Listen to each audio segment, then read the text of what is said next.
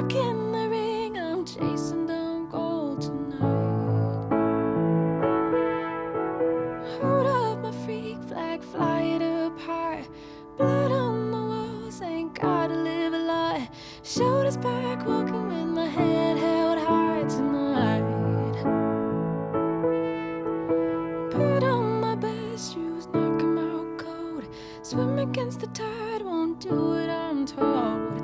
Back in the ring, I'm chasing down gold tonight. Back in the ring, I'm chasing down gold tonight.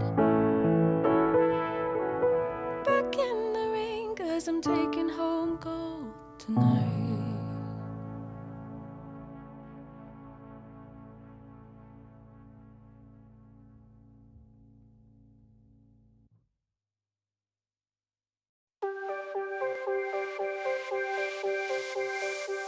Can you feel it in the room? I bet you can.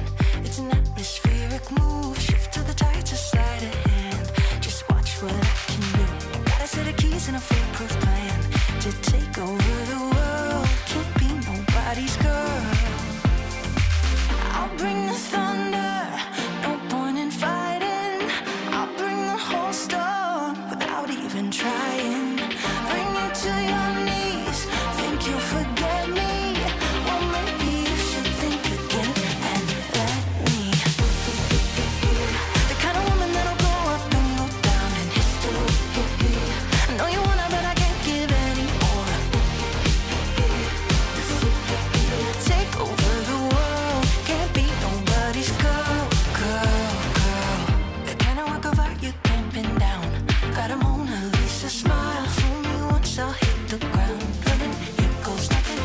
No, call me the greatest one around. Gonna take over the world. Can't be nobody's girl. I'll bring the thunder. No point in fighting. I'll bring the whole storm without even trying. Bring you to your knees. Think you'll forget me? Well, maybe you should think again and let me. The kind of woman that'll go up and go down in history. I know you wanna, but I can't give any more. Take over the world. Can't be nobody's girl, girl, girl.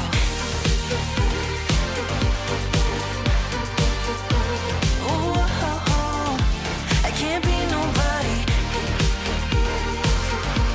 Gonna take over the world. Can't be nobody's girl, girl, girl. I'll bring the thunder. No point in fighting. I'll barely lift a finger trying. Bring you to your knees. Think you'll forget me? Well, maybe you should think again and let me be the force of nature. I can be that give and taker. I can be my favorite savior. I can. Oh, the kind of woman that'll go up and go down in history. I know you wanna, but I can't give any more of me. Take over the world. Can't be nobody's girl, girl, girl.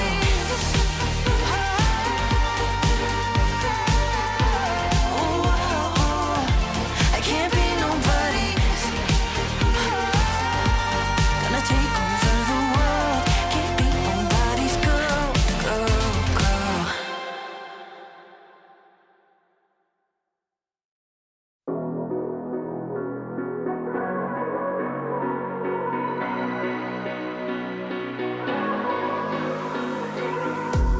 Wanna be in this moment till the daylight's breaking.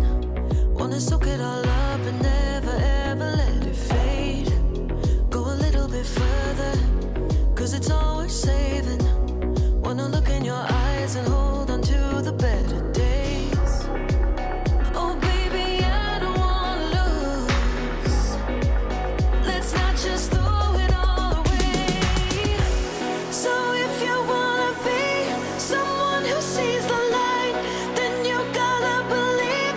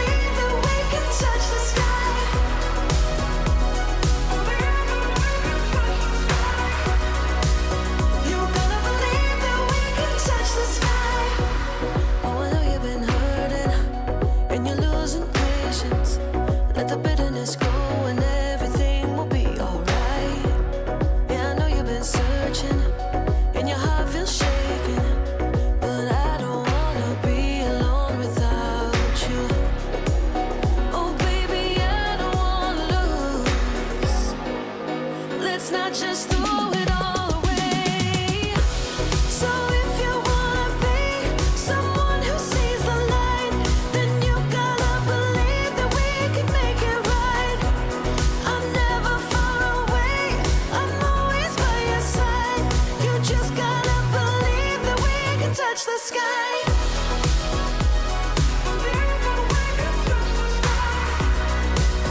You're gonna believe that we can touch the sky.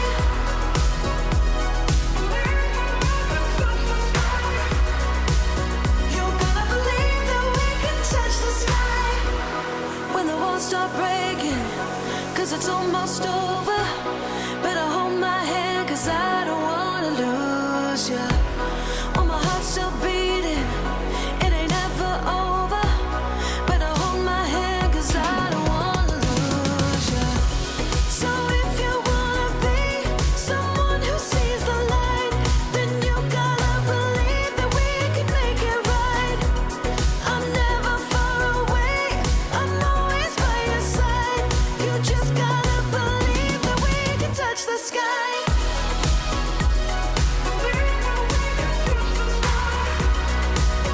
You gotta believe that we can touch the sky.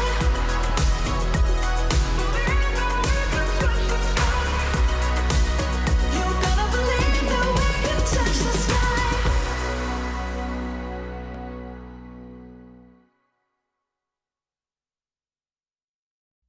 They told me to stand still, so I'ma keep on running. They try to bring me down, but I'm the one that's hunting. And every day I see the sun rise out of the darkness. Wanna give me reasons, want me to stay the same, but I ain't losing nothing from what I got to gain. Better forward on the other side, stronger than my weakness. I will not surrender, can't break my soul. I will always remember what I am to the core. Keep on fighting. Keep on shining. Keep on, gonna keep on. What happens tomorrow, I started today. Keep on fighting. Keep on shining. Keep on, gonna keep on. What happens tomorrow, I started today. So keep your light shining. Whoa, whoa, whoa, oh, oh, oh. Whoa, whoa, whoa, oh, oh, oh. Whoa, whoa, whoa, oh, oh, oh. What happens tomorrow, I started today. Believing comes before you see it. Gotta learn to love the pain. Walking through the desert, then the storm clouds bring the rain. Hold on to the light, remember the reason. I will not surrender, can't break my soul. I will always remember what I am to the core. Keep on fighting. Keep on shining. Keep on, gonna keep on. What happens tomorrow, I started today. Keep on fighting. Oh, keep on shining. Keep on, gonna keep on. What happens tomorrow, I started today. So keep your light shining. Whoa, whoa, whoa, oh, oh. Whoa, whoa, whoa, oh, oh. Whoa, whoa, whoa, oh, oh. What happens tomorrow, I started today. Whoa, whoa, whoa, oh, oh. Whoa, whoa, whoa, oh, oh. Whoa, whoa, whoa, oh, oh. What happens tomorrow, I started today. Keep on fighting. Keep on shining. Keep on, gonna keep on. What happens tomorrow, I started today. Keep on fighting. Oh, keep on shining. Whoa, yeah, keep your light, so keep your light shining.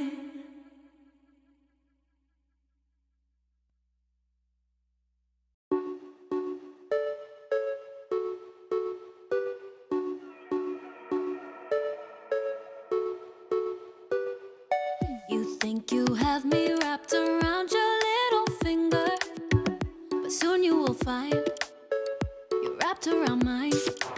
Stop holding on to what we had, don't let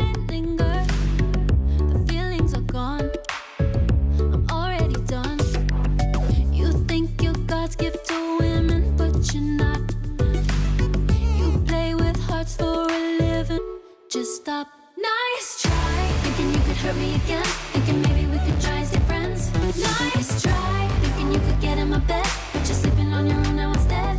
Nice try, thinking you could hurt me again. Thinking maybe we could try and stay friends. Nice try, but baby, I'm better off with some other guy. So nice try. I'm independent and I don't need your approval. I say what I want, I do it a lot. So if you're talking to me, make it something useful. Or just like that, I won't call you back. You think you're God's gift to women, but you're not. You play with hearts for a living. Just stop. Nice try, thinking you could hurt me again. Thinking maybe we could try and stay friends. Nice try, thinking you could get in my bed, but you're sleeping on your own now instead. Nice try, thinking you could hurt me again. Thinking maybe we could try and stay friends. Nice try, but baby, I'm better off with some other guy. So nice try. Ooh, ooh, ooh, ooh, ooh, ooh. So nice try. Ooh, ooh, ooh, ooh, ooh. Nice try. I'm over it, baby. My heart's not in it. Not even another minute. So don't even come my way. I'm over it, baby. My heart's not in it. Not even another minute. So don't even come my way. Nice try, thinking you could hurt me again. Thinking maybe we could try and stay friends. Nice try, thinking you could get in my bed, but you're sleeping on your own now instead. Nice try, thinking you could hurt me again. Thinking maybe we could try and stay friends. Nice try, baby, I'm better off with some other guy. So nice try. Ooh, ooh, ooh, ooh, ooh. Nice try.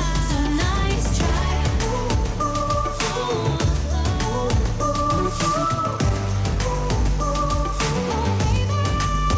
So nice try.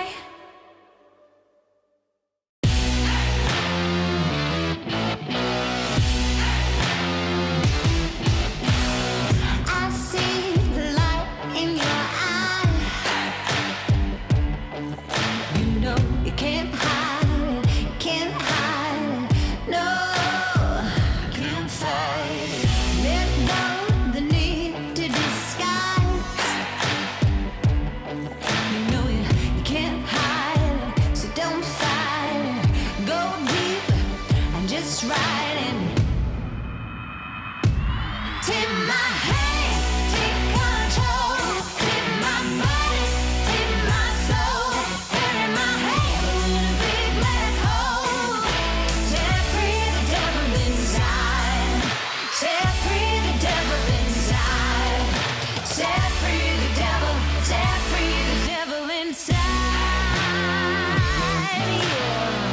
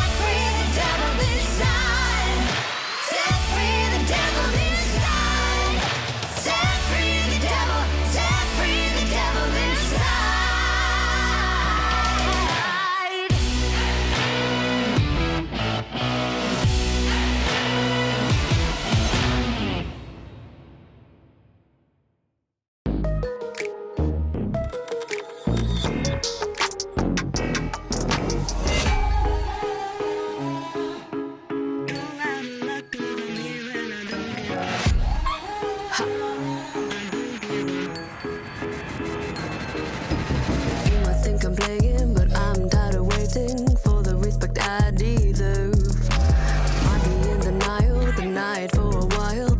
All the props that I have earned.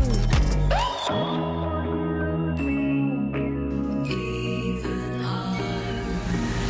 I'm the one raising the bar. I've already seen the world. I'm not just some little girl. Time is up, I've had enough. Give me a seat at the table. You don't get to call my shot.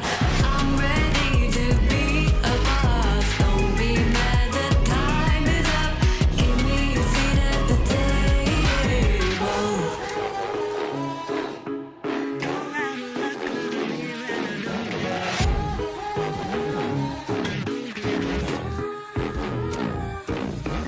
You can try to tell me why I can't progress to the top. Don't try it, I'm not buying it, and I'll never stop. I've already seen the world. I'm not just some little girl. Time is up, I've had enough. Give me a seat at the table. You don't get to call my shot. I'm ready to be a boss. Don't be mad, the time is up. Give me a seat at the table.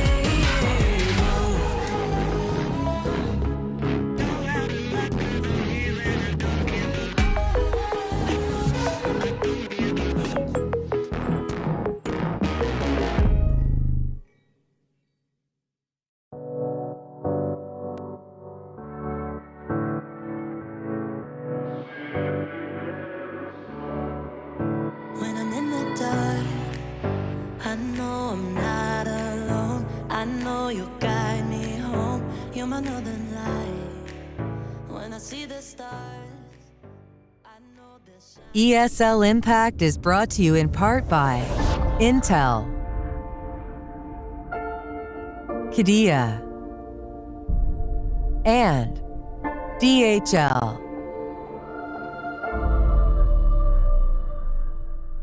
Lights fall in the golden city. Fire's out and the water's gone black. You can run, but you won't get pity. Ash to dust will get you back. Tomorrow we will rise.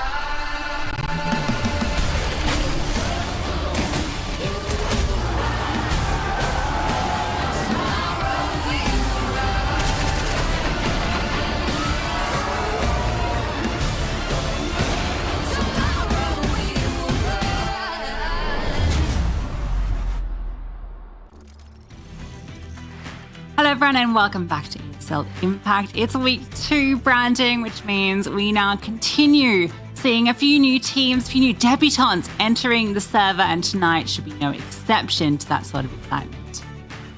Yeah, it should be a good time, right? We had week 1 last week and we're just sort of finding our footing, and now we can jump into the meat and potatoes of the league. And as you say, plenty of new faces. We've got a lot of returning ones as well. But before we jump into all of that, we should take a look at the schedule to see what we're dealing with. Over here in Europe today, we've got AK Hero KO taking on Hindsight. Over in South America, Furia take on Atrix, defending ESL Impact champions, no less. Furia take on Atrix. And then in North America, it is Black Mold taking on Lotus.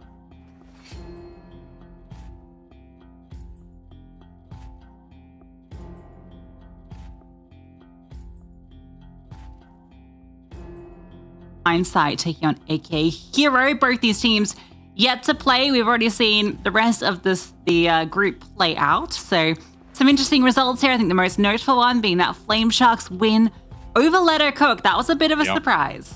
Yeah, no, it certainly was. And there was some scrappy moments in that game, but Flame Sharks made the most of it. That's only Group A, though. That's only half the story here in Europe, because we've also got Group B that we can take a look at as well. And you might be noticing some more noticeable names in here. This group is absolutely stacked. Bigger Keeper, Imperial Valkyries, Team Nemesis, AK Exarance, all in the mix here. But you've got to keep your eyes on Overpeak, because last week they took down Imperial Valkyries 2-1. Yeah, that was an absolute shock. I think the most shocking result maybe we've had since NIP did the same to Imperial Valkyries 3 or 4 seasons ago. It's Season 3. incredible. Yeah, that this has happened here in the first week. We've had an upset, and that wasn't the team that I thought when I looked at that group that had the chance of beating Imperial. I was thinking, yeah, Bigger Keeper, that's the team I've kind of, I'm hedging early, has a chance to do it. But Overpeak, that's caught a lot of people off guard and really opens up that group completely. Yeah, no, it absolutely does. And I think it's really impressive that they've been able to do that. And obviously, we'll keep our eyes on them. I think we're watching them tomorrow here on broadcast. So I'm excited to see what we're going to look at over there tomorrow. But today, we should probably focus on Hindsight. And in particular, I think this is going to be Heku's favorite team because this is the Baltic Bastion. And I love that we've got Heku here on the graphic as well. Anna, Mikari, both from Latvia. You've got Madam here as well, making her ESL Impact debut. There's a lot to like about this team, and I love the team name as well because it's called Hindsight, because it's a bunch of players that have been operating in and around different teams, but then got let go, and they're here to say, do you know what? We deserve to be here. We're going to prove you all wrong, and that is Hindsight.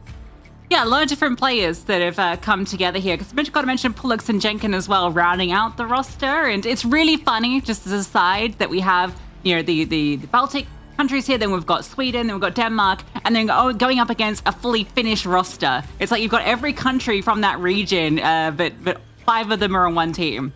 But yes, one particular player I wanted to highlight as our Kadir player to watch is Madam. You see her there on the screen from Lithuania. This is her debut here in ESL Impact. She played for quite a while in the women's scene, just in rosters like Elite 10 Violet, K10 Ashes, but never quite able to qualify for ESL Impact. Had some good runs at a few other, women's events, and it's definitely a player to watch. And I think when I look at this team and the players on it, I watched their qualification game, but I'm not sure if that has given me the full insight into what the role is going to be like. But the other reason I wanted to put focus on Madam is that I expect her to be kind of the star rifler on this team, just based on the other players on this roster. Yeah, no, for sure. And look, I think you've got really reliable players here. Jenkin in particular, I think, really goes under the radar quite a lot, has been in the likes of NIP. Pullux has been in the Australis outfit for a little bit. She was in Bigger Keeper last season. I think she also was playing for NIP, like in all these different teams. An awful lot of experience for Pullux. And to be fair to her, I think that she did put up a decent showing, all things considered, last season with Bigger Keeper. It's nice to see Mikari in here as well, because obviously we got a chance to watch Team Latvia play IESF, the European Championships in Kosovo earlier this year. And her and Anna were a force to be reckoned with. And what I love here on this graphic, weapon, AWP, yes, Anna is back on the AWP. She's not rifling anymore. Hallelujah. Yeah, I'm not sure what was going on with HSG. That was all over the place. And a small side note, both Anna and Pullux played together multiple times on Guild, yes, and all the way back in Season 1 in Godsend. So, yeah, a lot of experience playing together. On the other side, a bunch of players that are experienced played together. Returning team, we've seen AK Hero kicking around for a bit now this entire year. They looked pretty decent last season. Not quite enough to get through, obviously, into the playoffs, but I think they had a bit of resurgence towards the end. And I think, when we look at this group, this is now maybe their best chance of potentially qualifying for LAN. I think that's fair. I think that's actually a really, really fair comment. It looks like we're getting Inferno. Spoilers, but I saw it on the monitor there, Cilia. Piku is definitely a player I want to mention very briefly, just because I think her stats don't tell the full story. I think there is such a high potential player in there, and it's just ready to be unlocked. So I really hope that this is the season for Piku to really show what she's about, because she has such an awful lot of potential. I think she's one of the best players in this team, to be honest. Yeah, I mean, this is a team that last season was rounds away from beating both Eco Warriors. The second map in that series went to OT, and Bigger Keeper, where map 1 13-11, map 2 16-14. So close to taking down 2 of the strongest teams in that group, which would have put them into play-in or even playoff contention. And even their series versus NIP, super close. We're talking another OT. So for me, the story for AKA Hero KO going into this season is the closing, because they've shown they can take it to the best teams here, but can they close the series when it gets tough? Yeah, look, we're going to roll the veto along the screen as well here. But one more thing about AK Hero KO is I want to mention Amy B. And Amy B, yeah, she's got a lot of firepower. What I hope is that Amy B doesn't go for some of those interesting mid-round decisions, like on Inferno, where she pushes long through the smoke with an AWP. I'd love to see less of that this season and a bit more team play. Yeah, we definitely saw some, I guess, feeling the need to be the hero, right? No pun intended. In terms of the veto, we saw Inferno, so we're going to see that from one of these teams. Presumably AKA Hero KO's pick, but I could be wrong about that. Not really sure what hindsight's about pool looks like, so just roll it and we'll see what it looks like. Okay, Nuke. Okay, I really like that pick from AKA Hero KO, actually. That's really cool to come in as an attempt to, I guess, punish a newer team. But I will say that the players are, on hindsight, very strong, decent Nuke players. So I don't think they're going to be too caught off by it. But it's nice to pull out a technical map and a veto like this. Yeah, speaking of technical maps, like Dust 2 and Mirage not in here, which I think is actually really good for hindsight. Yeah. I think Ancient's probably a decent middle ground for the Decider to be on. And I like the Inferno pick as well. I think this is a really good veto, all things considered, for both teams. So I'm expecting a really high-quality game of Counter-Strike. Yeah, I think it should be pretty close overall, just because of what hindsight looked like during the qualifiers. I think they're definitely going to have some pretty decent firepower throughout, but can they do it against the team play of AKA Hero KO, who already have an entire season together under their belt? Not to mention, they're playing together before that as well. It's like these players are only popped up this year. This is a team that's been growing and growing season on season. And so, Brandon, I guess on that note, thinking about where we think this is going to be going, I think just purely on what we've kind of seen from these teams, these individuals so far, for me, I got to lean more towards the AKA Hero KO side of things. I feel like the season that they had last season, how close they came, coming into this one with a group that they feel they should be able to qualify through, I'm expecting a great season from them. I am too, especially based on the building blocks of last season. So I'll also go with AKA Hero KO, and I'm going to hope that I don't look back on this with poor hindsight, to be honest. But I'm interested to see what we get sort of in general from AKA Hero KO, just more from a team basis perspective. And I sort of mentioned, obviously, Amy B going for hero plays. Cilia and Piku definitely weren't doing that. I think that how do I phrase this? The amount of mistakes being made in AKA Hero didn't really come from Piku and didn't really come from Cilia. I think Milo was inconsistent. I think that's a fair thing to say. And I think Waldy wasn't the player we normally expected her to be, yet she has got astronomical numbers on HLTV. So I want to remember, and I want to be reminded of the Waldy that we came to expect, the Waldy that was on Interfina, that was almost carrying them week in, week out at times. I'd like to see more out of Milo, because again, Milo has had now a lot of experience here in ESL Impact, same with Waldy. They've been playing together an awful long time. So I look at this now and I think, okay, this should be the season where, if we're not pushing playoffs, I know this is going to sound a bit harsh, but it's like the expectation should be you're qualifying through to playoffs. And if you don't, we have to look at what's going on here. Yeah, I think especially when you look at the group they've got. But Waldy, definitely the player I'm looking at here, was really solid during the qualifiers because they had to come all the way through. So, I think especially with the veto we've got here, it's going to be a veto that leans a bit more into the riflers, which probably... What are you laughing at? 1.62 rating is what I'm laughing at. I've never seen it that high. This is like having, I think that's only like one series. But that was against Soul Mist, right? That was the qualifying series for them through the open qualifier. So to do that against Soul Mist is pretty impressive. Yeah, no, it's true. I just the number is just so ridiculously high that I didn't expect it. And obviously, we talk about AKA Hero. They made it through against Soul Mist, and that obviously features Ida, D7 on that team, and Miriam, who also played a bigger keeper like a few seasons ago. they're no slouches, and that was an incredibly close game, but it's nice that Wardy definitely was the difference there.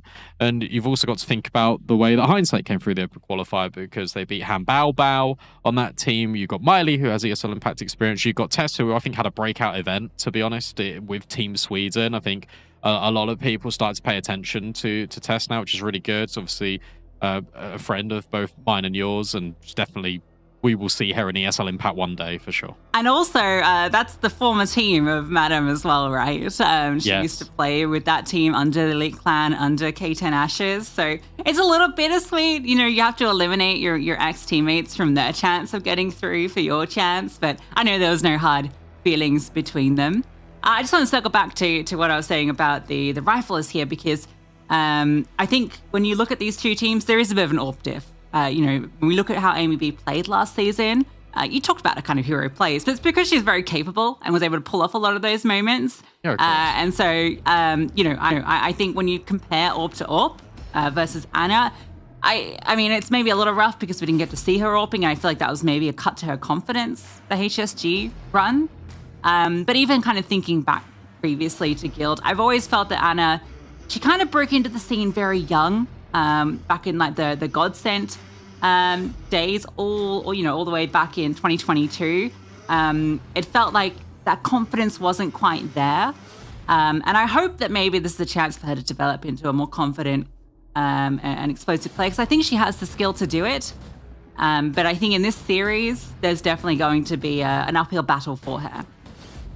Yes, no, of course there is. I just want to derail the entire conversation just for 30 seconds, because we've spoken about this game on this broadcast. We've got to talk about the other game on the community broadcast as well. I think Captain James Force is commentating that one on the community broadcast. I can see that on HLTV, but it's Peekaboo taking on Shinigami. Shinigami, you'll be reminded of some of the familiar names: Aki Anora, Turbo Girl, Icy Tears from Insidio women's team, if I'm not mistaken. But Peekaboo is the one I want to talk about very quickly, because not only have you got another Latvian making her ESL Impact debut in Naylor, you've got Hikomi on this team, Yuli from Fluxo Demons, and Jelka and Letty. That's a fire team. Yeah, this is kind of the pieces that some of these pieces were playing together last season, I think, under that Akuma roster, right? That was yes. Letty, Angelka, and Hikomi. So it's kind of that core that's now got a few different players to fill out the international mix of it. Obviously, she lives over here in Europe now. So, and she was quite impressive. I thought her team last season, Spray and Slay, was pretty fun to watch. Little up and down they were, but she definitely had some good moments on it. Even if they weren't quite able to make it through, they showed some good stuff against great teams like DMS and Letter Cook, and I thought that the individuals, it was a good moment for them to showcase their ability, and I hope that this team works out here too, because I think that the players there, when you look at the quality, you expect them to, or you want them to do well. Yeah, no, you absolutely do. I mean, that team's really cool, and I think they've got a pretty decent chance of maybe having an underdog run. Just going to say it. I think they've got a really hard group. I don't think so. I'm so sorry, but I know you want to say it. But if it was this group, maybe, but you're talking bigger Heath, Imperial, Nemesis. It's like there's so many teams. Can you just let me have it, though? Can we just have this like storyline where it's like these players are really good in their own right? Like if you think about just the core in general, right? Or even not even the core. Just think about the fact that Angelka and Letty, we'll throw Julie in there. Like, how many ESL Impact LAN finals have they been to? How many grand finals have some of those players been in? You know, like, yeah, it's a hard group, but let's dream just a little. I want to see Angelka like kind of get back to that as well, because there was a moment that Navi Javelin's roster was at its peak that she was one of the best riflers in Europe, and like it was so consistent, like her number output, like she was leaving everyone in her shadows on her team. That's including players like Hanka. Like Angelka was the star of that roster. Obviously, we had the conversation when that team went international, how Hanka suddenly sort of became the star and was able to be a bit more consistent with the output. But Angelka, we know what she's capable of. I really hope we get to see her go for a deep run in an ESL Impact event. She is such an exciting player to watch, both in terms of her gameplay, but also just her personality. Oh, I wish I were in Group A. I'm Flame Sharks, though. True. Flame Sharks are deadly. I was having a little think about who's in-game lead in this hindsight team. Do you know what? I think it could be McCary. I mean, I think it would make sense if McCary was in-game lead in this and Pullux was back on the rifle and just focusing on a crosshair. I think that as well. I think she played pretty good as well that qualification game. She did. Got Fragger in the server, dominated on Mirage. So, yeah, I think cool.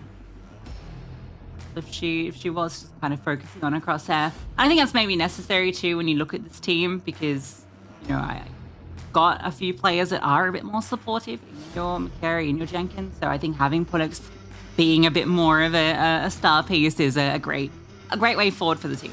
Yeah, that's an interesting conversation piece actually with this hindsight roster. It's who is going to be the aggressive player because you imagine it's probably going to be Madden, but then who's the second player going in behind? Based on the way that Team Sweden play, I'd say Jenkin is going to be a lot more aggressive this season. Maybe Pullux is going to be a little bit more supportive alongside McCary. Then you got Anna as the AWP. It feels like there's actually quite good balance in this team because Jenkin can always fall back and be that supportive role player that she always was, I think, in NIP. So I think you'll see Madam fall into more of the lurk star, similar to like a Nertz or something, where she can, be kind of more aggressive at times, but on a different part of the map. And then you'll have Jenkin kind of leading, and then Pullux is more of like a trading rifler enabled in the pack. I think, anyway, that's just kind of spitballing from what their qualification game looked like. But regardless. It's actually wild because obviously the sample size is one game, right, for the last 3 months because it's the qualification to get into ESL Impact Season 8. Spoke about Waldy being 1.62. Cilia was 1.32, and everyone else is like lagging about the 1.0 rating.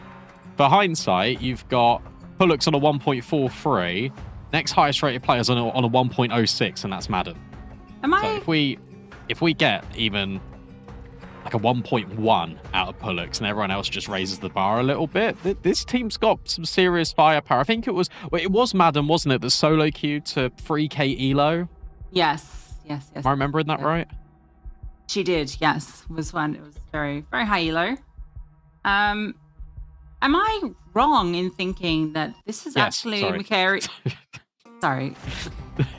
I think it's probably McCary's actual first proper season as well in ESL Impact, qualifying through with a team. I'm just kind of looking back. I know she's been around for a long time. We've seen her under various projects. She played... Did she play Gamer Legion Prism? Yeah, but she was not part of that team. It was the classic Gamer Legion roster shuffles throughout season. Didn't qualify through with them, etc. So I'm counting her as a debutante. And finally, Brandon, no more waffling. We get into the action. It is Inferno to kick off our series. AK Hero KO taking on Hindsight. Yeah, sorry for the extended yap there, everyone, but we are finally casters starting the game. Very slow, very reserved from both parties, really. You've got this double up set up for AK Hero KO, flashbang forward. Oh, just kidding, it's a decoy. There's a flashbang for Waldy, but she can't make good on it. I'm just going to hang out, though. Staying pretty active, which is surprising, because Cilia is basically rotated off, so they're making the gamble that there isn't going to be the commitment, and that's the right call. Double up in the apartments, too. Maybe gets a little bit of info, disengages.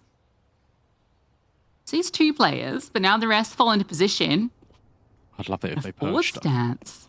Yeah, if they just go into Boiler here, it's so powerful because you get the quick flank on. I think you start to go after you hear the flashbangs, maybe. But it's going to feel weird for Hindsight because you've taken the site, you've used the moto spike, you have to expect apartments. Adamson wanted her look out from long and maybe looking for a follow-through, but Cilia will take her down. Milo looks for her chance. Not quite seeing it. Piku's rotated down through Boiler, so they're going to be able to pincer her from all of the different avenues.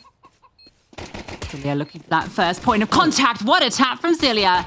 That's given the chance to scale on forward in the pit, though. Pullux pops up, and now Piku left alone, and, well, 4 kills come quickly. So does the round for hindsight. Yeah, I love the way that they played that hindsight because no one peeked. No one gave AKA Hero KO a fight until they're really heavily committed in the bomb site, and then the crossfires just activate. Yeah, on Inferno especially, it's so difficult to win a retake when no one is peeking you, and especially on a pistol when you haven't got the luxury of all of that utility. You can't have the incendiaries to really dislodge players. But the fact that hindsight just remains so reserved, they don't peek, they just enable AKA Heroes keep committing. Oh, at that point, it's just too late. Brilliant work by the T side. A full eco out of the CTs. They want to prioritize the utility early, which is the right call. Especially on Inferno. A little flash to maybe set up a swing, but the nades have already taken out one, and then the swinging SMG takes out another. Even an eager teammate. Little shot at the backside. Oh. And gets cleared after one. Now you know where Piku is. I think what I like about Elite Clan? Wow. AKA Hero KO. Okay. Sorry, they were on my mind. The Madam conversation. I like that PQ and Milo, really nice names to say. And Celia, this is a team with really nice names to say. This is the cellar door of teams. What does that mean? Cellar door, it's commonly considered cart door? beautiful words in the English language. Oh, I only know cart door and I know celadon from Pokemon. Well, cart isn't nice. Celadon's a nice word. Give you that one. Yeah, haven't heard it before. Well, unfortunately, nice sounding names don't win you rounds. Hopefully the gun round does. AKA Hero KO. As they've now sort of got everything at their disposal. Wardy's downgraded to a FAMAS, but that means she's got all the utility. Boost up immediately for Piku. But she's playing anti-Piku. Okay, so Flashbang comes in top bracket. Delayed utility now being poured in by hindsight, but they're not interested in B. They want A. Smoke's going to be slightly dissuading. Jenkins steps through. Deadly to push through this with this boost up. Flashbang can only get you so far, but we'll see how far that is. Here it comes, and a great clear. Milo can't quite manage the second. Good damage done, but now it leaves it onto Amy B. Solo defender on this bomb site, needs the multi, and there it comes. Can't get a third. One was just that 2 HP player. At least gives a team the chance with a 2-on-2. Wardy starts to slide through, misses that timing, but maybe Madam saw it, isn't acting like she did. I don't think so. This smoke's a little bit iffy as well. Celia's got one molly to put down. This is the only bit of utility that the CTs have for the retake. Celia starts to push now off the back of the smoke being replenished, and that molly should be forcing the apartment's player out, but Madam instead goes forward. She's the one that's playing solo. Pullock's tucked in the corner, being that late round activation player, and it works out perfectly. I really am liking the fundamentals when it comes to the afterplants here for hindsight. AKA Hero KO, it felt like it feels like they understand what they need to do. It feels like the setups are pretty solid. It just feels like they're not quite warmed up in the server yet. Yeah, absolutely. Definitely, PQ should have had a chance to get one there from that position. Great swing out. Milo got in the second there. Might have made a slight difference, but... What are you doing here? This is too Celia for me. The revolver? Yeah? Yeah, it's a little troll. However, from this position... No. Is it that bad? No. Yes, it's that awful. nade is done. This is now a one-shot kill onto Jenkins. Yeah, it takes about a year to charge up. Yeah, but you can wall bang the coffin so she can jiggle. She's getting one, 100%. Lucy, you're a professional. Please don't try to justify this purchase. This is so troll and stupid. JL did it. Cool. Yeah, great. All right, we'll see. You'll be eating your words in a second as the shots come through, and it's Amy B that gets two. But there is an assist coming through from the revolver.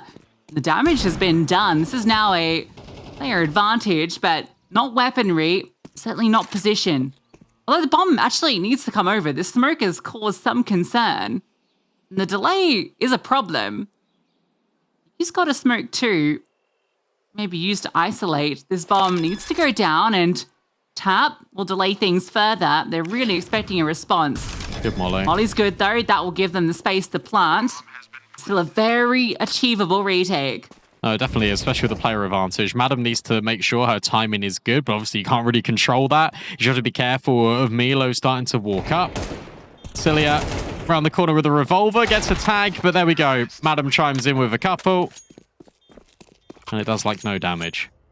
Actually, I think it did about 150 damage. So you know what? No. I think that's pretty good. No, Definitely it's not. guaranteed one of the 5-7 kills.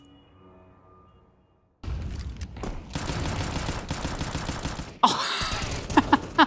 That's how those kills happened. Come on. Moving on, 4-0. Pullux 6-0. I'm here for this. If we get the Pullux carry arc, oh, I'm here for it. We've had the in-game leading arc. Star Rifler arc, I'm ready. ABV around the corner. Easy for McCary. This game so far has actually been really easy, and that's Amy B getting a little bit silly with it. An unnecessary peek without the apartment's pressure. If you had a player up in CT side of apps, it might have worked. Piku's spot. Oh, I thought she was going to go unclear. Jenkin was charging through, and Milo gets dinked. Just disengage, just run away, call the save. Round's done. 100%. Got to save. You can't go for this whatsoever. Especially with Pullux now, just getting rid of Milo.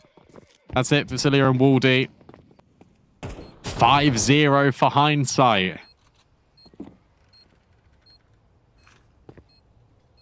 Color me impressed. Okay. I'm super impressed. They're looking like the much better team as well. It's really simple Counter-Strike here coming in from Hindsight as well. You're just waiting, because AK Hero do like to go for these aggressive plays, especially on the CT side. They do like to overexert themselves sometimes. So you just hold for that. You take the map control a little bit earlier, but you're still holding. Easy kill. And from there, you just explode. That's what I'm really enjoying the most out of Hindsight, is as soon as they've got one kill, they're just deciding to go with it, and they're just trying to carry all the momentum forward, and it's working perfectly. Using that extra player stings as well. Not so much to deny the purchase, thanks to a Mag 7 coming through.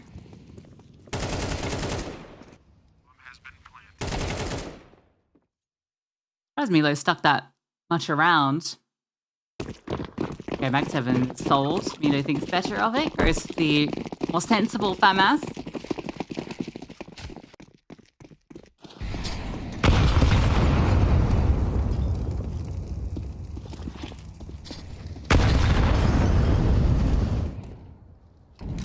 Nades, but they do no damage. Util expended without much gained. Amy B with a forward position. All three CTs pushed up from the A side to get that kill.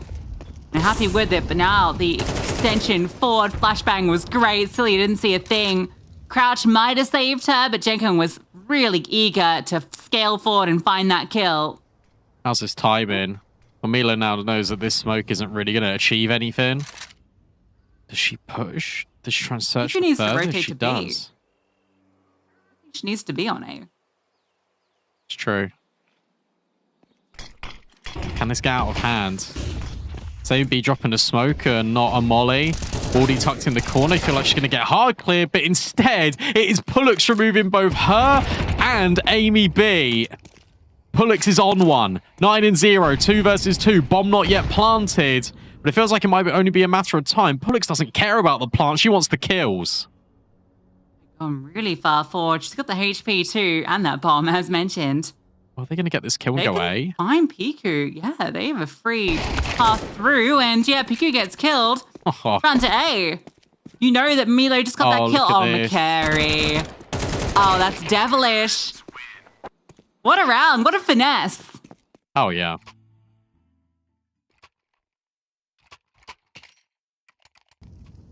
Still surprised that rotation doesn't go towards B. It's like they're worried about the potential. Like they're considering every single possibility, but you have so much information there. I think you just got to gamble it. There's no timing. Exactly. It's so incredibly minimal that there could be a lurker there. But I don't... They couldn't be, though, because if there was someone in second mid and walked, like, past going towards apartments, Milo would have just got shot in the head. I think they disengaged for, like, a brief few seconds. I'm not sure. A bizarre moment. True. Double swag Yeah, okay. in the apartments. Are we at that point now? Are we this desperate?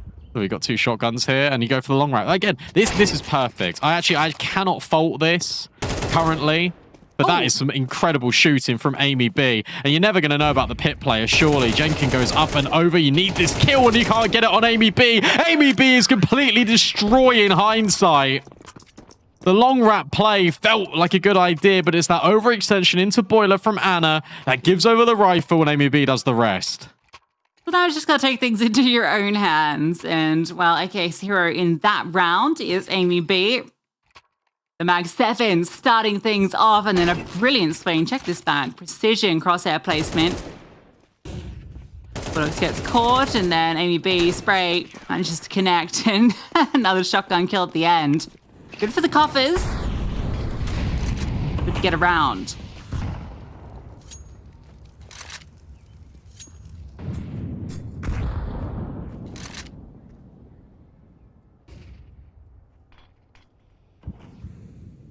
Another boost up. Thing is, that can't be one of those rounds where you grab and you think, oh yeah, that's great, and then Hindsight just win the next one. It's gonna hurt you. Big fight, huge fight, full blind is PQ. The spray felt so good to get a double kill, but it doesn't happen. Instead it is the 2 M's getting a multi. Madam and McCary, and then Cilia steps in from mini pit. It's a triple threat on A, but it's Cilia with all the kills, and now McCary needs to try and clutch up. Nate goes forward on the right location, but actually it's a game of catch, and one that McCary loses. 50 seconds left. Smoke forward to try and get this bomb, but you still got to clear out the site.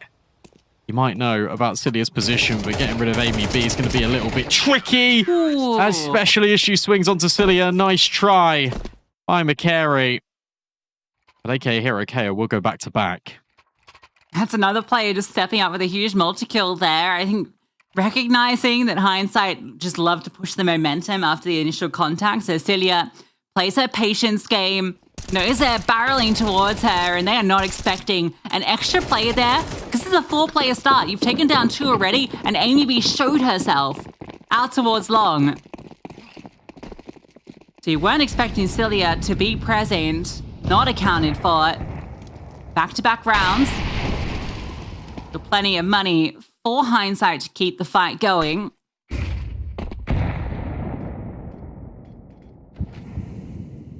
A continuing to be a focal point for this T side as they move for an apps pop, flash on over, and the straight commit in. They jump on over straight into Milo's waiting arms, but only good for the one. Piku struggling as they charge to her bomb side. She is ran down, and her rotator fell too. Yeah, that's tough. That's tough that there's only, like, what, 1 kill there from the players on site. It's a little bit unfortunate, really. Again, another one of these retakes you can't really go for. Like, it's a 2v3, sure, but you lose this. You lose all your guns, more importantly. Maybe it's just They've jumping got a little around. bit of reinvestment. Yeah, it's trying to be a distraction, I suppose.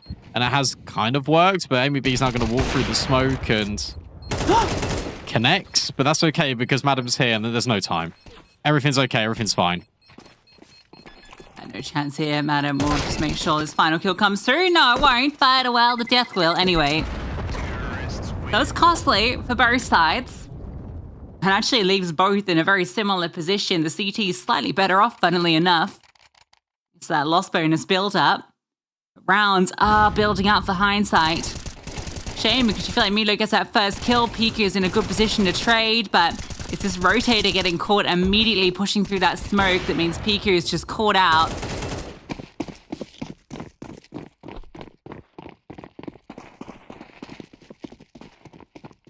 Fair play for making it close, though. Bring it down to a 1v1. Now Jenkins on the Mac 10. You haven't really got all the utility. Like, there's only a couple of incendiaries here now for Hindsight. These are the rounds not to overstep the mark for AKA Hero KO. Double boosting towards apps. Amy B being given all the responsibility on B, and again, this feels like the right call. Charging in, jumps up, and PQ's the one that takes her out. Milo, oh, this is a bit of a roadblock in towards the apartments. Are you going to be ready for the second play? Absolutely not. It might not matter. PQ reveals herself, and actually, great adjustment. Still under a lot of threat, the flames come down, but is this distraction enough to let Amy B work? Nade is minimal. The AWP now reveals his position. How does she approach this? PQ, oh, the patience! It was so good! And then the second that the peak comes through. Oh, that is crushing. And it has to be a save and 8 conceded. That timing on PQ is just so unlucky. She has 2 kills in that round as well. It feels like one player from AKA Hero can get a multi-kill, and then none of the other players can just carry any sort of weight or significance towards the round when defending a bomb site. And it is proven to be really difficult here for the CTs. But the trading, I've really got to compliment the trading here from hindsight, because it has been fantastic the whole way through. Oh, look at this, you got a UMP, you got MP9. You got an M4 that's only got a smoke. This could be 10-2. Well, good opening kill at least, and you'd be very aggressive looking for some more, and had a chance on it, but it has to fall back. Jenkins in a bit of trouble too. But a flash is perfection, the swing. Oh, almost a chance there for a double up, but still keeping the advantage. Now, as Madam looks to push forward on A. Here, KO. Sit back.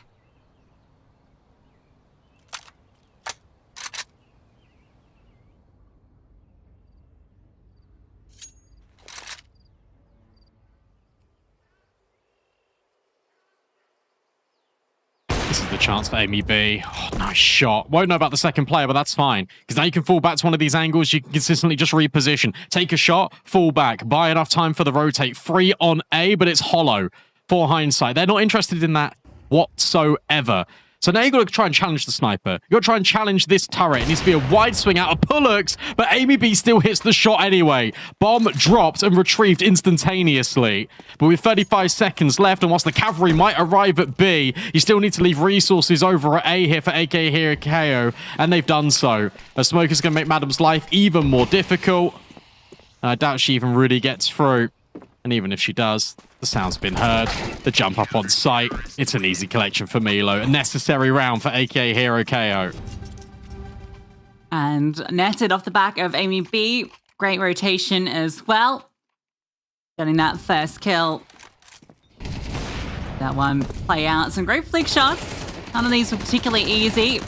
Good trade as well into Banana. That was critical. If Jenkins had found the multi there, it could have been all over. But Amy B, one by one, hits the shots, even the hard ones. Locks it in for the squad. Both recoverable. We know how the T side tends to lean on this map. Pace to B rush, or at least it's Jenkins just charging down, but a lot of bodies here, and a leg shot followed by the nade. Takes her down. Flash forward, and it looked like it was dead on. Warning shot fired. And so you're going to have to find another way in. It's all a ruse, but it's not really going to work because you've still got these 2 players here over at A, and they're just turtled up. PQ tucked into pit. Saw the player. You would say easy kill, but it doesn't really come that cleanly. Madam instead will take her down. Milo tucked in towards Cold Zera. This position has always been here. Always relevant for AK Hero KO, but Milo still makes it work regardless. Amy B comes in to support. With Anna pushing with the Tech 9, there's a chance here for maybe one or potentially both. It's getting a little bit tricky, but Cilia will find her through the smoke. 8-4. It's recoverable for the CT side.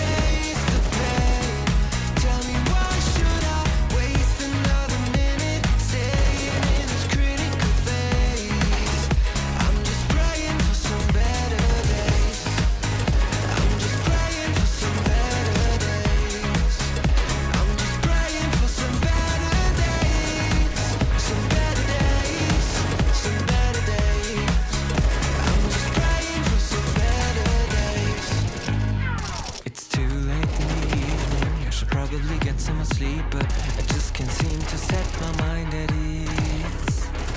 I can find an escape. There are many doors I will take, but I can't make one of them become a way. So I'm drowning myself in the media, cause I don't wanna face what I'm fearing yet. I am scared of fighting this alone. I've tried to turn on the light, but my demons know how to hide. Lately there is just no end in sight. Tell me, why should I stay away? If only dreaming can erase the pain. Tell me, why should I waste another minute staying in this critical phase? I'm just praying for some better days. I'm just praying for some better days. I'm just praying for some better days. Some better days. Some better days. I'm just praying for some better days.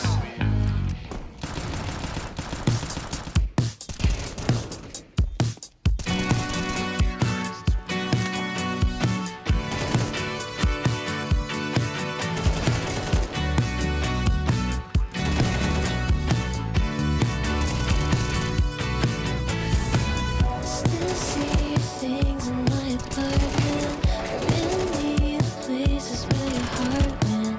Traces of life got me thinking maybe you love me, but that's just how it started. More things and problems that I don't need. Toothpaste, your cigarettes, and heartbeat. Taught me to whisper when I'm sleeping, saying you love me, but that was just a daydream.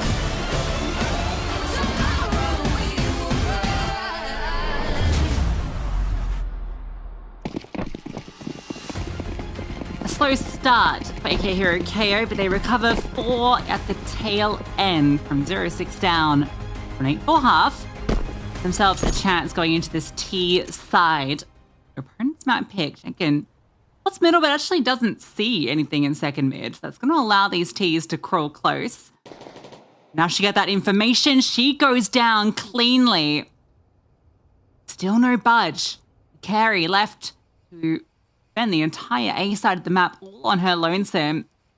She's traded. This is a free bomb site. Okay, she's managed 1 and 2. And now you're walking into the 3 remaining members. Oh, it started so good. It looks like it might just all fall to pieces. The Loretta's just clean up house. I mean, look, great work. McCary. Got to give her a lot of credit. And then the follow-up play, I love that. As soon as the contact's being taken over towards the apartments, you push down Banana. So 2 things here. Firstly, you get ahead of the B player that potentially might come in if that was a fake, which it turns out it was. But secondly, if it isn't, you've then cleared all of Banana. You then can say to McCary, well, pushing towards the apartments, you've taken that space. Wait for us, we'll come and retake. And then everyone is together. There's no weak links. There's no broken chains. It's a great reaction yet again, out of hindsight. Fundamentals have been on point, and that molly is definitely not on point. Pullets can only walk away with 1 kill, though, traded immediately. AK Hero KO, it feels like their last-ditch effort to burst into B. There's still 3 players here. The rotations are ridiculous.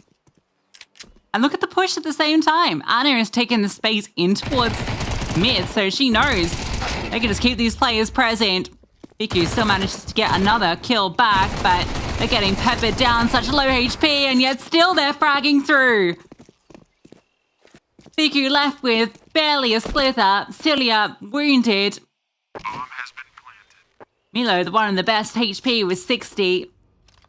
Gives Anna a chance, but she walks through this smoke. There's certainly nothing to be done for her. She'll be spotted immediately. Biku and Celia cleaning house. Great rounds. There you go. There's an example of Pico and her impact, because it is so important here for AK Hero Caro to break through on B there. Even after losing the opening kill, you don't really have any map control. I like that they fall back after the incendiary, but then it's just brute force. So just complete brute force out of Celia and Pico. It just resets the money immediately out of hindsight, because you've got a force here. If they lose this, then it's going to be like a 2-round game. So even though it was looking dire, just by the virtue of having that 8-4 half and then losing the pistol in a weird way, then winning the force back, You're still well within contention. This game is by in no means or any shape over. That is a good start. You can either take the Mag 7 into apps or into half-wall Pullux. Puts it straight against Piku's dome. Our third Mag 7 kill in this map. Scout hits the tag. That set up McCary for success. Nade almost actually does the job.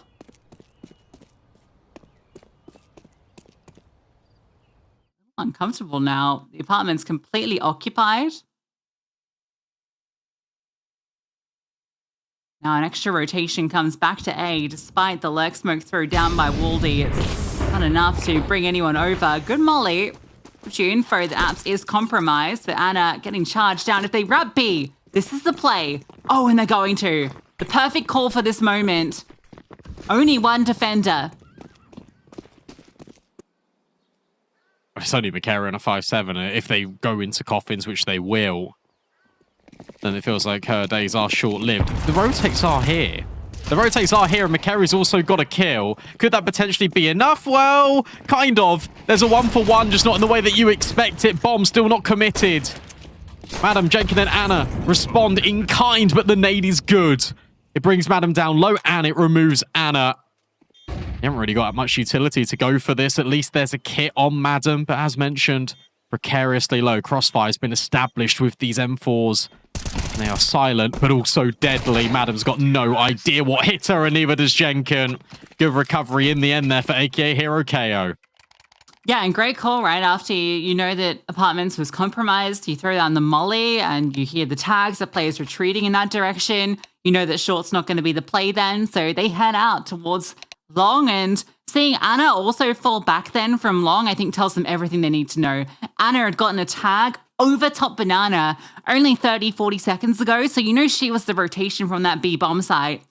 So the call to wrap onto B, especially with Waldy's position in Banana still, is the smartest one.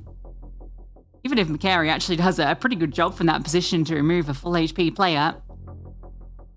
Bit of a disaster coming through that choke point with all the HEs on Banana. They use a lot of lives, a lot of damage. You know what's wild here is that I actually think Hero KO are going to win this map. For the sheer reason of, look, I know they're down 3 rounds. This is an eco. It goes 9-7. Look at the kill distribution. Look at the fact that every single player here for AKA Hero KO is coming in with important rounds now. Waldy started to show up a little bit more. Piku had that round previously. Amy B was having that hero moment with the Mag 7 turned into AK quad kill. Everyone's pulling their weight. And actually, for hindsight, it's very much the same case as it was to qualify through to ESL Impact in the first instance, where you've got Pullux right at the top of the board.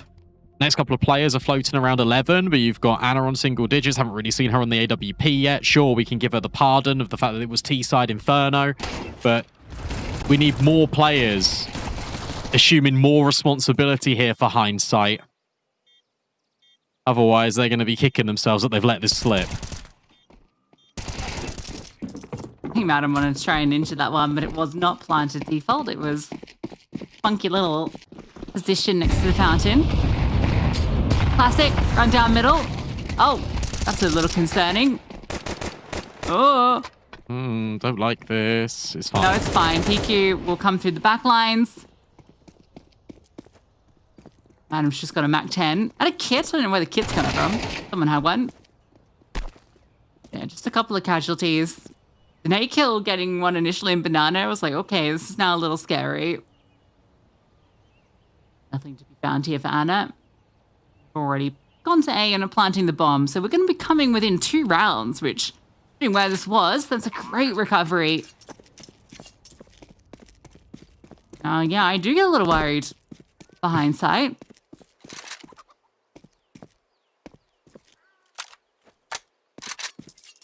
Aching. Jenkin invested maybe a little too much.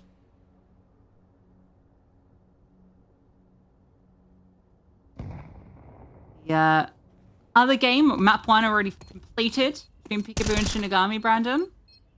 Okay. 13-6 for Peekaboo on Nuke. Come on. Pick? No, it wasn't. No. That's kind of surprising considering you do have... you've got... Not only do you have, like, ex-Na'Vi players, but you've also got Julie, who was on Sprainsley, and Nuke was, like, one of their go-tos. And Fluxo Demons, that was one of their best maps. Yeah, that's a tough team to go up against on Nuke. And I think they've shown why. Look at all the rounds. Oh, you can't see. None of you can see, actually, at home. Nuke put in the scoreboard for me. They won every single round on T side. It was a 6-6 half, and then they just won every round.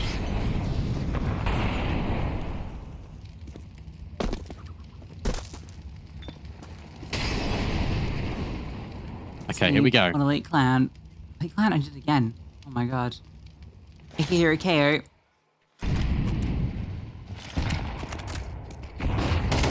Okay, good. The swing out. Too many players, but Pollux almost lines them up. That's all the B defenders removed. Thinking maybe a third one's here. Well... Yes. Teams haven't moved quickly. They should still just converge on this bomb site. You cannot go for this. Even in the 3v4, there's damage that's somewhat confirmed, right, with the spray on Pollux, but your money's so much more valuable here. If you're hindsight, you've just got to let this go to a one-round game. You got to just pull through with the AK, with a couple of M4s, and unfortunately, you just got to save. You got to gamble on A. You hope that they come A, and you give them a fight, but they don't. So you just got to let this one go. What a T-side start here. For both teams, really, but Akihiro KO is a little bit more impressive because they forced it to be 8-4 in the first instance. They then lose the pistol, they then win the 4 spy. And now they're right back in this game.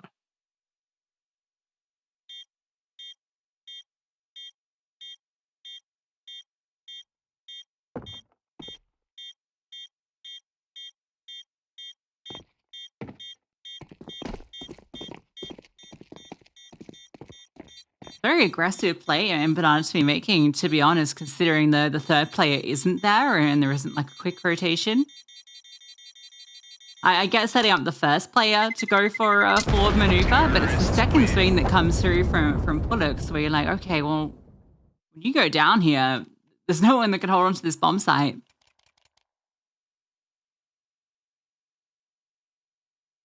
At least the save means that they will have everything into this round.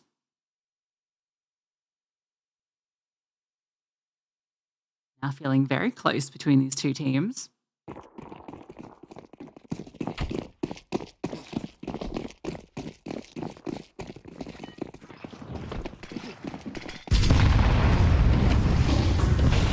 Stack does little down mid. Nades the other way in Banana, do a fair bit. There is a third player here this time, so I think we will get that fight once more. Oh, big nades. Oh, but it doesn't matter. Audi goes 2 for 1. And this third player is teetering on the edge of maybe committing, maybe not. Jenkins decides against it, can drop this smoke. There needs to be a little bit of activity on A here, whether that's a push in towards brackets, whether that's just a rotation. Someone has got to help this B defender. She's got util. Teammate's going to take a forward position. This is going to be the plan to try and get some information back. They're going to peek towards middle. Maybe a chance onto Milo if they can catch Milo. Gives them a way in, but nice smoke. Little duck down. And Jenkin, reveal, dealt with. Now you just scale. MUV spotted as well, holding. So we're going to be 9 apiece. I'm going to try and hold on to these 2 guns. If you're allowed, you can see already the T is starting to spread out. You could see that definitely complicating itself there. And that's why I said, look, hindsight needs to go for a reaction play, whether it just is a rotate or it's a push down top mid to try and clear out A and get that forward info. But I love the fact that Akihiro KO, they don't rest on their laurels here. They break the smoke. They try and force that fight once they guaranteed and understand that it's just that one player over towards the B bomb site. If Milo kills either Madam or Anna, you'd actually argue Madam's the more high valuable target. Oh, especially with all the utility and the defuse kit. That's going to make things not impossible. They can definitely drop here and you can still get a full buyout, but it just makes things uncomfortable. Especially where you had the lead, it felt really good. You were up 7-2 and now it's 9 rounds each.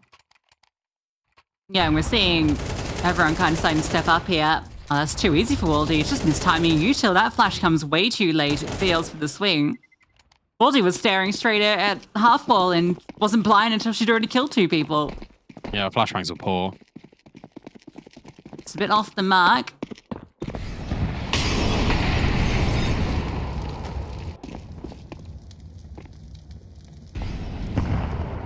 Replay short setup. We've got a boost up, it would seem. Yeah, anti-flash being played. Hero KO played this setup themselves quite a bit, but not necessarily with that 3rd player.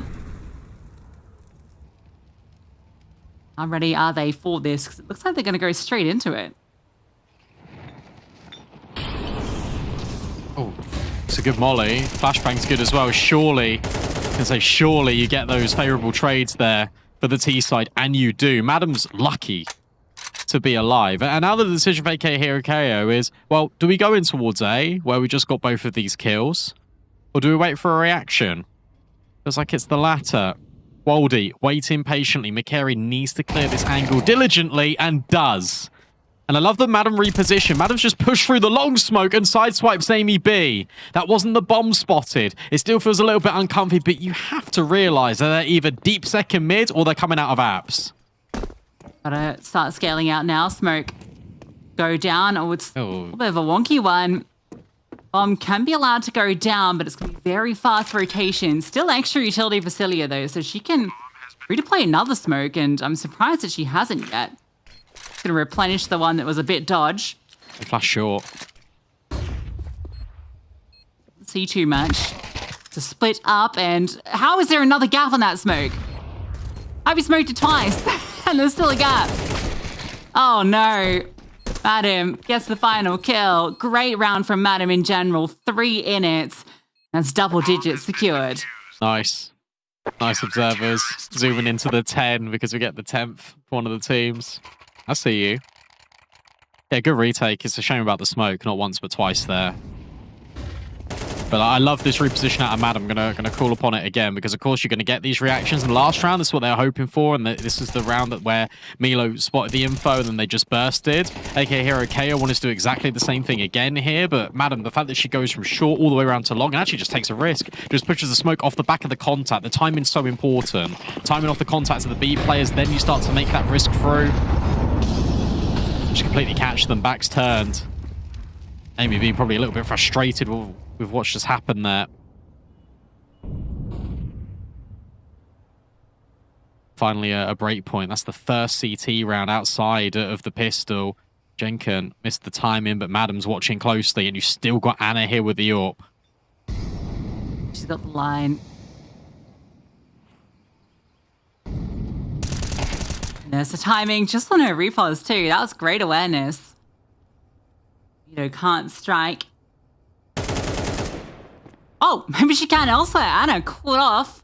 A little bit of angle management, but Jenkin walks out through the short smoke. Manages to get away as well. Further info, no one's in short. They're going to try and push into this bomb site, and they're going to be wrapping towards long. You can hear this. You've heard this. Maneuver. Yeah, look at that. Immediately, just turn on the swivel, Pullux knows. And I love that Mikary's actually gone deep to clear out all of Banana, and now she could be here with Pullux, and they just set up in a crossfire. They can still smoke off Banana here if you're the tease. The difficulty is, yeah, you've kind of got to throw it by hand from this direction. Hope that it does the job. And it will. Oh, spam, though. Brings Milo low. This will guarantee a bomb plant, and it's actually going to be a full Banana retake. This is weird. No one comes CT, but still, I mean, the HP, there's no utility save one flash. This is the CT's round every day of the week.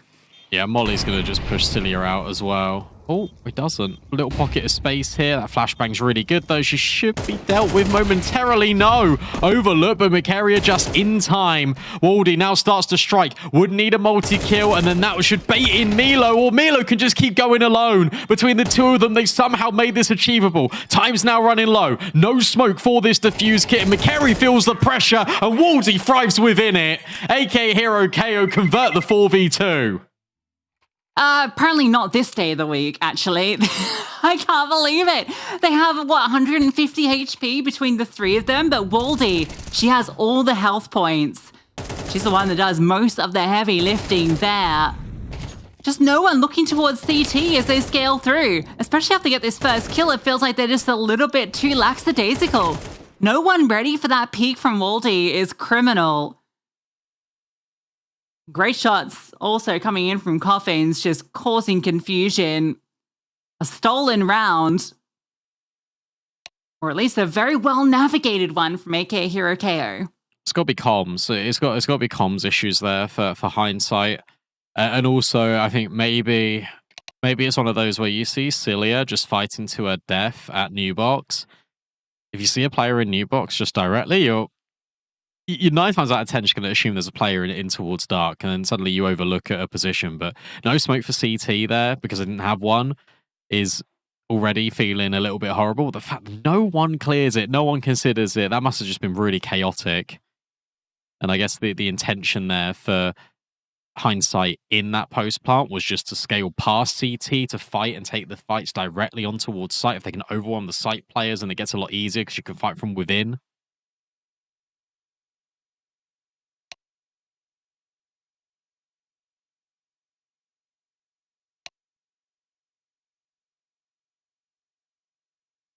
Well, 10-10 the break point. A small technical break. It won't be too far off. Anna brings out the AWP. We'll say haven't felt her impact. She had the AWP once in the first half when she picked it up after Amy B died, but then didn't really get an opportunity to use it. So yeah, definitely needing her impact here. We saw how prolific Amy B was with it, with the rotations, was critical in 2 of the 4 rounds, maybe even 3, you could argue, on that first half. Anna needs to do the same as we get into the tail end. Is my Discord playing up? When I'm looking at me talking behind the scenes now, obviously because we've got a tech pause, guys. I'm going to give you a little peek behind the curtain. In the Discord call, when I'm talking, it looks a little bit delayed for me. I don't know. Are we you're good? Tripping, my friend. I'm tripping? All right, cool. That's easy then. Because good news is my tech issue didn't exist, and this one's been solved. All right, let's go. We're starting to go with the AWP over towards the A-bomb site. Doesn't have a lot of util. Maybe a short play or app setup to be the call. Yeah, going to jump up into the apartments.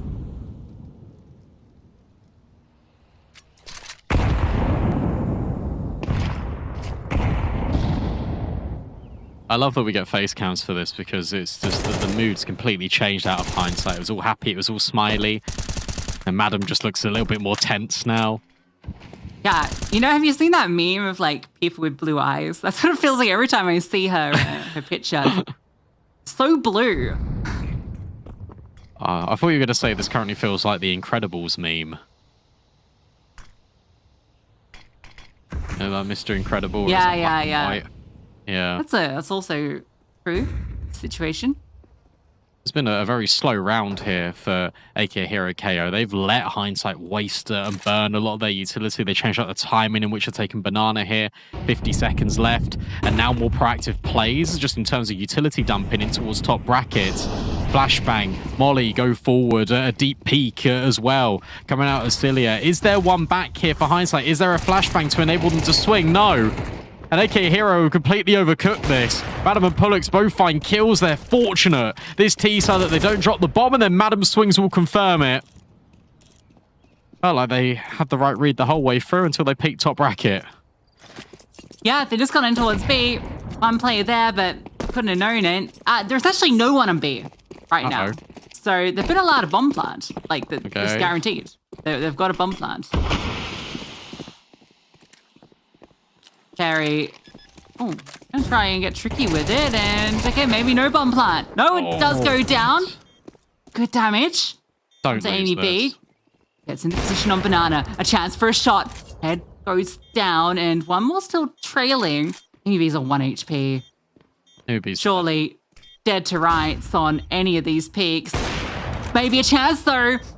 Keep jiggling this AWP, you keep giving her opportunities, but Anna runs her down. And Waldy, who's been so good on this T side, needs 2 more, can't find it. It's Madam who comes through with another magnificent multi. Yeah, Madam's now on the same amount of kills as Pullux. Like, really important. Is there enough time here to get this defuse? Yeah, just. It's all okay. Yep, and we're defusing it without one. Thank goodness for that. But yeah, Madam's been so influential in these last few rounds. Said that we needed the player to really step up. The carry's also been that player. But I'm really glad, to be honest, that Hindsight do not lose another 2v4. Little too close. That would have been that.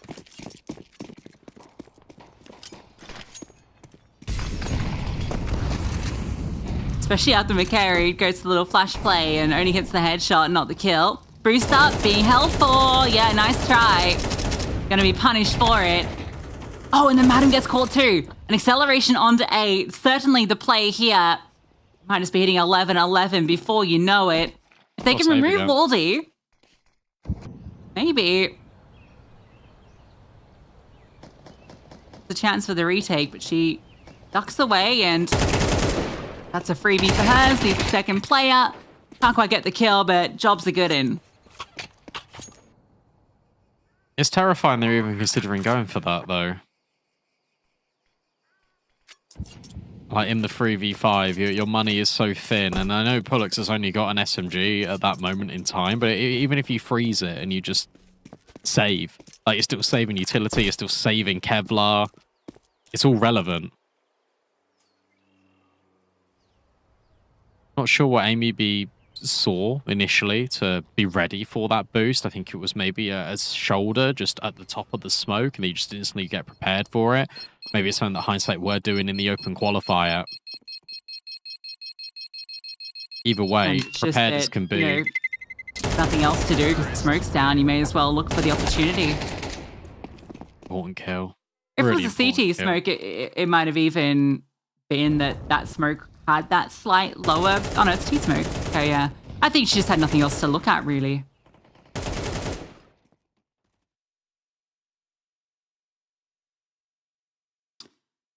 Oh, that is a scary sight. The CT purchase. Triple MP9, flanked by the AWP and M4. Not doubting Madam's prowess thus far. Hey, Banana with the MP9s. Good use of these SMGs to scale close and get some control. I think Waldy knows. I think Waldy heard the incendiary just burn the tiptoes of McCary.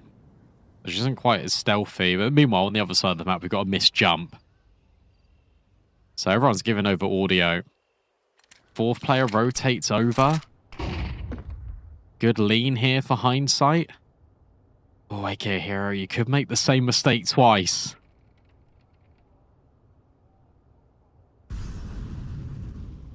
Well, throwing the molly over Banana, they are starting to take this control. They've got a lot of time on the clock, so I think they acknowledge that they don't want to repeat mistakes of the past.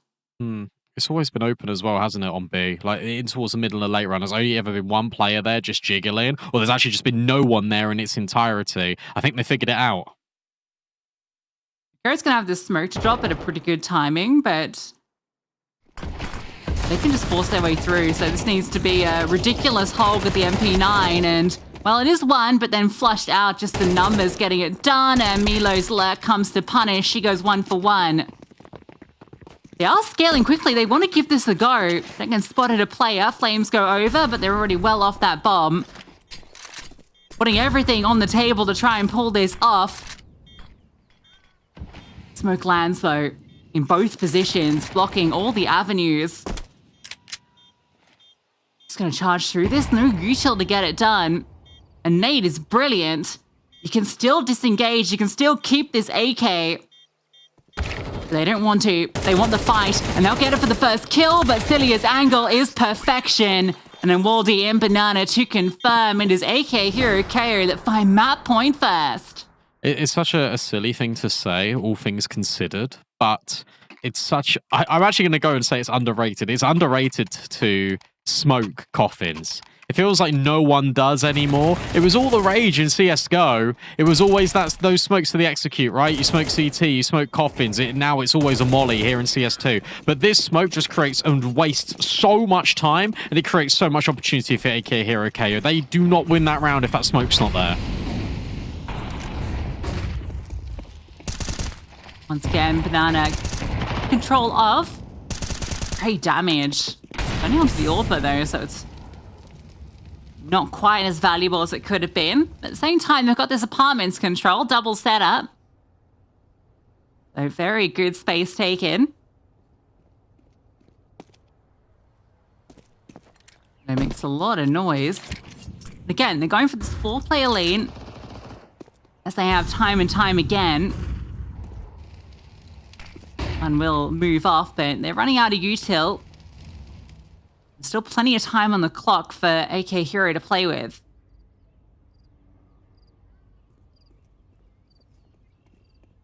Oh, that's so loud.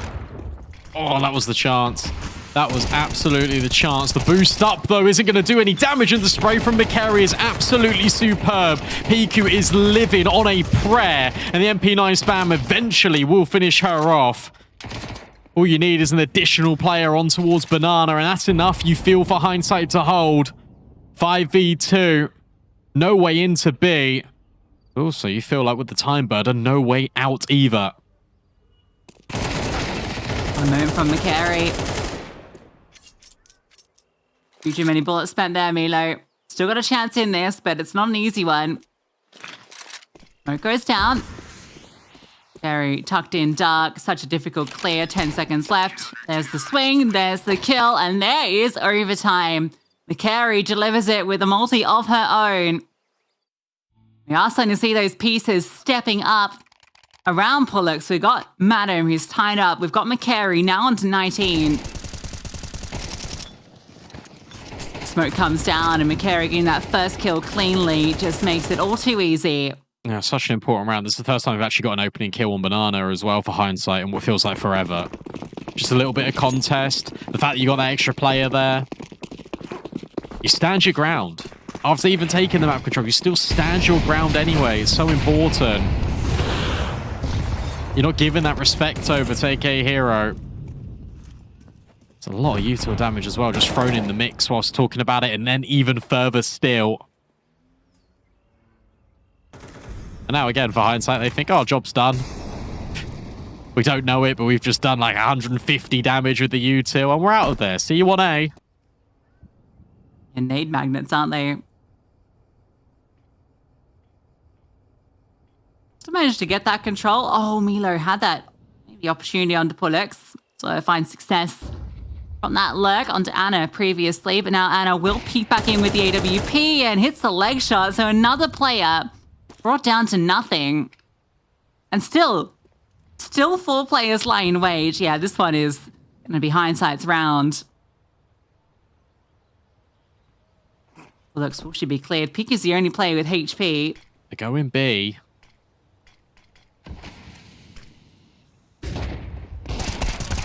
Oh, the swing is perfect from Pullux.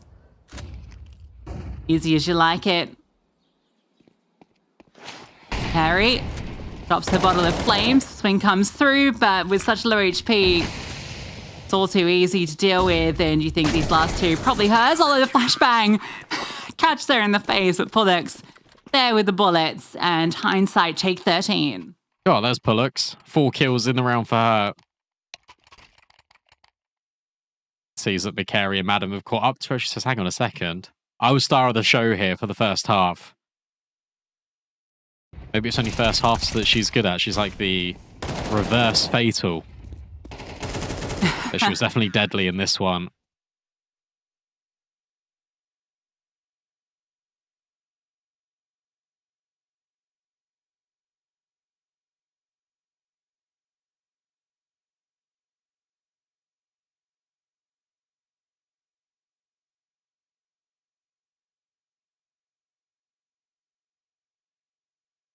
Milo has gone. She'll be back soon. Hopefully. I tell you what, I didn't expect overtime.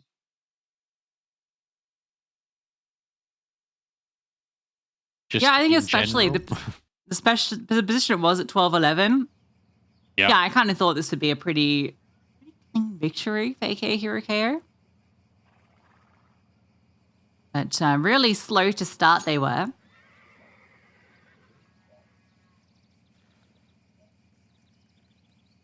bit more alive as the games progressed, but so was a few of the other pieces.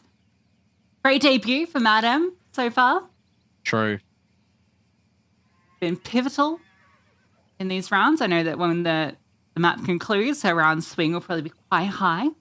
Her and Pullix both.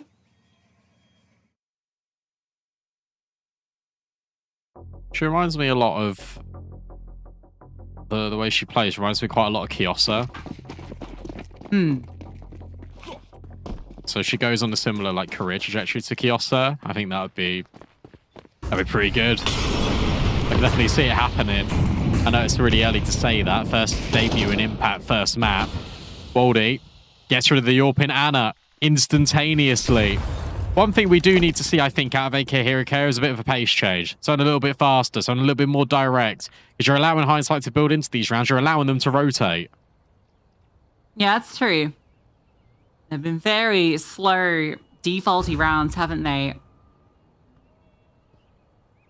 A group normally around that minute mark or 40 seconds, and then seeing what they can get done.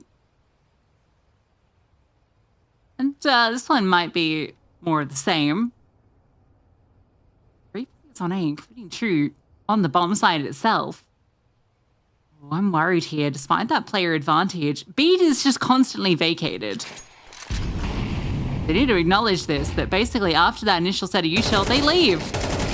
And they go to this A bomb site, where they're now showing that they've got a good hold and Apartments is not the position to exit from. Cilia finds that place and okay. That's a clear and a half. And despite the stacked bomb site, they managed to fight their way forward. Yeah, I tell you what, even though they've got that stack on A, one thing's consistent. There's always a player in that box. There's always a player on that corner. They should pre-fire it. Instant. And then you've got Amy B holding the long angle. Absolutely sublime out of AK Hero KO. They make the most of a bad situation, to be honest, because you're right, it was looking dicey, it was looking a little bit scary. Felt like that wasn't going to be the round for them, and Hindsight, we're going to go 2-0 up. Well, no. Immediate rebuttal. Good trade spacing. That's something that we praised. Hindsight 4, it's only fair to do it to AK Hero KO again. Here on this T side. They work one back, and it's still this consistent unit here of AK Hero KO. All of them are creeping up. No one is being left behind to the wayside. That is a unbelievable peak, really. Anna's been having a rough one. Yeah. You got an extra M4 in spawn for the AWP? Yeah, why not? Oh, okay, Jenkin. He drops down. Oh, okay. Okay, now we're getting silly with it. Madam. See, this is silly. Yeah. Both ways. What are we doing? Both ways, yeah. It's a stream of silliness. It's the OT things just get crazy, don't they? Yeah, and it's politeness and Madam's doing gratitude. everything she can. Exactly. Politeness and gratitude to get them back to a level pegging field. Madam goes, excuse me. None of this, please. A little bit more disciplined and a little bit more determined out of Madam. She's trying to make her debut, one to remember, but can't get the 4th kill. But in enough, that sentence. Surely she's done more than enough. Put this into a 2 versus 2. Put this into a retake where, for Pullix and Mikari, it seems achievable. No molly to dislodge Pika out of pit, but there's a double nade. Smoke goes forward. Gonna go long after throwing that down. So this is gonna kill time off the clock. And a repod's now from PQ off the back of that. Oh, she gets caught out. And the flashbang is brilliant. Mikari finds both. And so 14 established off 2 opening kills for AK Hero KO. That was a 3-on-5. Yeah, that was silly. You've seen so many players here on this A bomb site when you've been execing into it. After you kill 2 players in towards A, why is it a good idea for you to pull your knife out and run top brackets? In what world? I mean, Milo gets caught. It's not really her fault, but this from ABB, just trying to trade, just trying to swing. There's that silliness. And there's those things that I'm commenting on pre-game where I said I don't want to see that anymore. It's actually really frustrating to me that we're getting that still out of AKO. How long have you been a team for? Still making these mistakes? Come on now. And Madam B, as mentioned, disciplined. Anna will find some revenge. An opening pick. Get the T side started. McCarry's just lurked out. Look at how aggressive. The timing on this is ridiculous. It's really, really bizarre. Milo also just doesn't see Madam. You can also get down safely and you get down quietly if you want to. I feel like that's going to be the activation now for McCary. And it will be. You can just perch on the balcony, potentially. Hindsight is still going into B, though, despite all of this. Yeah. They're not calling it off. They think that they've won both bomb sites. But all the CTs are here. This is going to mean the flank's going to be really good. Well, it needs to be quick. Still delaying. They've taken both bomb sites. It's actually crazy. Oh, McCary. So many backs turned. She can just end this here. Get 15 in a second. All on her lone sim. Yeah, 2. Just about. Doesn't even get that second kill. It's Pollux that gets the job done. But regardless, Jolly round secured off the back of that. Milo can't even find a way out. Will be hounded down and glocked in the face. What a crazy gap. Even if it's not the key thing that wins the round, it certainly secures it. Yeah, no, absolutely it does. Yeah, again, more utility being deployed as well. That coffin smoke is there again. At hindsight, they re-smoke CT. I love that they re-smoke CT there because it just completely embeds that. Yeah, that flank just doesn't exist. So nice. 2 chances. Remember, these were 8-4 halves on T side Inferno. So the fact that hindsight got 2 CT rounds in overtime pretty much secures it, in my opinion. It's going to be really hard for AKA Hero to go back to back and come back again for the 2nd time in this map. But the mental can't be good as well after how some of these rounds have gone. Absolutely. Backstabbing that one. 3 on 5. On that T side. Now crunch out from mid. Piku holds strong, but it's okay. Milo goes down, but Piku's found another. Pollux looking for space elsewhere. That's out towards long. Celia starts to rotate over. Pollux, there isn't the gap here that you think there is. She should be caught. Yep, Celia will secure it. The molly was going to go to Waldy's position, but now isn't. Waldy will disengage and needs to completely alone over on B right now. Need to get that rotation, and AEB can start to run over. Might arrive just in time.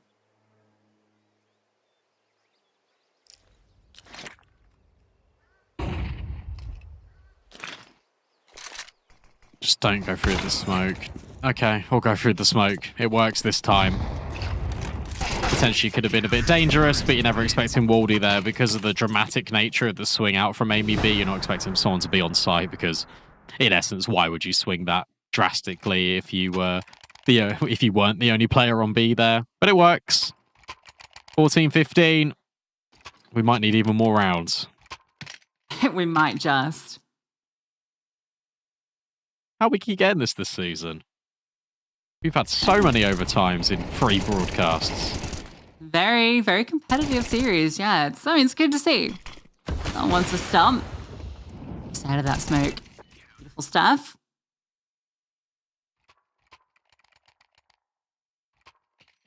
So I can do it here, or we have to do it again. Remember, AKO, their CT half, sure, it didn't start well, but it certainly ended well. They really built back into it.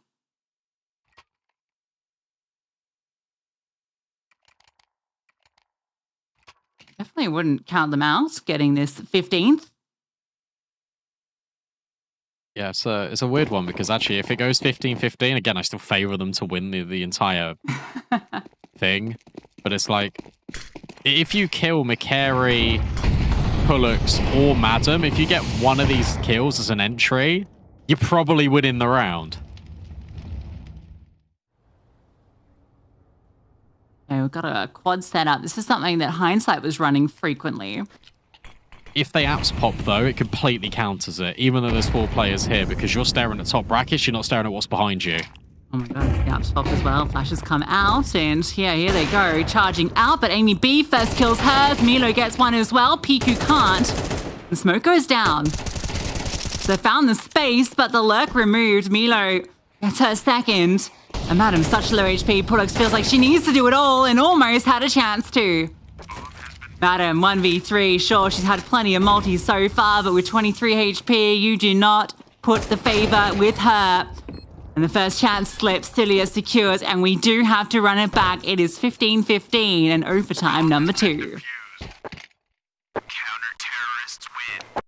Yeah, nice try. I think, look, to be fair, apps pop was the right call there. I like the idea of it. Good pacing. It's just a shame, obviously, the flash doesn't catch anyone. And ABB is just completely in the open here. Like, if that flashbang came, like, half a second later, she's full blind. That's the opening kill. And suddenly you're just swarming all over that bomb site. So that's the difference of just micro timings in CS2. But for AK Hero KO and all the fans watching in the chat, they can be very happy that ABB was not blind. That she was able to grab the kill.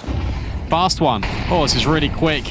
Up banana, nades, that's straight on Pullux, but it's jenking around the corner, straight into Waldy. Pullux still low, but still fighting. Keep your eye on Madam, she's just... Okay, never mind. Madam went all the way through that CT smoke and then went back in towards top mid. Want to overcommit, perhaps. B, though. One that will overcommit. Oh, and really had a chance there. EQ catches out, Madam. That's the lurk, Amy B. You've just killed the lurk. What are we doing?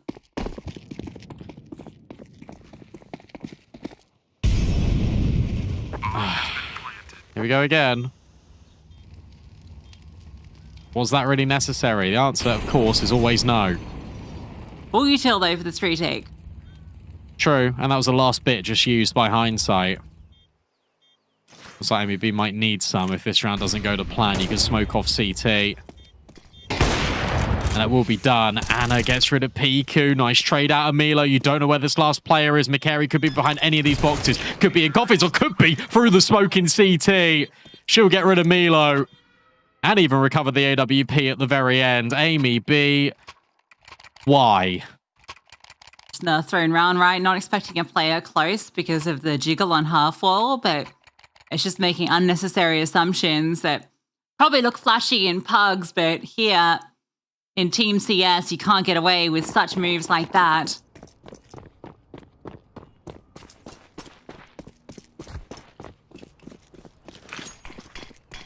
Especially when they found the lurk, it was so set up for success, but then both players on B crumble instantly and the whole round falls apart.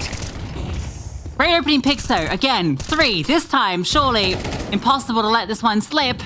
Lex will spam one back and there's some low HP.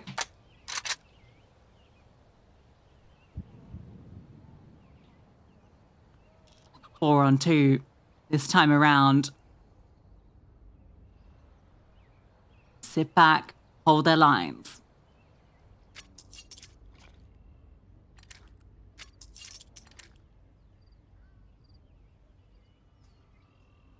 They're so low. They're so low. Like, this round is actually really tempting to argue that Hindsight have got a chance.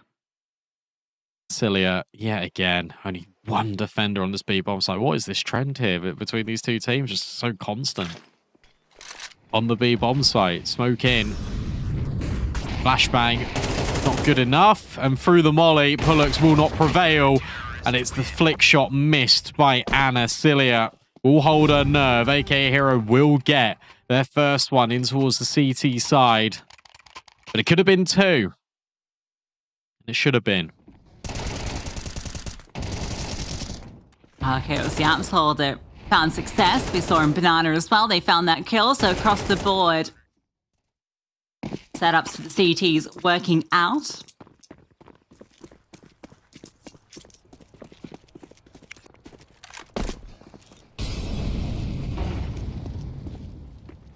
Crazy that AK Hero KO could have won this map.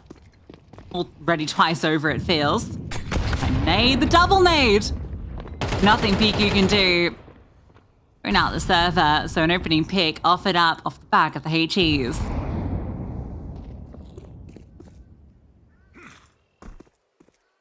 I like this going to be direct, though. Just immediately. It feels like it's just going to be this B exec, one smoking towards CT, and they're not going. I really thought they were going to go, and they just stopped. Actually going to be the re-exec in a moment. Amy B, that timing. I'm not sure if Anna saw her, but another re-smoke out long. Oh, look at this. I would say they pulled the wall over their eyes, but they haven't. Hindsight have overcomplicated it, and now you got the rotates over. If they had just gone 20 seconds earlier, this would have probably been their round, and instead, now it's looking good for the CTs. Still player advantage. If they just hold their line of these three players over on B in the perfect position, smoke goes down. It's not quite the commitment. It's counter smoke here from AB that can go down. Not going to throw it. Hoping that maybe just throwing a smoke but no commitment draws players back, but such a little time. It will be straight into B. And this crossfire looks good. And it has been so far, but Pollux finding those key trades. The AWP comes over, misses the chance. That would have been the bomb dropped. But the swing from Madam goes wanting. And Pollux is insane right now. 36 and 20. She's been unleashed on this team. All three kills into that bomb site. She can't be in-game leading. Low. Is there a way back in? Well, if you get by the AWP, you still got to get by Pollux. And she's pretty painful. Only 5 bullets left to get both of these kills. Can't do it. 4 kills for Pollux. 37 in total. I. Hindsight through the virtue of Pollux. They're getting close to taking their map pick. Remarkable considering how this went. Look at that. Oh my goodness. Those are the nastiest shots you will see. Pure pre-fire one tap. Everyone goes for those, but you rarely hit them. Jenkin still gets a kill. And then the double swing comes in. Madam chimes in with the help of Anna's flashbang, and Amy B might find Pollux, but it could all be too little too late because the bomb's in second mid. You can take this B scaling all you want. It's not going to matter. Gotta go back for it. And Anna's holding the line as well. It doesn't get easy. Black smoke played over on B to try and cause some concern, but Anna knows she doesn't need to budge. Yeah, that one's easy as you like. Onto Waldy, so Amy B in the 1v3.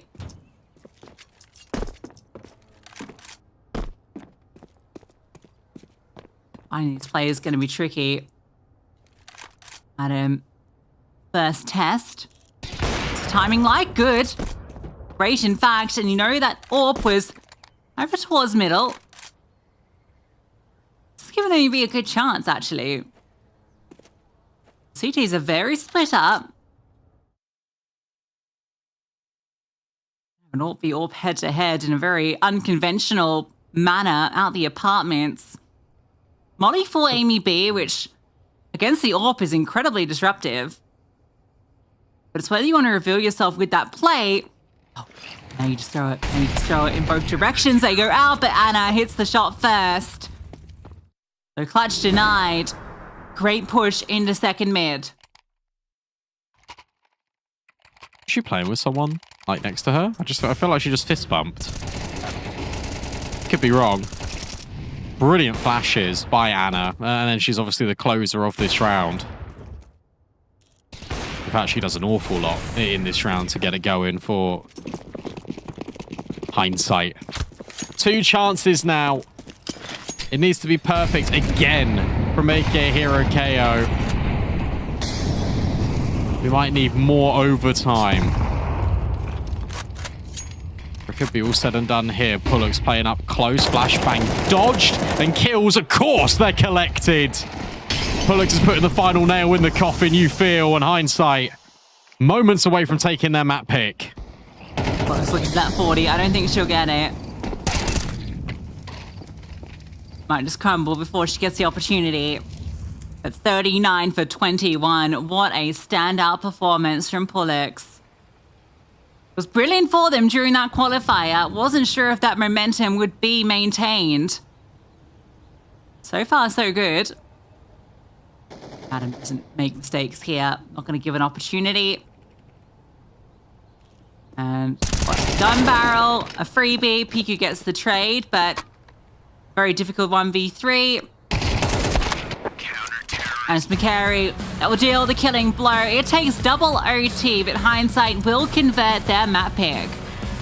They will, but you got to ask questions, really. Take a Hero KO, because their comeback was absolutely fantastic. You actually just felt like they were going to win that in regulation. But hindsight did such a good job in that first half as well. They were up 7-2, so it only feels natural that they will end up winning out this map. Didn't expect it to be in double overtime, but hey, they get the job done, and Pullux was just on a different level in map 1. And if we're getting this out of her, not only in this Inferno, but also in the qualification game, also maybe on a consistent basis, they're going to be a scary team. They're going to be a really scary team.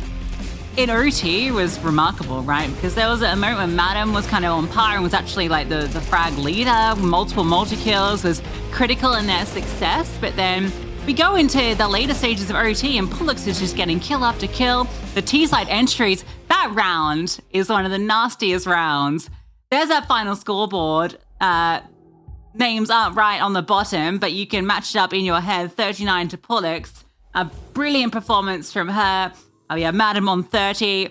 Fair bit behind, but actually didn't feel like it in terms of the impact. But yeah, great showing from hindsight when you feel like AK Hero KO, I don't know, just a few, maybe a lot of unforced errors that cost them that map. To be fair, there wasn't as many as there normally are, but there was still errors that didn't need to be made. And we did highlight it in the pre-game. We did say, look, this is one of the things that happens in the mid-round for AK Hero KO. It's like they set themselves up so well to win the round, and then they just actively throw it away just for no reason whatsoever. That did happen here on Inferno, and it's a shame for them because, again, how many missed opportunities you're going to have? Look at these entry kills. Maybe got 7 entry kills. Wardy got 4 entry kills. So did PQ. Like, the amount of entry kills you're getting in this game, you're not closing. It's concerning. It's really concerning, and I get upset because I really want this team to do well. This team right now, this season, this group has got such a very good opportunity to make it through towards LAN. You are not going to make LAN if you're going to keep making these mistakes like this. No, absolutely, and really need to polish it off. It's something that we kind of expected from them coming into this season. 2 players we want to take a look at and to compare from their performances on this map. I think Pullux obviously one that you expect to be pulling up here, but on the other side, throwing Waldy into the equation. I think particularly her T-sides were really solid. Yeah, Waldy was the one that was actually getting a lot of the multi-kills, like dragging the round back in. I think when we get updated statistics on HLTV, I'll have a look in the break and I'll want to look at the round swings. I feel like Waldy really influenced a lot here for AK Hero KO. I mean, I called for this head-to-head when we were in reg, so a lot did change. But Pullux remained consistent, and the fact that you go into double overtime, you have 105 ADR across all of those rounds with 10 multi-kills, that's one hell of a way to announce yourself here again with a team, isn't it?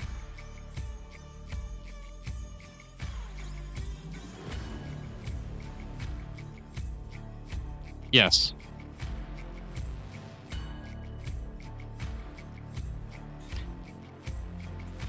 Yeah. No, I'll keep going.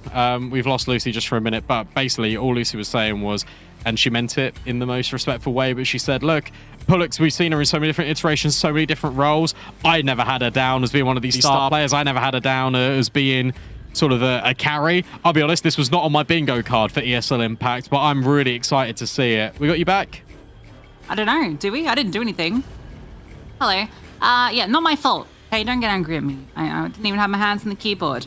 But Pullux definitely did have her hands on the keyboard. And yeah, it's remarkable. We've seen her since season 1, and this is the best Pullux I've ever seen. And that she's doing this in more than, it's not just like a live game. This has been how she's been playing on this team. I want to see more of it, and we will, because that's just map 1 of this series, Brandon. That was Hindsight's map pick. We now have the pick of AK Hero KO, which I believe is Nuke. It's been like 30 years since the veto, but yes, it is Nuke. Coming up next. I actually think this can be done in true by Hindsight now that I've seen the way that they're playing. I think it's definitely possible. Will they? We'll find out after this.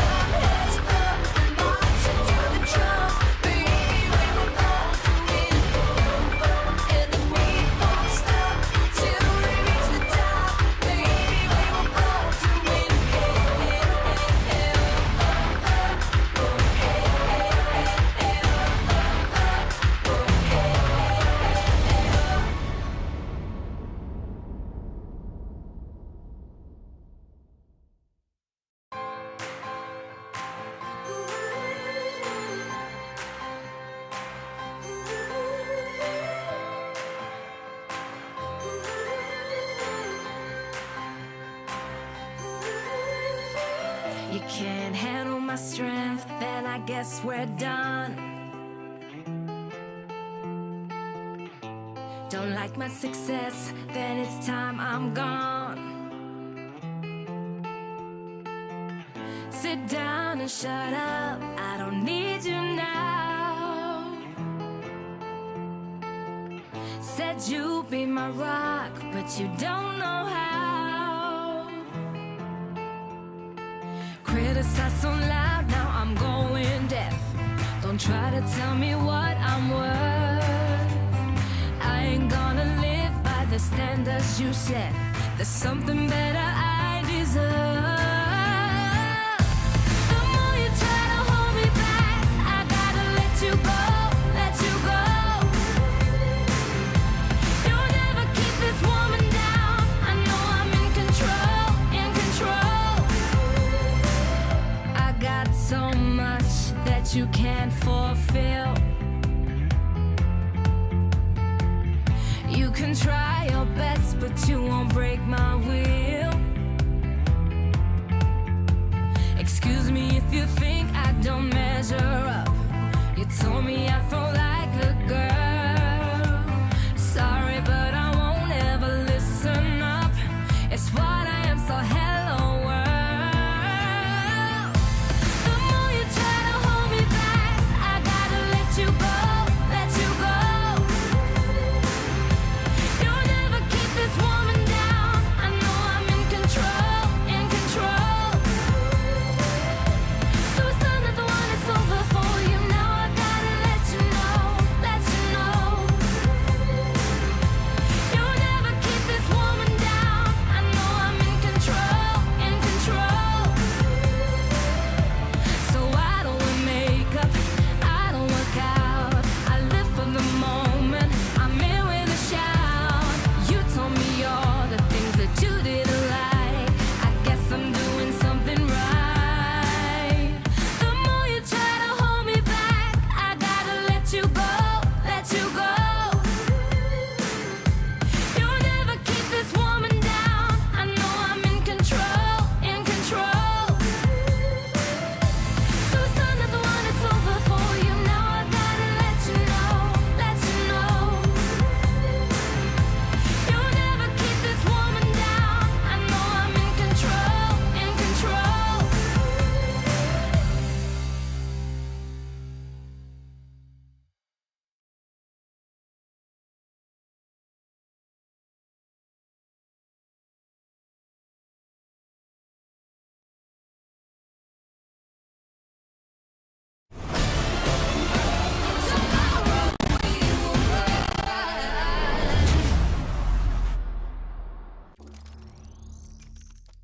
Says tomorrow we will rise, but Pullock certainly isn't waiting for tomorrow. Huge performance out of her on Inferno. We now go to Nuke, and as you say, Lucy, I reckon this definitely actually can be done in 2 now for hindsight. And I think it's just because the fundamentals look so good. That was the thing I necessarily wasn't expecting all that much. I felt like if you took the HUD away and we removed all the player names, I'd say, okay, that was AKA Hero. Like, those fundamentals were so good, that's what I expect out of them. But no, it was the other way. Now we go to Nuke. You need those same fundamentals. Hindsight got them.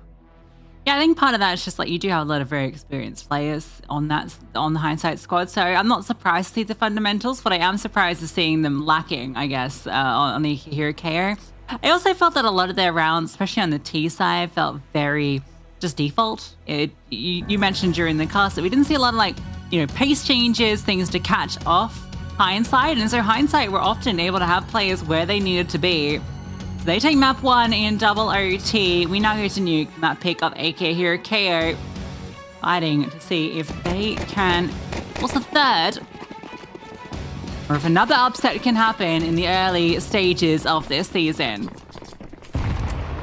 Really fast. Straight out A. Straight into Anna. And the dual Berettas of McCary will at least chime in for 1 kill. Cilia trying desperately to get her team back into this, and she's done exactly that with a kill and a dink. And they're even going to go B. Gone down. My Madam's heard all of this. They know it's happening. Cilia moves over. Ready for Madam's rotation. And we'll get the better of her. Cecilia having a huge round, every kill so far, and you think aim B's position surely good for at least one. Pollux gets the trade. 2 more to find, no kit either. Had a brilliant map 1, but that doesn't mean that you can really give her much of a chance in this. First kill presents itself. Time not there. Didn't see the second player either. Waldy baited to perfection, and there's no time now. So even if she got the kill, wouldn't have mattered, but Waldy secures it anyway. Celia's triple. The big factor there. I don't know if I've been oblivious, so that's the first time we've used that one-on-one little camera head-to-head there. That was really cool. Celia, just fantastic round. But as you said, just creates such an opportunity because you get those 2 kills immediately in. From hindsight, this was an opening kill, falling the way of the CT side, and yet Celia just completely turns it on its head. Force Spy back in for the CTs. A little bit risky. See how it pans out. I'm interested also just seeing the positions that players take for hindsight here on this map. Just when it comes to that default, rather than this one. Madden up close with the 5-7 tucked in. You've also got Jenkin with the MP9. Yeah, Madden played A site with their previous rosters. Oh, that was that new smoke grenade noise. Oh yeah, they got the new noises, don't they? I think Pollux will probably be outside, based on what I've seen so far. I rate it. Flashbangs in. Halfway to A, unlocked. Macari at Heaven, hoping to maybe catch on with the Deagle. But doesn't get the opportunity on Piku. And now with the bomb committed, it's going to be a decision here. Whether you're going to retake or whether you're going to save. And with that missed smoke, I think that might incentivize the retake. That's an opportunity, but it goes wanting. Madden will get that trade, but Waldy, Lobby Lurk comes into full effect. Now, yeah, it's crazy. Kind of still going for it at that point, I feel. Could have pulled the jump cord and disengaged. They'll lose everything. Perfect start. All the T's.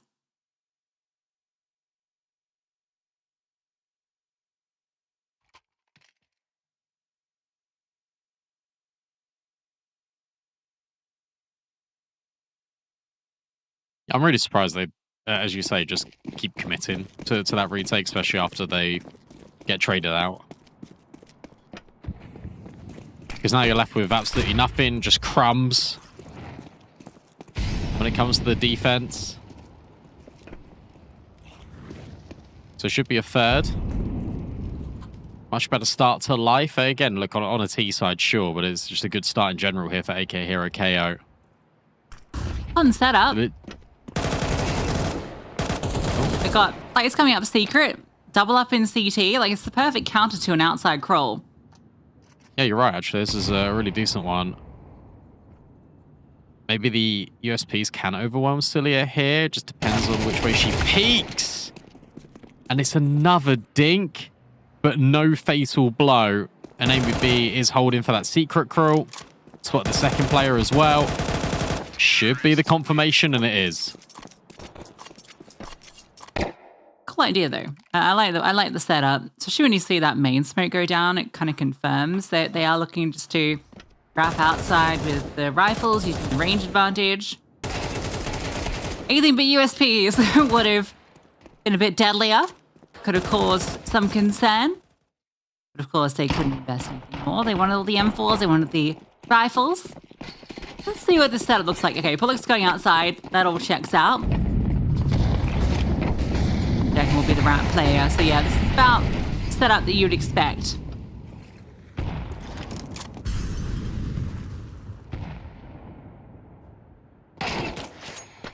Ouch. Love the scaling here. They're actually going to go in towards Hell. Anna now spotted over at Heaven. You know you got that dink on the B player, so you can just reset in towards that. There's even an opportunity for a third option, just maybe reset it in towards lobby. Macari takes good space. You've got a deep outside lurk from Pollux. She pushes off of all of this contact. The walls are closing in, and this T-side needs to make a decision. They go lower, that's the play. Rotations. Surprisingly not here yet. They've got 3 players in lobby. No one's gone down the vent, so Jenkins completely alone. Yeah, I mean, what can you do? They just wrap you. I don't know if you can even retake this unless you get this kill into Waldy instantly. With her finding at least 1 and now a second. Yeah, that's that. Call it off. It's like Twilight Nuke. Nuke at night. Got the ancient night map now, don't we? I don't know, I've not actually run around with that. I guess because it's a Valve official set. Like, it's only in DM, I think, and like casual. I've just never been on it. I actually think that'd be really cool if certain maps like that would completely shake up the way the game's played if you just had random like day and night modes on maps. Because you vote imagine for it, or how would it work? Well, on nighttime there'd be less risk of shadows, so you could take like some really aggressive angles that you normally couldn't. Oh, know, actually, just wouldn't to it make think the about shadows worse? Because like well, no, there wouldn't be any. light They're would just cast dark. larger shadows. Yeah, but Like, I don't know. There'll be some instances where there just wouldn't be any light. They'd just be dark. okay, we're just playing in dark. Just no lights on. Yeah. In my head it works, but I realise, you know, as soon as you pointed that out, there's actually a massive flaw in the system there. Actually, I don't know how lights work. Neither do I, actually. Eyeballs. No, you are right. It actually would cast a bigger shadow, I think. Anyway. Oh, just crossing brazenly. Sure. Allowed to do so, though. Alex hasn't started active. She's in main. They've been able to get all this outside control freely. Yuki's holding for this push. Oh my god, the timing. Still gets the kill. You have to know that there could be more pushing lobby at this point. Like that'll be the calm. It just terrifies me that AK Hero just slow down all the time. They are taking this advanced time, but no one's looking at main. No one's looking at main. Everyone's trusting the smoke that no longer exists. But Pulox, of course. She's the one that's just consistently finding just all of this pressure. Another 3K. AK Hero, they just bodged the timings. Yeah, I mean, that was easiest kills of your life if you Pulox. Smoke fades, back to turn, freebies. It's a lovely first proper gun round. You only lose 1 player. Barely have to work for it. And that was weird, them getting the T-side getting the first pick too. That was the lobby info player going down, but player just steps back turned, looks to the left for the swing. Easily held, and it gets active too. That's what you want to see after struggle some times on Inferno.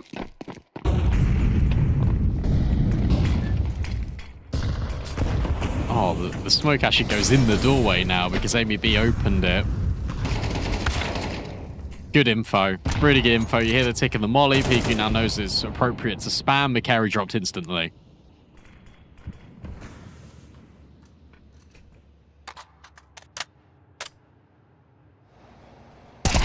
Round she's caught, but Pulox will remove Waldy outside her own little adventure.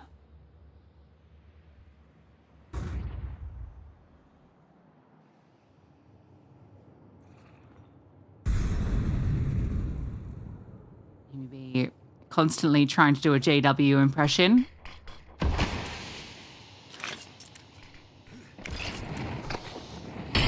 Oh, headbutt on the molly. That's throwing that off the mark. They're going ramp anyway. 1 for 1 out of Jenkin. Yeah, that means you can rotate down vent though pretty quickly. Anna, tries to get ahead of the smoke. Doesn't work. Madam swings open the door and catches off Milo. 3v2, player advantage. Still got Pulox down double that they don't know about. Pulox in the power position here. Blow open this door, but they won't even see her. So easily done.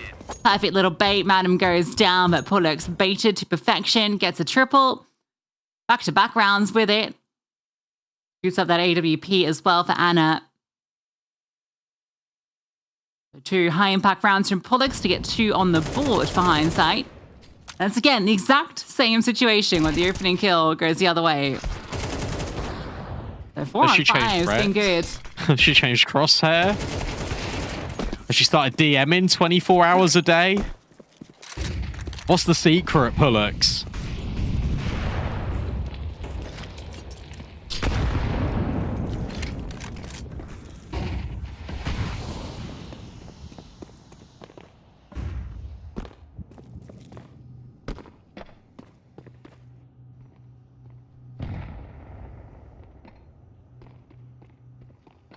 Spotted 1 crossing.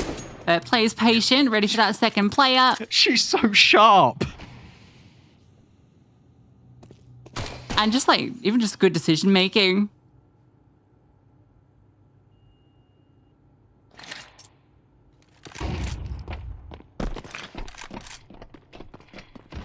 It's great to see. This is now what will be hurt by Jenkins, surely. Big kill. Really big kill. Got to clear Jenkins. But Molly, oh, that's not going to be good enough. And that means that PQ might overlook the angle. No, she clears it. Really important kill there for AK Hero KO. That's probably going to signify the end of the round. I'm actually surprised Pollux isn't looking the other direction, given the door's shut. I know she wants to be able to quick swing, you know, if Jenkins takes contact, but yeah, still need to be looking the other way while that door's closed. Maybe stand next to it so you can quickly swing. For all the praise we give her, gets caught out, and then Jenkins not quite able to control her spray behind the flames. Immediately the bite back.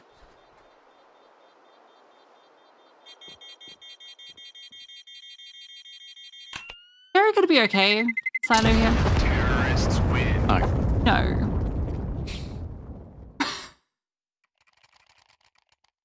Wah, wah. Or as the Zoomers say, womp womp.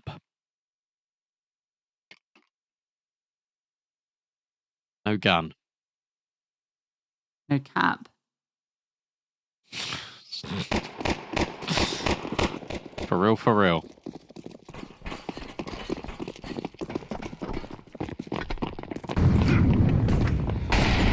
We get a bit of a battle of the orbs here, but both missed their opportunity.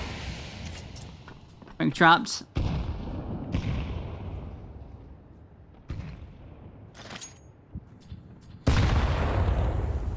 Ouch.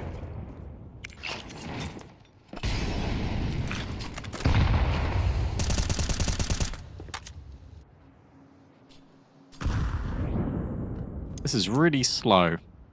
This is the slowest round we've seen out of AK Hero KO so far. Another replenishment of the door smoke for Madam. Got to be careful though, because this top pot Mully, you imagine it is coming in. All signs point to them going into this A bomb site. And if they do, it's going to be tricky because there's 3 players here. Harry disengages, and Flames come forward, but she's able to play around this smoke quite well. And with Madam on top, hard to be able to lock it down between the two of them. Maybe arrives, but not able to hit that shot. Maybe a chance there. A quick one on Jenkins. Oh! The no-scope comes out, and maybe she can just win this by her load sim. She can. Absurdity. Not even a point of damage inflicted. A no-scope halfway across the site. In and out of that hut.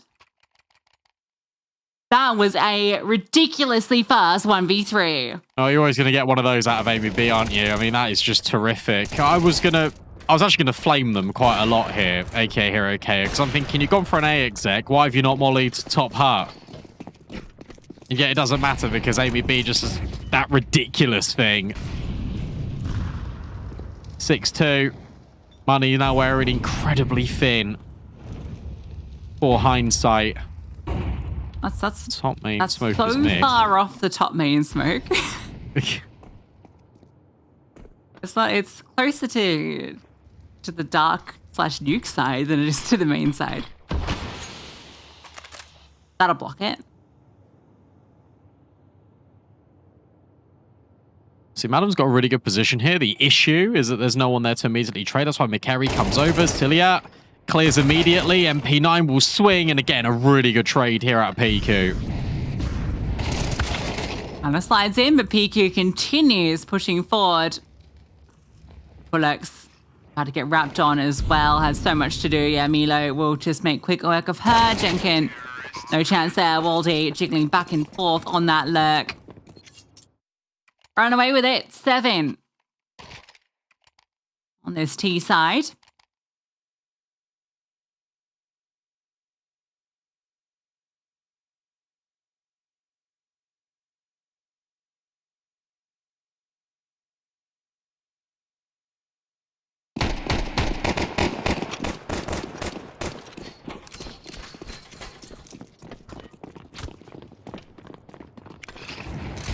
Doesn't need to be said, but I'll say it anyway. Yeah, they've done enough here on this T side. This should just be the third map in a second.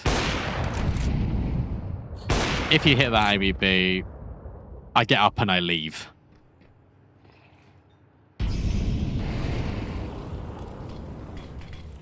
Interesting investment in, really. It feels a little bit much, especially on Pullocks. But at the same time, it's one of those things where you actually do sort of need to win rounds, but you're not setting yourself up for future successes if this one comes tumbling down around you.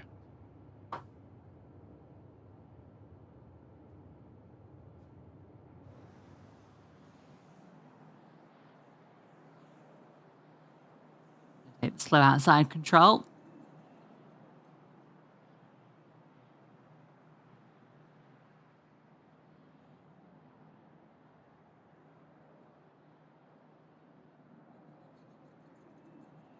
Wrap onto the A-bomb site. And Celia leading with the bomb. Now support from Waldy. Their way up. Bit of distraction play from Door. Should just be able to walk on into this one. Be a nobody. And now there comes that first kill. The swing comes out. McCary was spotted. Should know that's there, and then the swing comes out. Milo gets 2. PQ's there to pick up the pieces. So much better from AK Hero K. Like, the trades are really good. I think the pacing for the most part has been pretty solid on this T side. We have had that variety that was sorely lacking on Inferno, and just the trades. I already commented on it in the previous round, but here again, like, Milo is able to get a multi, then gets killed by a lobby player, and then immediately you've got Piku just instantaneously swinging and grabbing a kill. It's that whole unit again. Look, they're only within 3 kills of each other from top to bottom. Same cannot be said for Hindsight. Oh, and it just gets worse for Jenkin. A trade back at least. Spam through nade, brilliant as well.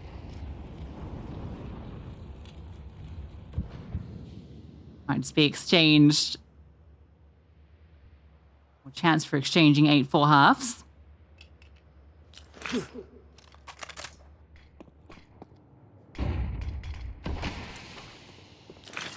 Lands on Door.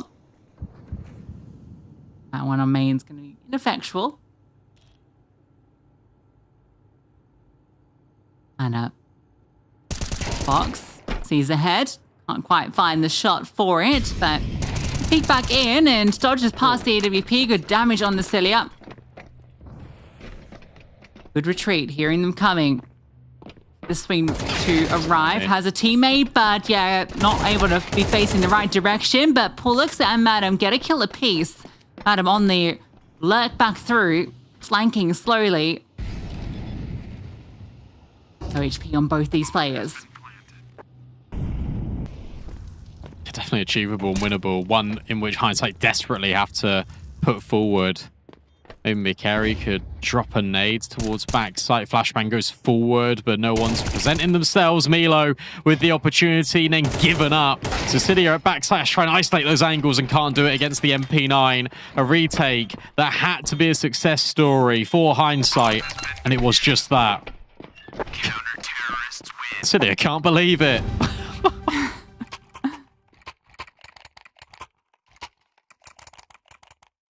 Job to get that third very fast flank coming through. Anna By getting killed here, did a lot of damage and also got that trade kill, so big impact from her. Assists on both those final frags. It's possible to come back from 4.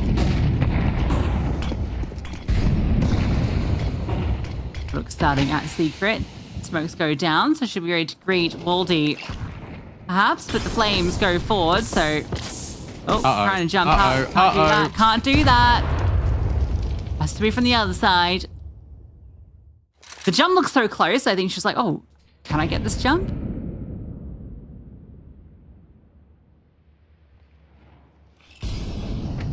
So another heist attempt on A. Good smoke for Madden. That means they're going to have to come through grey screen, but unfortunately not providing enough coverage for McCary. Milo, yet again, just so decisive with these openers on the A bomb site. 4v2, it looks like a 9th. Could well be. Jenkins coming through from the heavens. Orb is trained on her position. Anna, got the low HP Milo to face first, perhaps, or might actually be able to skirt through and catch out this AWP. That gives a way through now.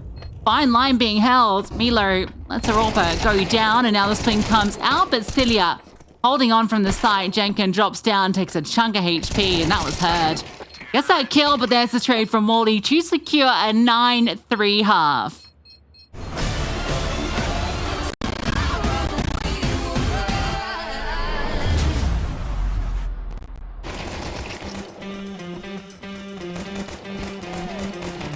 That's how we like it. That's how this goes. Come on now, baby, let me ease your soul. That's how we live life. Live it up to the top. 'Cause once we start, you know we're never gonna stop. We own it. We're winning every time. We own it. Pushing every day and night.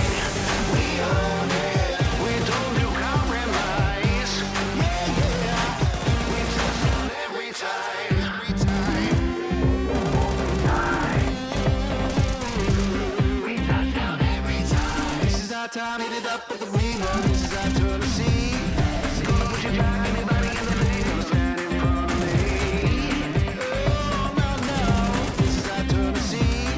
Gonna put you back, anybody in the league gonna stand in front of me. We own it. We're winning every time. We own it. Pushing every day and night. We own it. We don't do compromise. We touch down every time. Every time. We own it. Every time. We're winning every time. Winning. We own it. We're winning every time. We own it. Every time.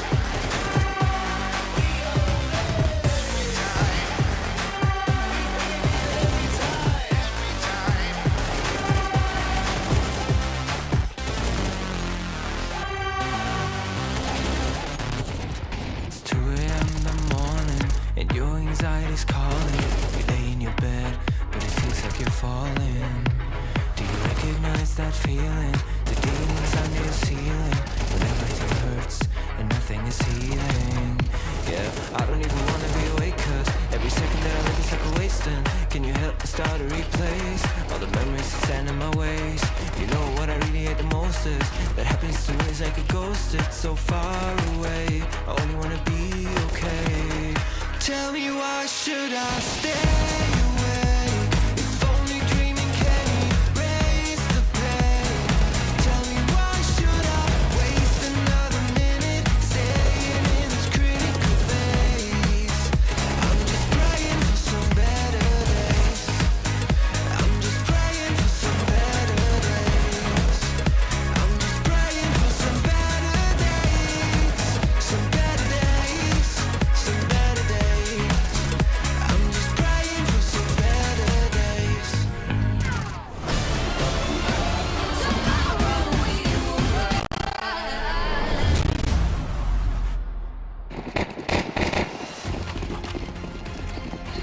big half there for AK Hero KO as they take 9 rounds on the T side of Nuke. I nearly said C2 because that's where they are now. There would be a Herculean effort for Hindsight to recover in this, but hey, why not? We all have an underdog story. Fake out on A. Rush ramp, you assume, and the flashbangs are brilliant. Waldy doesn't know that she's burning alive, and now PQ gets dinked as well. That's because of those new flashbang changes. I think that one of the most underrated things is that you can't hear now when you get flashed, so you don't know that you're burning alive. You have to explain that to me in a second. Amy B tucked into the corner, gets a kill. Hilo. Can't deny this bomb going down, being held by Anna. They've done well to bring this back. Have the CTs into the 3-on-3. They've seen Madam slink away. Piku, that's a chance. 5 HP. Pullix engages, now comes back and slams one straight through. Now it might be a little bit too tricky. Need to find these kills and find them quick. Difficult players to sniff out. Madam just being a nuisance towards Shadow. Surely will get flushed out, you'd think. Does go down. Celia, no time. Pullix running rampant. Another brilliant round from her. 3 in it. And 9-4 the score. That was my impression of the graffiti. Oh, yeah. You used to explain the flashbang thing. So it's not this update, but like last update or maybe the update before. If you get flashed, it's just the ringing in your ears. Like it actually gives off audio now, so you don't know what's going on. Like you can't hear people coming close to you. You can't hear if you're burning alive in an incendiary. So what I imagine happened is the flashbang went off, then the incendiary went in, and another flashbang went off. You didn't know you were burning. Burst your bubble, but I think that's always been the case. It's a lot more pronounced. It's been a lot more pronounced recently. I want to say It wasn't nice for Waldy, let me tell you. No. But I want to say like a month and a half, 2 months. I could be completely wrong on that, but I really do think there was a change. Speak with such confidence, I'm just going to believe you. Sure. Someone will correct me if I'm wrong. And that's fine. They're not mistakes, they're lessons. True. Zeus in Hut. A zappy lesson that won't be realized. PQ might get a kill here. I don't you clear this corner directly. No, so PQ's got to do, exactly, right? When you're in one of these positions where there's 2 angles they can come from, you just got to commit to one. You can't be kind of looking between them. You miss the timing. Everyone misses the timing. They'd kill for a nade here, and the nade was on the player she killed. The carry's just in B. What'd you get here then? Just wondering. I am wondering. 3 CTs down here. Yeah, okay. They're just going to walk into A, though. Makes sense. You still know about the Heaven player, though.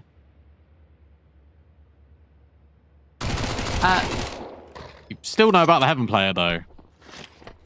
Bomb's going down. Oh, what did that even bounce on? Little bit of wire on the side there. Oh, McCary finds 2. Really good position here from McCary. Just go back to this just for a moment. She goes all the way down B, comes back up ramp, and just holds for rotates. And that makes this retake now really tricky because you had a 2-player advantage, you could potentially just swarm it. Instead, you're now just hoping to get another one of these lucky kills. Crisis averted. That was a 3v5, and it completely turns against them by that positioning over at ramp.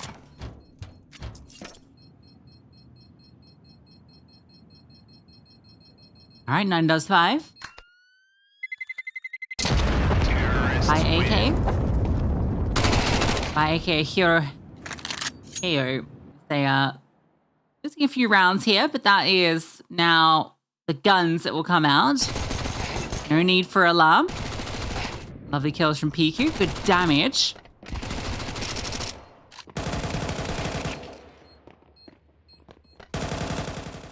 More than make up for it in the mop-up. Rack 10 for Amy B, wanting to get some extra AWP money, you imagine? I mean, just a little weaker into this round.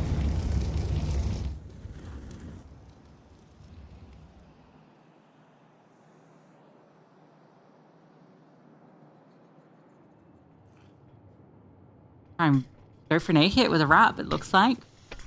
Yeah, straight in. Oh, and straight down. Milo will get the first. No molly on top hut. That's going to be their downfall. Maybe, but Makiri finds 3 kills. Amy B tries to charge up the vent with the MAC-10. And down the vent instead, hindsight go. They pull the wall over AK Hero KO's eyes. And now there's no rotate down here quickly. He's heard this and has a decent timing, though. So actually has a good chance to maybe catch a player. And they're all such low HP. This molly is going to be a real pain. And PQ gets the kill. Waldy going to chill out. Retake looks good. Anna can hit a blindsider onto Waldy. A great jiggling, just so annoying to deal with. Makari needs the full house. Reveals her position, bomb being defused. First kill's hers. There's a chance here. Bomb being stuck, and she finds it. It is the ace with a single point of HP. Makari, what a brilliant round. Yeah, absolutely unbelievable out Makari. It all happened so fast that I thought there was another player alive here for AK Hero KO. I just saw the bomb being stuck in its entirety, and I was like, oh, okay. Then there's another player here, surely. No. Makari does so expertly well in this 1v2. Isolates these fights brilliantly. Look how close this is. So close to that bomb being defused. Instead, it's denied. This was 9-3, and suddenly it's 9-6. What a remarkable ace. You never see one like that. Finishing on 1 HP. Oh, what a molly. Well, it might not matter. Be up close. Terry needs to be thorough and won't be. Knife. Get leadify. I just found a kill elsewhere, though, so they can take space. That's actually in towards lobby. They've walked ramp. Crap heavens, the perfect call. Oh, MEB knows. There's 2 players on B. They didn't hear anything. Yeah, they knew that ramp was left open, right? They start to move pieces back. It's no longer the perfect call. They can still use their better weaponry to fight their way out, but they're going up against the AK. MEB doing some work. Madam just goes for the wide swing, just pre-firing it. It does not connect. Still winnable. Considering this angle, Jenkins clears it. Ready for it, Waldy with the deagle. Burst of 2. A rifle scooped up into her hands. And a backside. Needs to find this impact. Waldy caught out. Too many angles to look at. Wasn't sure if it was going to be left or right that swing came. And Anna catches her off guard. Back-to-back backbreakers for AK Hero KO. Yeah, ABB is such a nightmare in all of these like low buy rounds. Just always manages to make a multi-kill out of seemingly nothing. But that's AWP money. He said, look, she went with the MAC-10. That previous. This round gets a knife and 2 AK kills. Yeah, it has to be the AWP being committed in here. And that was expensive. That was really expensive in a round that shouldn't have been. For hindsight, so they've got Galils. They're definitely not going to have an AWP on Anna, who's having a much better map, it must be said, compared to Inferno. Restarting to come alive here and provide necessary impact. And Jenkin in that round too, because she was like, what, 1-12 or something? Really important round for Jenkin. I hadn't even noticed.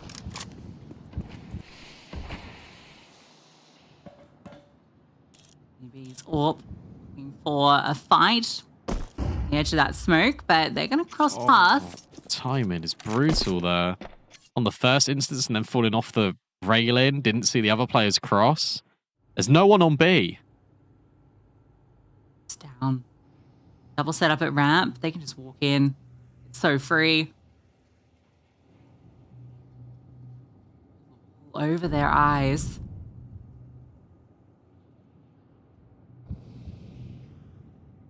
Not gonna rotate anyone down.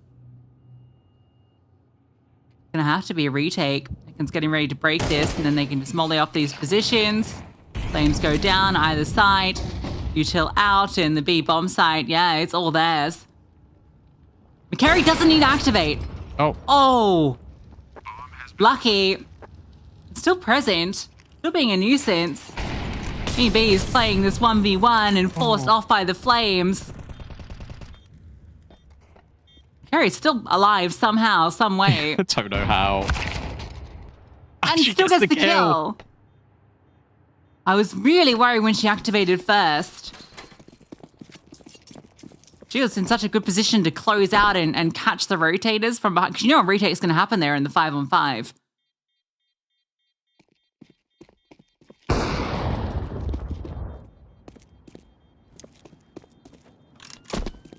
Oh, Macari, I love the fact that she's going aggressive.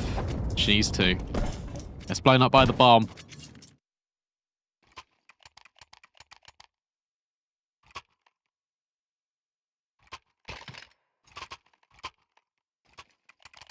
One round game with saved guns. You still got this AWP in play. I cannot believe Macari's able to get that kill.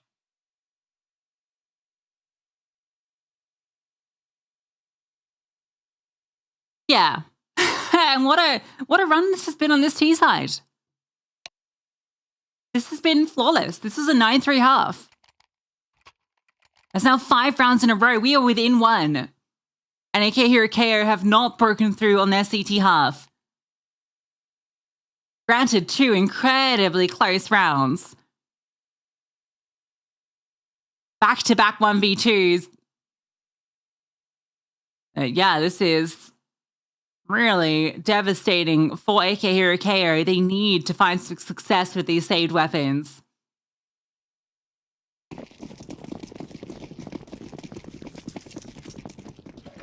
This now going to get frustrating as well. Think about how many close rounds there were on Inferno. Now you can't win a single round on your CT side of your map pick of Nuke, no less. Starts to get infuriating. Piku at least alleviates some of that pressure. Gets an opening kill. Amy B moves over to Secret. Not sure that Jenkins been heard, but the AWP trained on the angle. That's going to be a difficult task to deal with.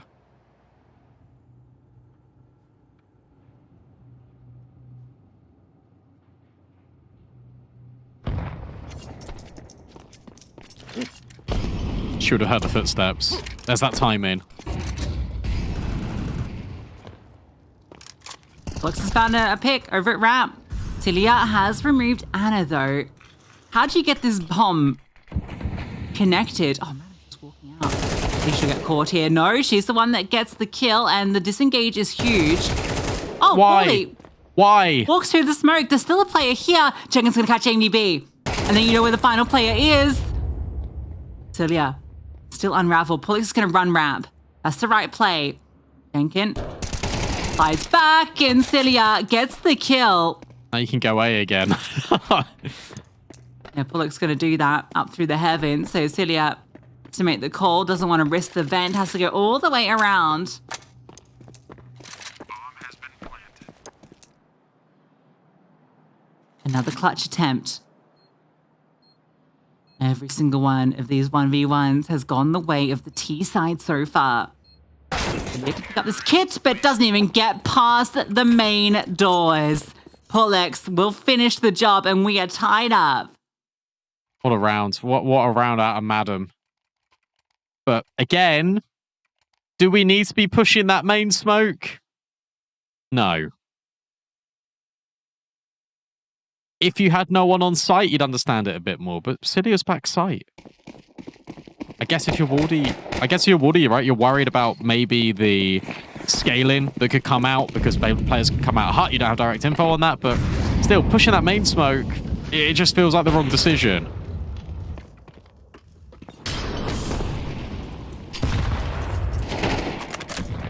Oh, Piku feeling the pressure, falls back, and they're just going to charge on down. No. Jenkins just deletes her through the wall.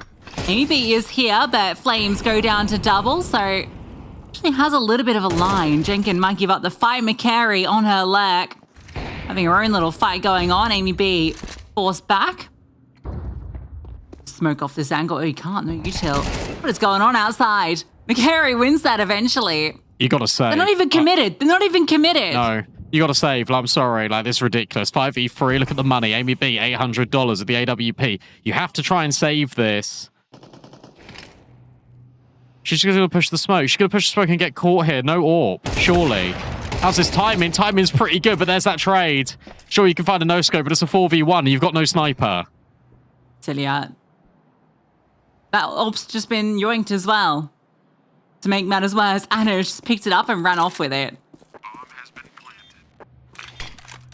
We're going to get double digits. Money not quite broke. If this gun is saved, there's still something into that next round, but Madam's already getting ready for the hunt.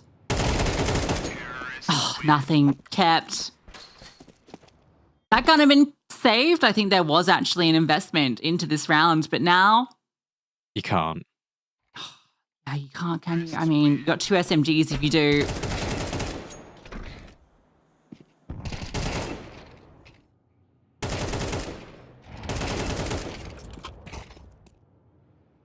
So in the 5v3, you cannot be going for this round.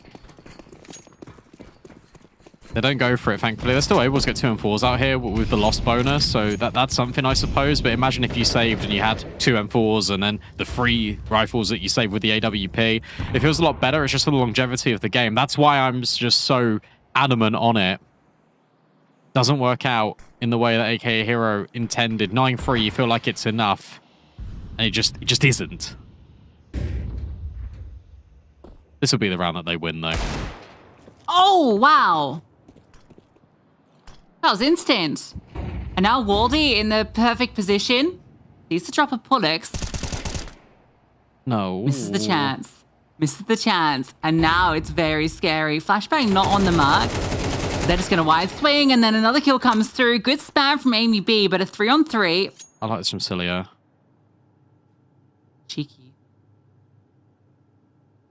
Smoke actually gives a lot of space, but it fades. Pullux doesn't full clear it. How good are Celia's ears? I don't know if you can hear the little micro jumps. Pullux might just get cleared. Oh, the timing. Jenkin will find her. Still rifles on these final 2 players, so not out of the woods yet. Oh, bomb's going main. Well, one's down the vent. And Milo's in hut, so it's fine if they commit to A. Yeah, you're right. Just feels a little bit scary. Jenga's just got to keep her eyes on the vent. Milo's been spotted. Now you can plant the bomb. Is this one they're going to give a little look in? Amy B up the vent, has to drop the molly. Instead, going to keep the gun out. Did she spot Jenkin in the corner this timing? No, she doesn't clear it. Doesn't clear it, and Jenkin gets the jump. Milo will at least find Anna, but now you got to contend with 2 people. You know that one was in the rafters. You know that Jenkin was on site, but you can't isolate the kill because of Jenkin's reposition. 4 kills in the round, a huge moment for Jenkin. Hindsight up to 11, and it's just these little slowdowns. It's just these little pauses. They are injecting new life into the round just by breathing some space into it, and then more mistakes are made. It's the experience, as you said. It's fantastic. Great stuff from Jenkin. Amy B looked like she's going to be so thorough in all those clears as well, but just doesn't look deep enough on that initial clear of Tetris.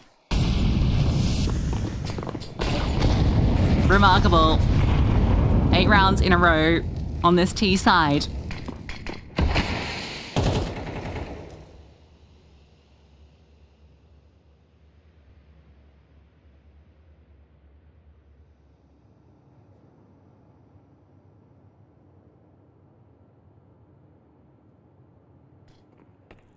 On a slower affair. Double up on Ramp. Amy B here with Piku. Are they wanting to push this? Oh, looks like it. Get Pullux in the close corner, then Amy B can take the contact. Oh, Amy B's swinging. Oh, isn't a disaster. That nade's going to annoy Piku just a little bit. Pullux aware that there could be another player here. And now you feel pressured to go in towards the A-bomb site. Looks holding a wide angle in case there was a swing, but the crawl of the AWP, too much to deal with. And that Madam just charges in like that, and they just explode. Low HP doesn't matter. Bomb going down, Molly in heaven. 2 players trying to enter that way. They can't. You gotta save again. I really want to know who the in-game leader is, because they have been calling. just a fantastic game. And I think that the thing that's impressed me the most about Hindsight in this series so far is that it's just so decisive. Everyone is on the same page. Everyone is ready to go. There's no hesitation. And when you call a slow play, immediately everyone just transitions into waiting, pausing, react. Okay, and then we go. And now we go. Everyone's together. There's no mistakes really being made. How many times have we said, oh, that's a Hindsight mistake? We haven't. And the AWP's gone. Why? Why? Oh, Jenkin gets both. Maybe it didn't matter. But I tell you what, if you're doubled up there and there's no flashbang, you're probably going to get that trade. It's so that unnecessary. Hunt is everything. It's over. What a brilliant T-side this has been. Absolutely. That's what I'm saying. I want to know who the in-game leader is. Peekaboo, by the way, have won 2-0. Yeah, that finished like an hour ago. Yep. Faster Madam wants to get aggressive, and she will do just that. She's in a second too, but Pollux gets the kill before she can. Milo in the heaven at least trades one back. Piku by her side. Pollux gonna slide down the vent. I'm just gonna go wrap. I'm just gonna go wrap. There's 3 players grouped in heaven.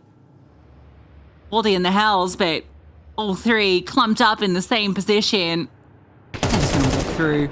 Oh. Precision. They've been completely undone and outclassing on this T side. You know, in hindsight, should have considered these guys a contender. Bomb has been planted. That's why they called it. I mean, it's just been a phenomenal series, really. Remember the name. 2v3, but you really just don't feel like it's going to get undone. Milo will get Jenkin as she gets flashed through. Pollux still low and also caught. Maybe we're not done just yet.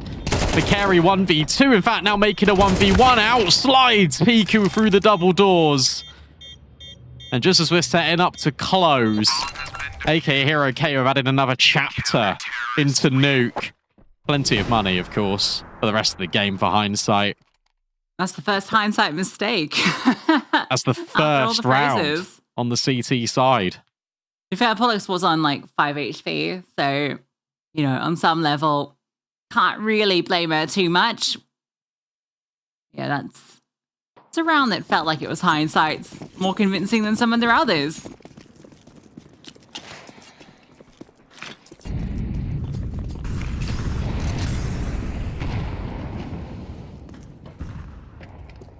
Going secret early, but there's no one outside at the moment for the T's. It's on roof. To go. Flashbang set up. Celia dodging the util. Just about, and she will be flushed out. Still plays top cut. These A-side hits have been so good. And Madam, a big part of it. Her scaling is brilliant every single time. Amy hits a no-scope before she's hit out of the server, and Piku, this one, a 1v4. So difficult and in such a poor position to get it done. I can't save Piku, unfortunately. I know where she is. You just drop all the util. Oh, she's such a nightmare scenario to deal with. They're going to lock it in. Hindsight going to take this 2-0, and it'll be the new kid on the block, Madam, making her ESL Impact debut to really twist the knife. AK Hero KO, you would argue, in both maps, could have taken this 2-0. Instead, it goes the other way off some unbelievable input from Pollux. That's a fantastic calling on that T side of Nuke. Yeah, we're going to have to find out who's the IGL, because that was a brilliant T-side. Both teams had great T-sides, but I think the way that Hindsight were able to navigate the mid-rounds was exceptional. So many times they were in disadvantageous positions and were able to bring their way back into it. And it wasn't just the Pollux show, right? She was brilliant on Inferno and a big part of their success there. But this is the whole squad stepping up. Madam, as mentioned, these A-side hits were so solid between her and McCary. It just felt like they were able to breach that bomb site and get multis from one of them every single time. Obviously set up by their team's success, but the fundamentals in terms of like an A-side hit, which is, this is not their map pick, looked very well rehearsed. It looked flawless. Yeah, no, it really did. It really did. They put a lot of work in off the server. You can certainly see that. And it's just been a day of the Latvians, really, because Naylor has top fragged for Peekaboo. And now we get some awesome impact out of Mikari.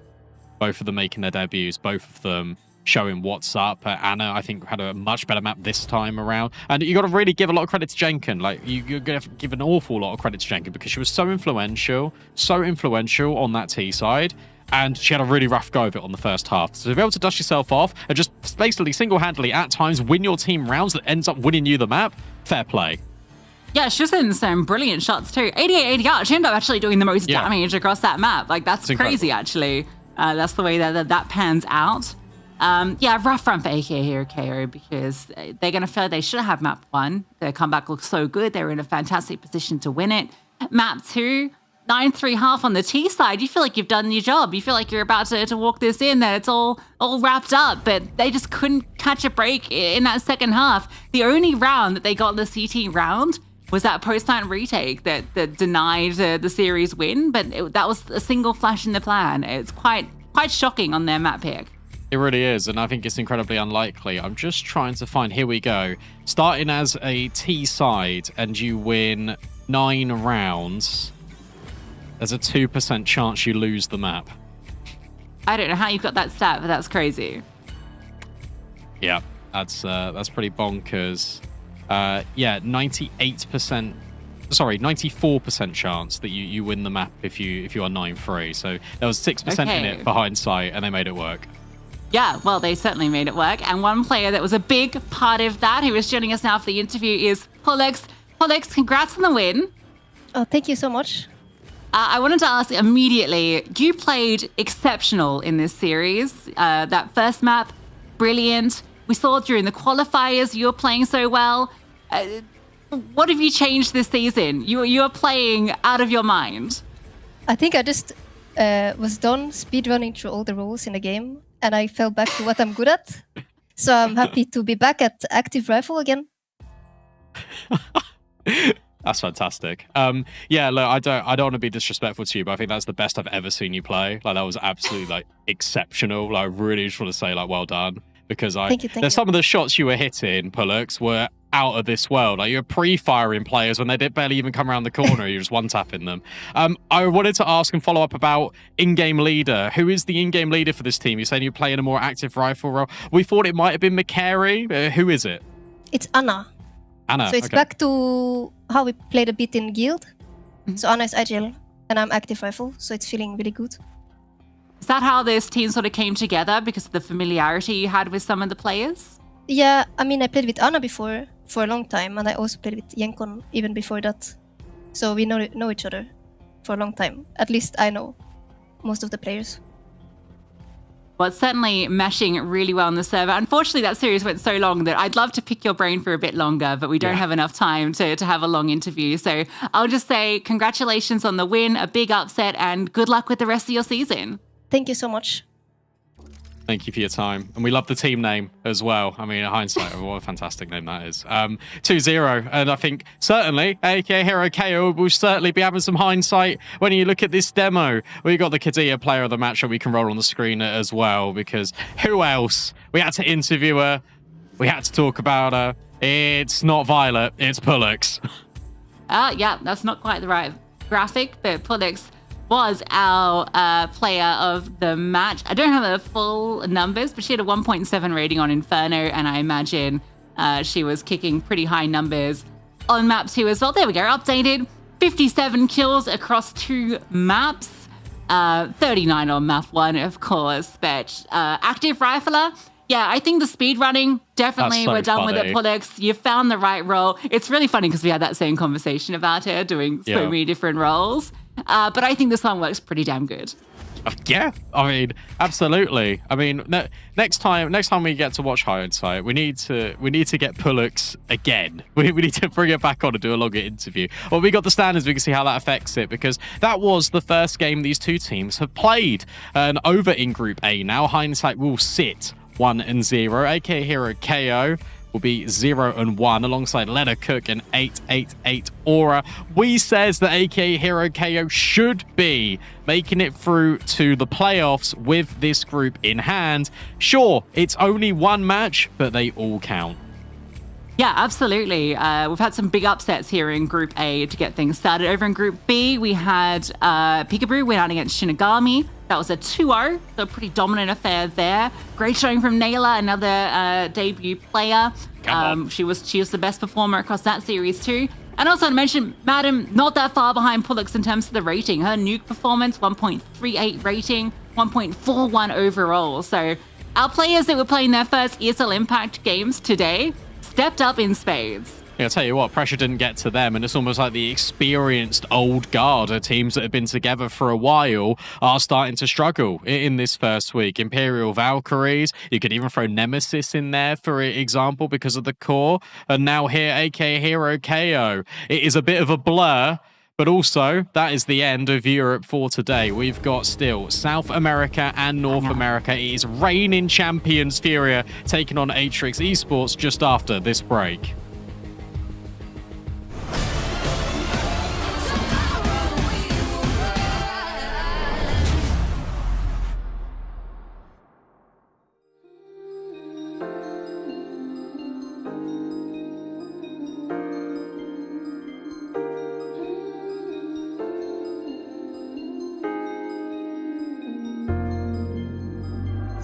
Feel it spilling over. You've gotta cry just a little. Cry before you let it go. Gotta take a moment, then move on. Leave the past behind you. You've gotta die just a little. Die before you learn to live. Let the magic find you and go on. And you might fall down a little, get back up again, fake it till you make it, and don't have to play pretend. Get into your flow, come on, let it show. There you go.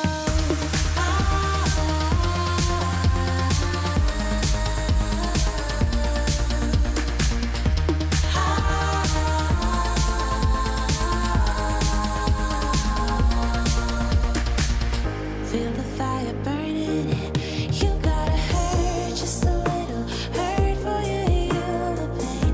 Soon the winds are turning. Let it rain.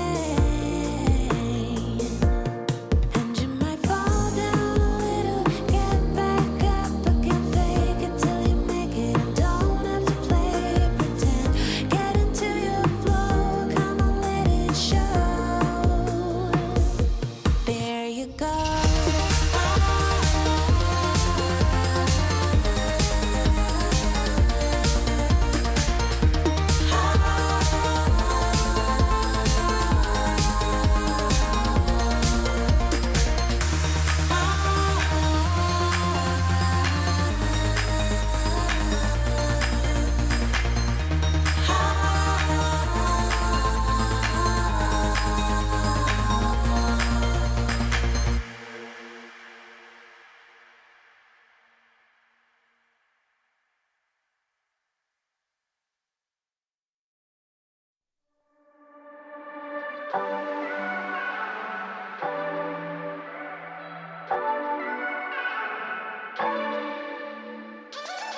Do it so effortless. Don't try to mess with it. They try to reference it. Wanna say they invented this. I know you can't resist. Trying to be like this.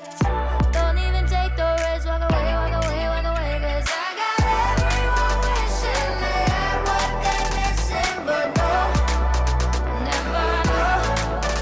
Guess I got it simple. I'm not like the people you know.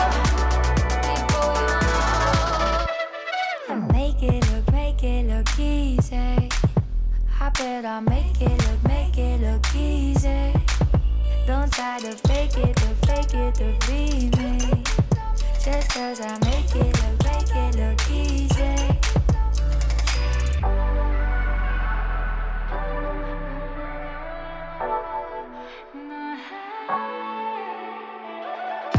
Make it look easy, yeah. Do it in my sleep at night. Don't try to get it right. Gotta stay alive. I gotta win, nah. I'm making a name, nah. Winning again, nah. Wanna play. Cause I got everyone wishing they had what they're missing, but no, never know. Yes, I got it simple. I'm not like the people you know. Make it look easy. I bet I'll make it look easy. Don't try to fake it to be me. Just cause I make it look easy. Don't even bother, try to win a liar. Real like no other. It's in my veins, like in my DNA. My vibe is like no other. Cause I got everyone wishing they had what they're missing, but no, never know. Yes, I got it simple. I'm not like the people you know. Make it look easy. I bet I make it look easy. Don't try to fake it to be me. Just cause I make it look easy.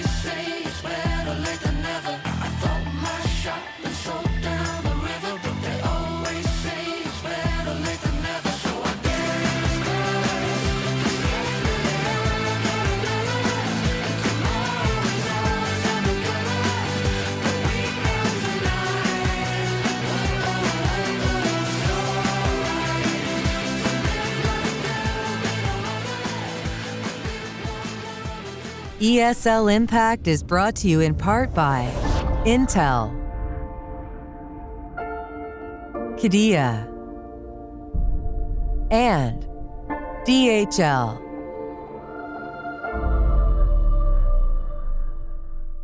Lights fall in the golden city. Fire's out and the water's gone black. You can run, but you won't get pity. Ash to dust will get you back. Tomorrow we will rise.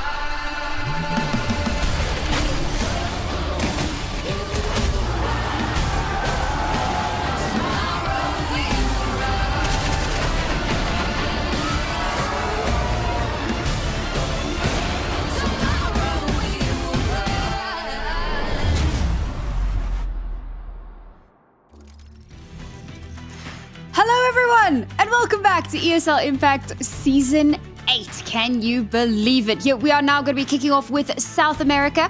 I'm Nari Mizuki, I'm going to be one of your casters today, and I'm joined once again by the incredible Guru Mirana. Freddie, how are you doing tonight? I'm doing very well, thank you very much. We've had a bit of a storm in Germany this week. I feel like I'm getting flashbacks living back in England. But no, honestly, I'm doing really good, and I'm really excited to watch Counter-Strike and also see our reigning champions. How are you doing, Sam? I'm so looking forward to it, right? We've been waiting to see them again live and in the flesh. Just a quick little rundown of our schedule for today. Obviously, Hindsight taking a 2-0 victory over Akihiro Keio, and it was a lot closer than the scoreline would allow you to believe. But it was Hindsight that came out on top of that one. Pulox putting on an absolute masterclass this evening.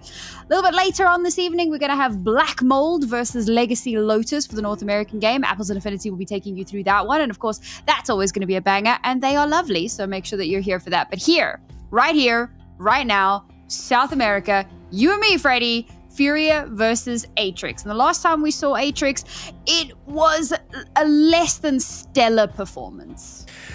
It's a rough one, I'm not gonna lie. I'm starting to feel pretty bad for Atrix, because week 1 you get MIBR, who, okay, didn't really perform at the last ESL Impact Finals, but then beat Furia, the reigning champions, in a local LAN. And then the week 2, you get Furia. It's like, I'm just sorry. I feel bad for them. But we got the scores on the doors there. To be honest, nothing too surprising. Maybe just the fact that Atrix is in that 0-1 bracket, but you've got to contextualize who they've actually played.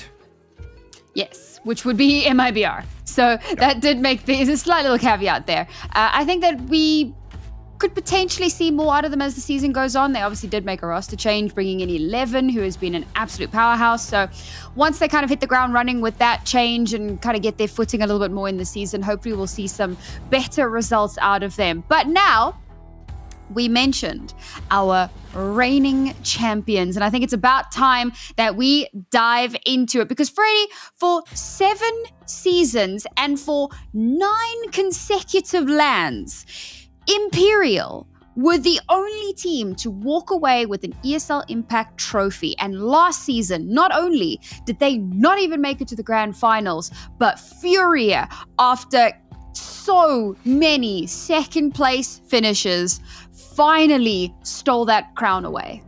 It was also really special because it was played on the IEM Dallas stage. Like, it was played in front of a massive crowd in a really sizable arena, and I think that so just like that little bit special that it was played in such an impressive arena.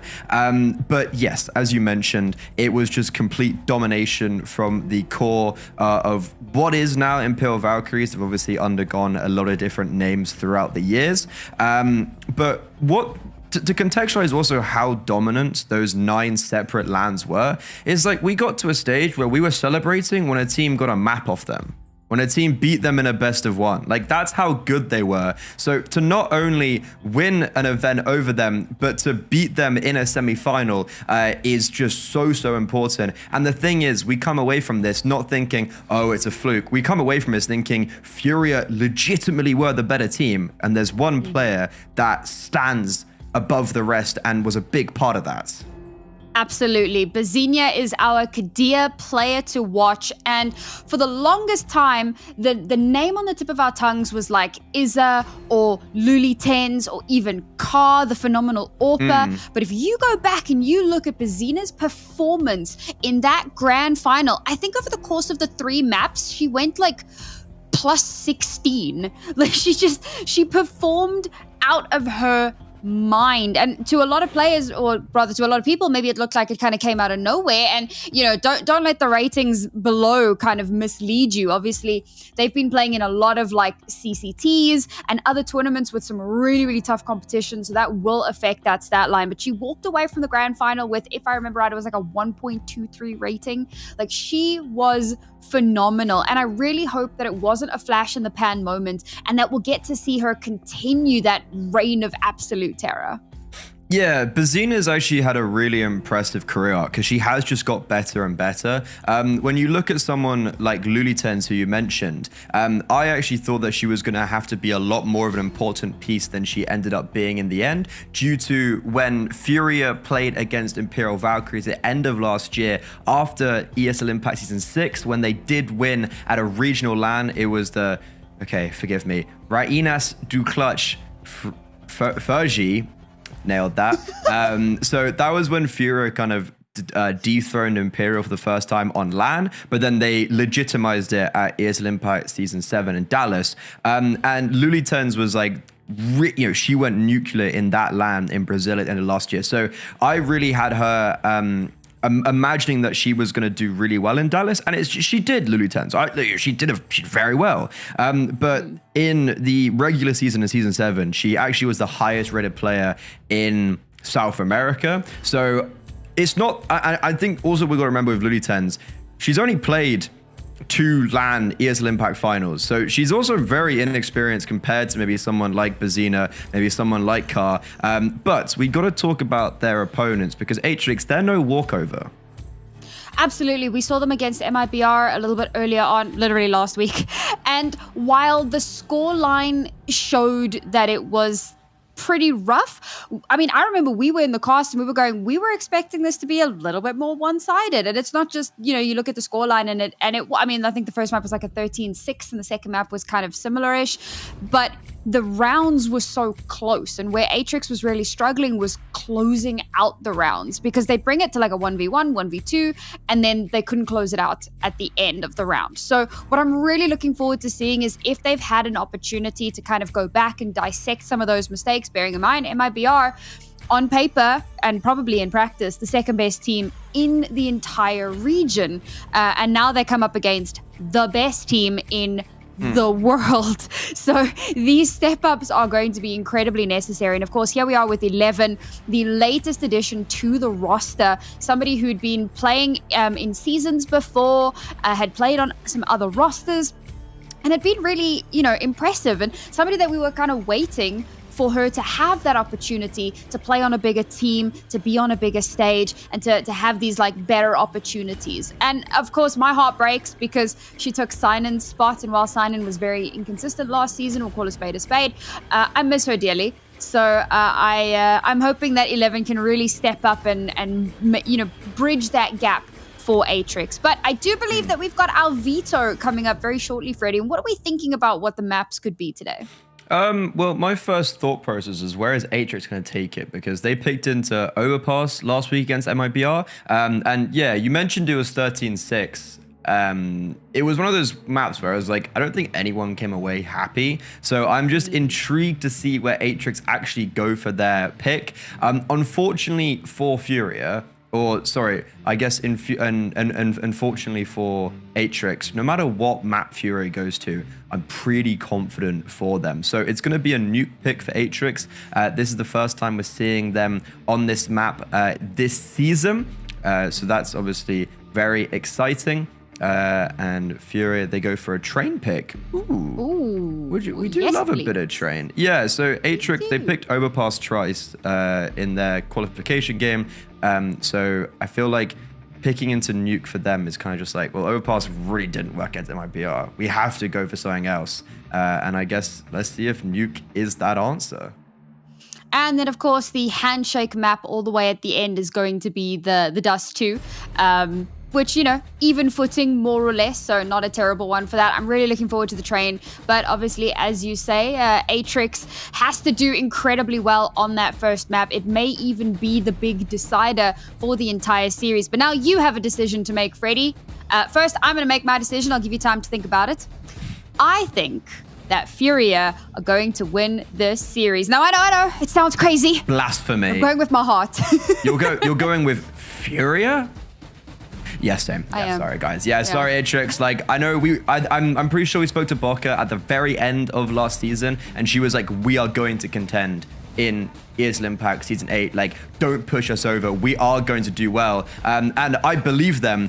Issue is that even though they were playing at a very high level across Season 7 and Season 6, look, they're playing the best two teams at the start. There's no warming into it. If there's any way that Atrix is going to win this, 11 and Sophia both have to go huge. And then Boca as well, probably the third player that has to step up. Furia, the reigning champions. I'm just hoping that what we see today is them actually just exhibit why they are those reigning champions. All right, folks. Well, let's kick it off. It's week number 2. day number 1 of the week, and we kick off with an absolute banger of a map. Map 1, Nuke, Furia versus Atrix. Atrix, of course, going to be kicking it off on the T side here because, well, Furia would be silly not to start off on the CT side. And of course, it looks like it's going to be one of these lobby push scenarios as teams are wont to do on a pistol round. Waiting for just the right opportunity here. Utility starts to come through, and we will hit the accelerator. But oh my goodness, Furia ready and waiting. It's a push towards Vents, and a couple of players have actually already slipped through. Lulitense gets traded out, but Car's able to get one back as well. They've made their way down on towards the bomb site already. Smoke down to allow that bomb to be planted, but Gabs is already in position. They're not going to be able to stop the plant from coming through, but maybe they'll be able to turn this round back into their favor. They do have that numbers advantage, and they're trying to slowly draw these players away, but Atrix not to be deterred. They will play together, play off one another. Everybody has a buddy. Hold hands, stick together, don't get caught on the sides, and this should be, yes, a first round going in favor of Atrix. Hey, that's a pretty nifty start for Atrix, and to be honest, I can imagine that when we look at these matchups, if you think back to Furia against Capybaras last week, Furia lost only 6 rounds, and Isa went 48-14 with a 2.30 HLTV rating and 135 ADR. Sure, I think Atrix are definitely a lot better than Capybaras, but that's the level that Furia are playing at. So coming into matches like this, pistol rounds, and getting good momentum is kind of the name of the game for an Atrix. Furia making the right decision here to just kind of chill a little bit. Chances are they're not going to get too much of that. Oh man, the bait was so good there. They couldn't help themselves. They wanted to chase that down. And unfortunately, Isa will fall for her folly. Actually gave Atrix another big advantage into this round. So this should be a second for them. They're going to be feeling really happy with that, barring any like really crazy things that happen down towards the site here. The big question mark, of course, is going to be into the next round, which will be Furia's buy. And they'll have a lot to say for themselves, or at least presumably so. The question for me is how cleanly Atrix walk away from this. If they can keep all 5 alive, I think that they're still going to be in a fantastic position into the next. Yeah, they're dotting their I's, crossing their T's. The thing with Furia is that they have just so much firepower kind of all throughout the squad. Like, you can pick and choose a number of different tournaments, and it will be a different player at the top of the scoreboard each time. Like, Furia always have a very consistent level, and that's always the very difficult thing when playing against a team like Atrix, is that, yeah, there is just that consistency for Furia. It's almost similar to an Imperial Valkyries, and the reason why they were so difficult to deal with is because, yeah, it's like throughout their 7 LAN wins, it's like, okay, Ana was the highlight, but I think 3 other players got MVPs, and is like, that's similar enough with Furia. Bazina currently is the one that's in most form, and especially at the LAN finals, was the most influential. So keeping a sharp eye on her, as she is our Kadir player to watch. First gun round, and Atrix outside smokes, but they're putting a lot of pressure towards ramp. Gabs is, of course, going to be the one in a bit of danger here. Oh, caught with util out. Perfect timing, but 11 will trade it back. Nice little Molotov there to deter any pushback. And, oh, that's actually massive. Free upgrade from the Mac 10 as well. It's going to give them a lot to work with. Now, the bomb site down below has 2 players strong. Waiting for this push to come through. Part of me wondered if Carl would maybe go for something a little bit lighter just to try and get the AWP out early, but I think when you're coming up against a full bonus, you don't want to give away any advantages unnecessarily. Oh, Bazina, she's our player to watch, and we are watching, and she will deliver. That's the bomb dropped, fully in her control. And the last 2 Atrix players now have to try and recover it. The smoke to slow down their progress even further. And with 45 seconds left, it's going to be a big ask for them. Xena actually relocating here, and I don't hate this. I think that an opportunity for her to be able to slip away if necessary is massive. It doesn't really matter if they regain control of the bomb, as long as she can live a little bit longer to keep things contestable. The Molotov forcing them to walk through it, and she gets the second onto Sophia. A 4K for Bazina. She delivers. God, she's making us look good. Thank you, Bazina. Yeah, she literally just shows us exactly why she was our Kadia play to watch. Even though that is magnificent from her, Atrix, you got to definitely raise some kind of question marks. That whole round, like even Gabs getting her one on Reggie-Ann, they never heard Gabs drop, and they play like she had. And then when they freeze in that 4 versus 4, it's like, of all places to freeze, down a ramp and also not holding one of the exits. So a pretty rough first gun round for Atrix. And for Bazina, it's a good 4K, but you got to sit back and think that was a little bit too easy. Bazina, genuinely just that good. Tech 9's now for Atrix. I was really hoping for the Tech 9 rush to make something happen, but it's always difficult when you're trying to split your forces like that. Now Sophia's the last one left with bomb on back, and, well, in a complete swing from what we saw 2 rounds back, this time it's going to be a very clean sweep for Furia, barring any crazy things from Sophia, although I think the moment she walks through this door, yeah, it's over. And there you have it, folks, 2-2.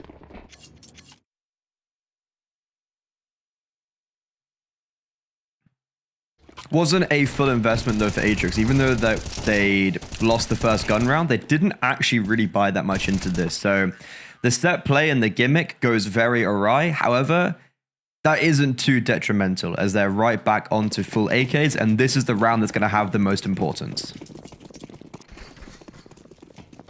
Just a quick update. It does look like the capybaras are getting killed by the killers. We will have more updates for you as that goes on, but last check-in, it was 10-6 in favor of the killers. It looks like it's going to be a potentially another rough DE_pression. Unfortunate. Freddy's a big capybara fan. I always have to remember it's actually the animal is a B and not a V. Well, it is V in Portuguese. Yes, but I am English. Well, really? I speak English. I'm not actually. Yeah. Tangibly. Tangentially. Ooh. Not a tangential kill. Gabs. That's beautiful control really on the outside. Nice kill. Yeah, the second one was even nastier. But a lot of that, I mean, the smoke's clear. You have line of sight, and it's just kind of a little bit of cleanup. A little bit of damage done for Atrix, but realistically, it doesn't really mean all that much after a 5-person survival in the previous round. One more would be good, one more will be garnered. But unfortunately, that may be all she wrote. No bomb control here, and we're steadily approaching the 30-second mark for the remainder of the round. Not too many avenues available to her, so likely just going to try and hold on to the gun. It's an interesting pick, actually, when I really look at this for Atrix. Because it's not like they've played much Nuke ever this year. So they played it actually against players in CCT South America series, whatever, Majub. And they actually won Nuke. They lost the series, but they won Nuke. They were playing with their coach, the Gala. Bokor wasn't playing. I remember actually casting that with Brandon. But outside of that, with their full 5, they've only played it once against MIBR against MIBR last season of ESL Impact. They lost 13-10, but MIBR, like, their best map is Nuke, so that's actually not that bad a result. But yeah, it's an interesting decision for Atrix to go on a map where they don't really have the official reps on it whatsoever, and it's worrying because it is showing. Sure, like, Gabs and Bazina are hitting some really nice shots right now, but the 4 rounds that Fury have won, especially those 2 gun rounds, I've looked at it and been like, ooh, Atrix don't... That seems to be more of an Atrix issue than a Furia well done. Yeah. I'm definitely feeling that as well. Atrix, it feels like they're kind of struggling to find ground. We talk a lot about when utility gets used, and that's great, but there needs to be that follow-up, and it needs to happen in a timeless manner. I mean, it's kind of meaningless if you throw out smokes and then you wait till they dissipate and you haven't actually gathered any ground, right? And that's just kind of one example. So hopefully we see them kind of tighten that up a little bit more. Now we're going again for what looks to be a potentially aggressive push, but some nice counter util really does slow that down, gives Furia an opportunity to get into position, but a nice little flash there is going to allow Sophia to get the first. Luli10s will be able to trade it back. She's now alone on the site, but no teammate there to back her up. A team kill comes through. That's a bit rough, 11, and that's going to leave Furia in a much better position, but Little Z... Oh, she's been a little inconsistent over the last few months, it must be said. But when she does activate, she can be exceptional. But now she's dangerously low on health, doesn't have control of the bomb, and is going for a little bit of a round-the-world tour. And she's got the time to do it. And we've seen some incredible things happen when players go for these long adjustments. So let's see. She's in position now. No one's looking for her. No one's looking for her. Oh my god! What a clutch from Little Z. They had no idea. They weren't even thinking about it. I love it. And you know what makes me love it even more is just the pure reaction. Like how excited, how happy she is after that type of clutch, because she knows what the level is. That's against the best team in the world, right? You've just pulled off such a nice clutch, and even though there is a team kill in the mix, Little Z on 19 HP. That's perfect. She completely outplays Furia, catches them off guard. It's a really good round from Atrix. It's amazing from Little Z. But that's their way in. Can they repeat a similar action in a gun round and be able to do it with, and yeah, so put a round on the board without needing a clutch? That's the answer. Little Z's given them the way in. Are they able to actually run with it? Okay, we don't have time to talk about this, but I'm going to mention it. This just in. Capybaras have gone up to 11. It's now 11-11. So there is the world. Capybaras. Yeah, we'll keep you updated. Because they went like 0 and... How many teams are there? There's 8, right? They went 0 and 14 on maps last time. So, you know, a map win is a win for the Capybaras. Baby steps. Every little bit matters. All right, now Atrix have already taken some pretty solid control over towards the ramp side, forced the Furia players back, most notably have forced Car back, and Sophia has gotten a very impactful kill now onto Izza, but Luli10's up close and personal. She has been owning this A-bomb site, and that has not changed. Finally, Lil Z will put her down, brings it to a 3 versus 3, but now Bazina, we called our player to watch. She continues to be just that, all eyes on her as the bomb now has been planted. Flash up and towards heaven to deter a peek, but there's no one up there. I like the positioning from 11. She's kind of tucked in, and she can see if anybody comes through, but there is a bit of a flank. She's aware of it. She'll catch the flanker, brings it to 2 versus 2, but now her position is known, so she has to play this very carefully, slipping through the smoke. Oh, dear Lord. She may just get in behind them, and once again, are they looking for it? Are they aware that she could be there? She's waited too long. No. She's allowed her teammate to go down. She slipped down the vent by accident. My God. And Bazina catches her in the final moments. That is so unfortunate. That is maybe one of the most unlucky plays ever for 11, because they knew she was there. That was the issue for her, of having to play with the bomb not really planted for her in a position where they completely knew where she was. And yeah, that's the issue I was talking about. Okay, Little Z gets them a clutch. She gives them a look in, but they're not able to convert upon that chance, even though there are these opening kills. Sophia, who was our Kadir player to watch once or twice last season for Atrix, you know, this young, budding, new talent that impresses a lot, gets the opener, and even though Atrix keep on kind of making this contestable, it all falls apart, and it's easy to hone in on that, like, oh, 11 fell down the vent, and that's why the round lost. It's like, overall, the round was always on the back foot for Atrix, even though they had that the 5 versus 4 very early on. So even with the bomb down, money isn't the best, and they're going to lightly invest into just a few Tech 9s, preserving for round 10, and to get Little Z on the AWP, it seems. Be good to see her on that. Mentioned, sometimes inconsistency can plague her a little bit, but she gets that in hand. Maybe we'll have a few more opportunities. And realistically, if Atrix can get one more round here, 2 would be great, but one more would still stand them in pretty decent stead for the next half. Oh, Bazina. Oh, this is just bullying at this point. Sophia's like, nope. No. She's having quite a good game, isn't she? Ever so slightly. What was she on? 12-4 at the moment? Yeah, I mean... Honestly, average. Yeah, well, because it's like... Oh, she's going for the ace. Should get the ace. And that's going to be a dunk. Wait, the nade hit Sophia? Yes? As in, like, Sophia didn't die to the bounced off of her? explosion. She died to the nade hitting her. Outstanding. Now that's called style. And you can't teach class, but Xena's got it. Obviously, the ace is kind of going to inflate her stats against the eco, but if you even take away that, she still has 8 very impactful frags in 2 instances where she's basically won the round herself. So, yeah, she's having a really good performance and a ESL Impact Finals MVP worthy level of performance. I'll also say, one of the players that you said probably needed to step up here for Atrix was Bokor, and she's been struggling a little bit here. Yeah. It's been rough going. When you're playing against Furia, it doesn't even matter what kind of role you play in the team.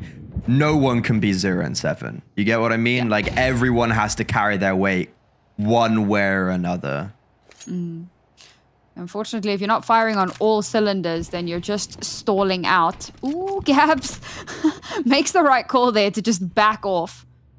Gonna be holding down below on site. Reinforcements are on the way, but will they get there in time? Car, the long range. Oh my god! That is unreasonable. Car very seldom loses those. So that is a huge opener now for Atrix. Gabs up close and personal, only going to be good for 1 before she's inevitably traded out. Little Z, the AWP has activated, and only 2 players remain now. Oh, and they've gotten in behind them as well. But unfortunately, 11 loses her life. That's okay. Little Z is still in it to win it. Bazina now has to 1 versus 3, and we've seen her do some phenomenal things, and she's going to try to isolate these fights, but unfortunately, too much pressure. I said Atrix needed probably just 1 more, and they have secured it. And it's a very convincing round as well. It isn't someone getting a 1 versus 2 clutch. It's just a really good default with Sophia, the 19-year-old talent, I'm still going to call it that, getting just this great opener on car, and then the rest of her team activating off that. They crunch towards ramp, and everyone does their job, even though Bazina was left in the clutch. And I'll be honest, I was a little bit scared because, well, it's Bazina. Just, talking point done. But because Atrix won the pistol round, this T side is now looking very competitive. And it's actually caused Furia to pull out their second tactical timeout, if I'm not mistaken. They're making them sweat a little bit. They're making them having to delve into the strat book. And for a bit of maybe ESL Impact lore, if anyone doesn't know or remember, Bokor actually used to play on Furia and has played at an ESL Impact LAN with Furia. It was in Katowice in 2023, where she played with Olga, but also played with Kar and Isa, who is still on Furia to this day. And they lost in the semifinals to what is now Imperial Valkyries. Also, Capybaras versus the Killers is now in overtime. Damn, that's very exciting. I'm very excited by the prospect of the Capybara fans rise up. Oh, honestly, Capybara. Capybara. Bizina. No, she's around the outside, just like Eminem sang, and she'll get that first kill.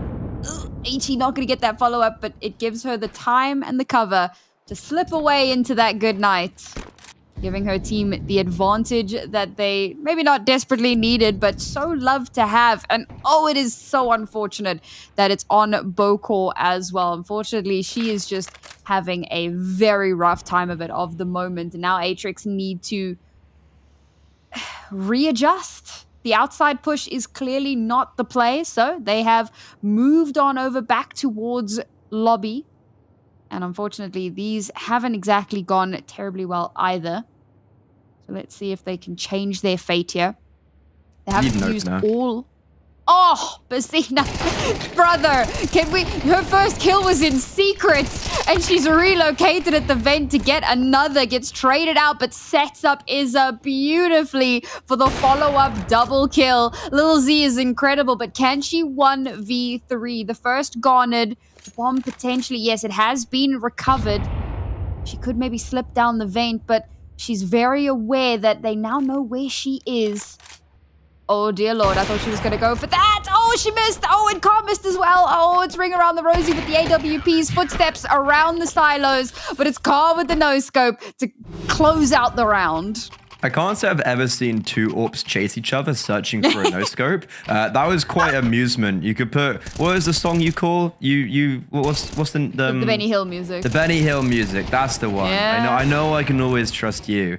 But rightfully so, you identified Bazina's dynamism. And yeah, it's actually kind of crazy to get that opening kill in secret. And Fury just went, yeah, Atrix aren't going outside anymore. They fully gambled stacks just onto that A-bomb site. And it worked out perfectly. Atrix got read like a textbook, and that's what's going to happen when you're playing up against Furia. So in the final round of their T side on their own map pick, they're on Tech 9s, and they're going down the vent. Oh, this is a very cool gimmick, but they're running straight into Bazina, and she goes down without a kill. Okay, that's a weird way for that one to end. I mean, eventually something had to give, I suppose. She couldn't keep playing to that level. I mean, maybe she could have, but you know, eventually something has to change. It's a last round and a half as well. Can you imagine if Atrix can get this under their belt with the very janky buy that they came in with, the force that they had to put up? They've already got those two opening kills here. Now Sophia, ooh, the HE gives her vision, but doesn't allow her to get the kill. Izza is a monster, gets two, brings it back to an even kilter. The bomb continues to tick away. They're not entirely certain where these last players are, but that's okay. Lulitens is in position, and between her and Izza, they will continue to rain down terror. The bomb's been tapped, but Little Z has no chill, has no concern, brings it up to 5 on the T side.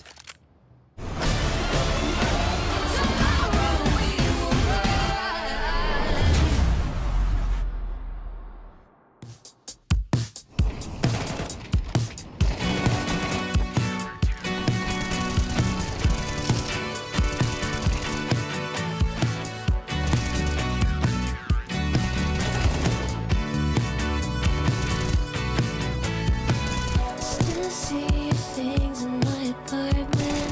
We're in the places where your heart went. Traces of your life make me think of maybe you and me. That's just getting started. Worn things and problems that I don't need. Your toothpaste, your cigarettes and hearts in me. Taught me to whisper when I'm sleeping, saying you love me. But that was just a daydream. Hearts on fire and hearts on wine. You were standing right in front of me. Museum of our lost time, where you had me on display, yeah. All the while I wondered why never saw you in the daytime. Viewed through glass, I almost tried. Now you keep me in your archives. Now you keep me in your archives. Now you keep me in your archives. Won't be a memory in the making. You with me, you care, it's not the same thing. Your tricks and fake outs won't faze me. So much stronger now than when we started. You seem surprised at what I'm saying. Your eyes wander like you're playing some game that I'm not a part of. Saying you love me, but that was just a daydream. Hearts on fire and hearts on wine. You were standing right in front of me. The museum of our lost time, where you had me on display, yeah. All the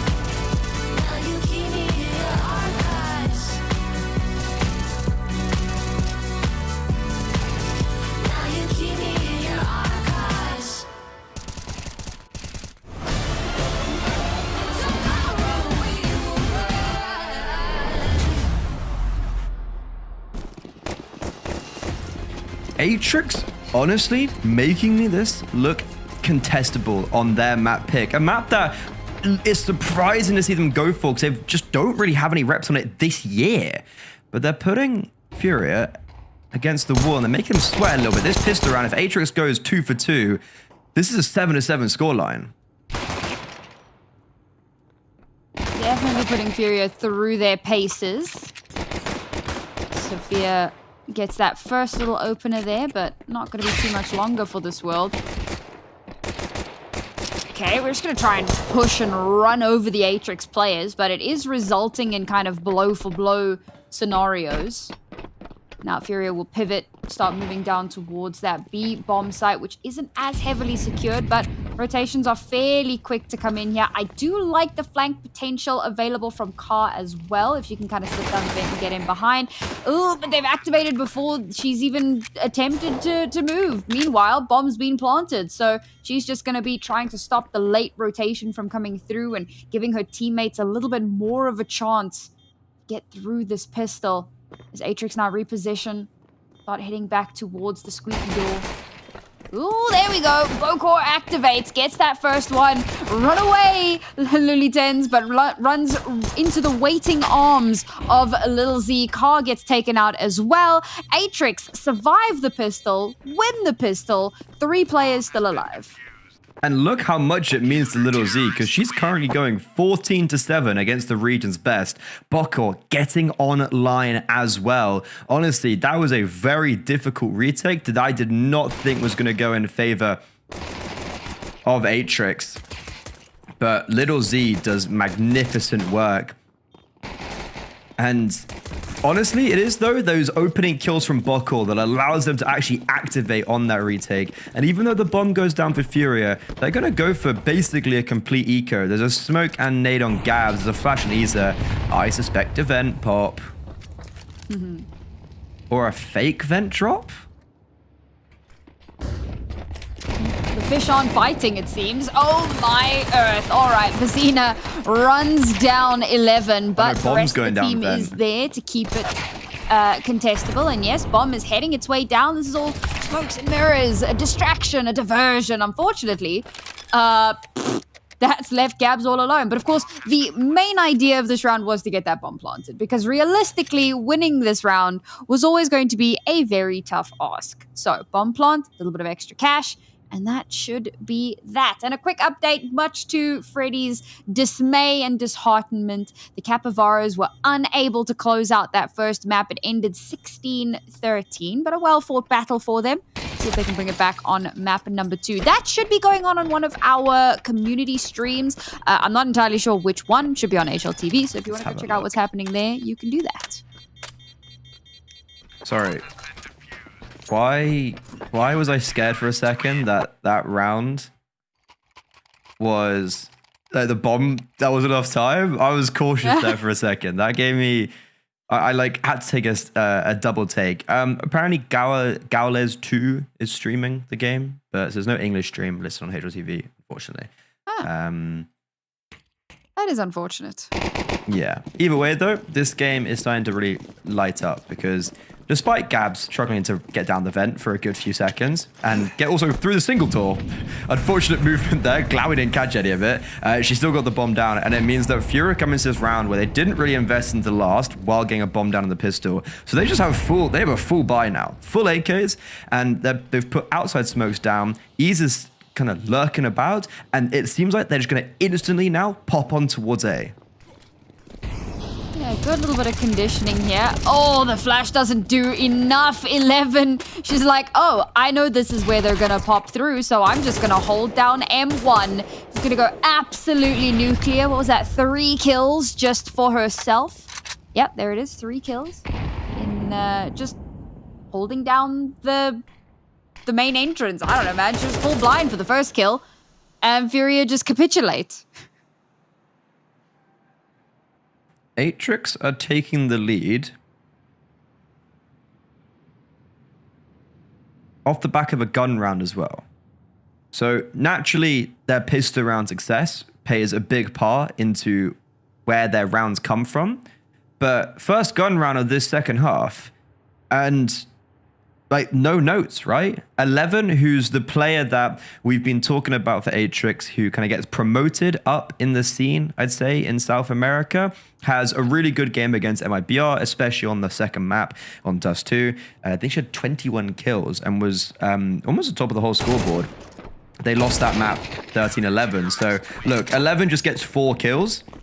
She was the player that we highlighted that needed to step up for Atrix in both of these series, and she's already put pen to paper in a very important round. Furia don't even get the bomb down and barely even get out of the choke points. Sure, 11 kind of holds Mouse 1, but the positioning, the crossfires, the counter utility, everything pretty good.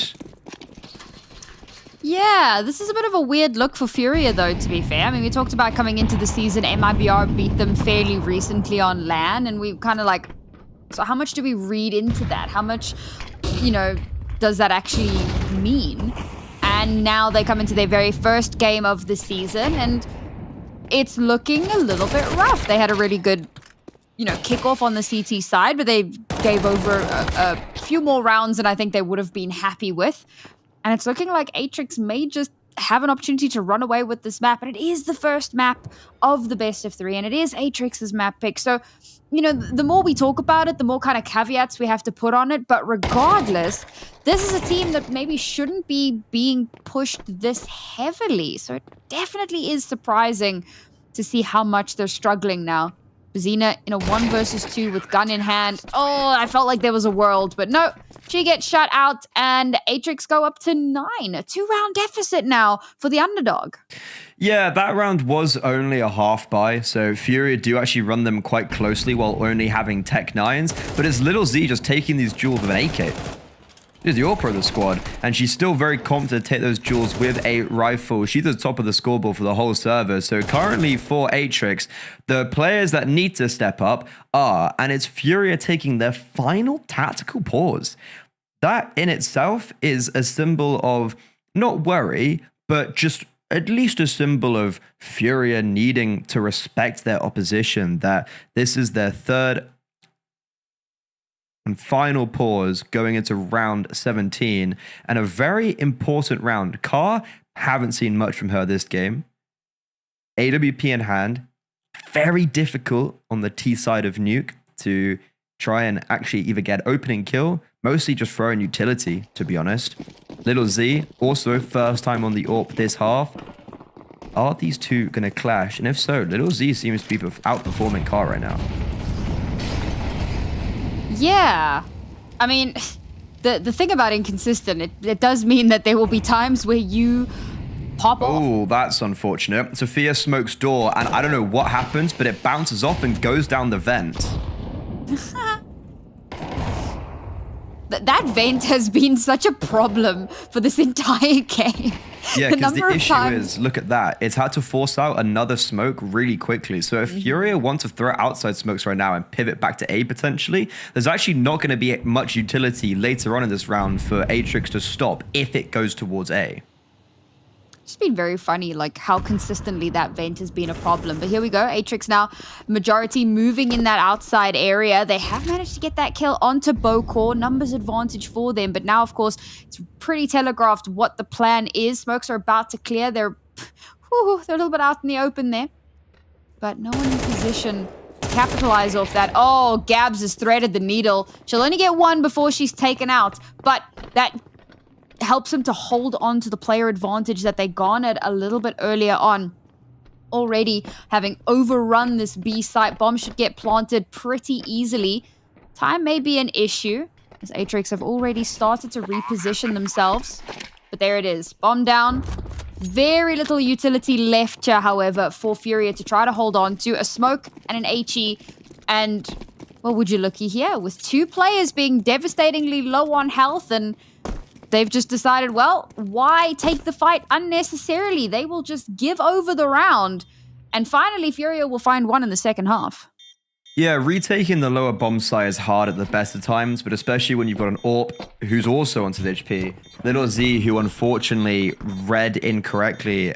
And Gabs, even though she only gets 1 kill and then dies pretty quickly afterwards, kind of wins that round single-handedly for Furia, because she gets that kill on 11, who, by the way, was staring at door because it wasn't smoked.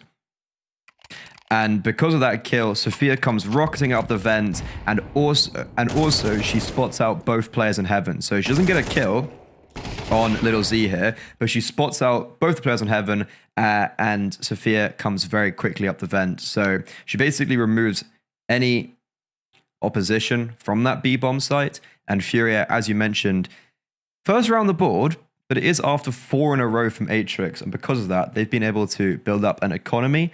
Another full purchase coming in, but there is a one singular compromise on 11, who's only on an SMG, and I would have thought Sophia probably could have dropped her primary rifle, maybe sell like a HE, and you can just drop a rifle.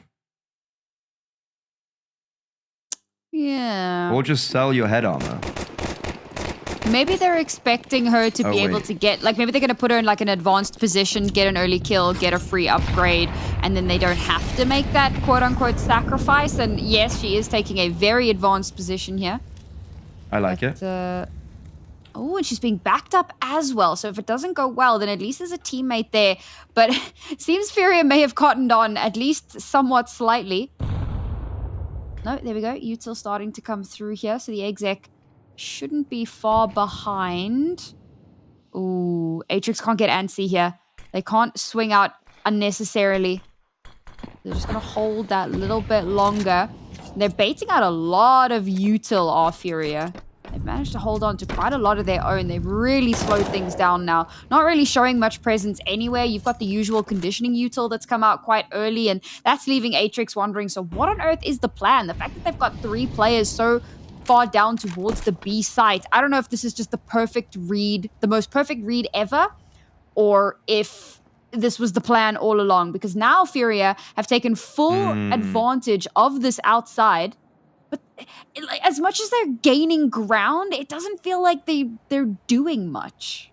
Well, Atrix, the issue they've had is that they go for this push in lobby with 4 players, don't get a kill, and then it's just like, what do? We didn't expect to not see anyone here. And now, even though they've cleared out Secret, Car's got that kill. But Atrix still staying. 4 players on this A bomb site. Bombs coming through main. They're not going to realize what is on the other side of things. 15 seconds. Iza, Bazina, Gavs fighting their way through. Reggie-Ann left by herself. A 1 versus 3. There's no time left to get the bomb planted. Oh my god, Carl's just got enough time. Tapping those digits in. And Reggie-Ann, she ran for the hills. She thought she'd done enough. But now she has to once more enter back into the fray.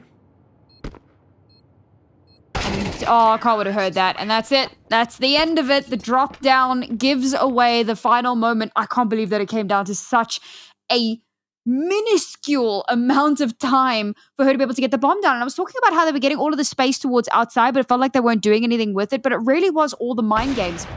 You can actually see in the way that Atrix are constantly kind of, we don't know what's happening. Okay, everybody go B. Oh, Jesus, nobody here. All right, back up the vent. And they're like trying desperately to figure out where these players are. And in the final moments, they actually get themselves into a pretty good spot, but unaware that the wraparound has happened all the way up into heaven, which kind of assists in whittling through the few forces that they do have remaining.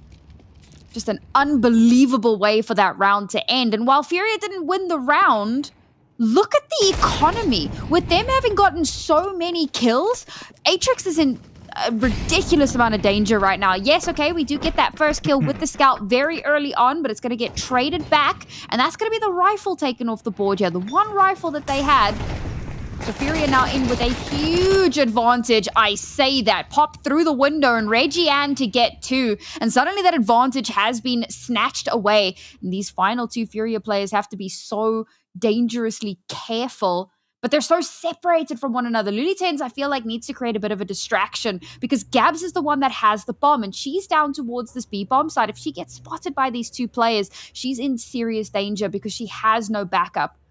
Perhaps she's going to go back up towards A, and it does look like she's going to make her way up ramp here, try to link up again with Lulitens. The funniest part of this is, of course, they don't have caster vision. If she'd stayed down there and planted, she would have been able to do that, and Lulitens could have repositioned, met back up with her, and held the line. But as it stands now, Atrix has been given all the time in the world to rotate back to reinforce this A bomb site, and Furia have yet to breach.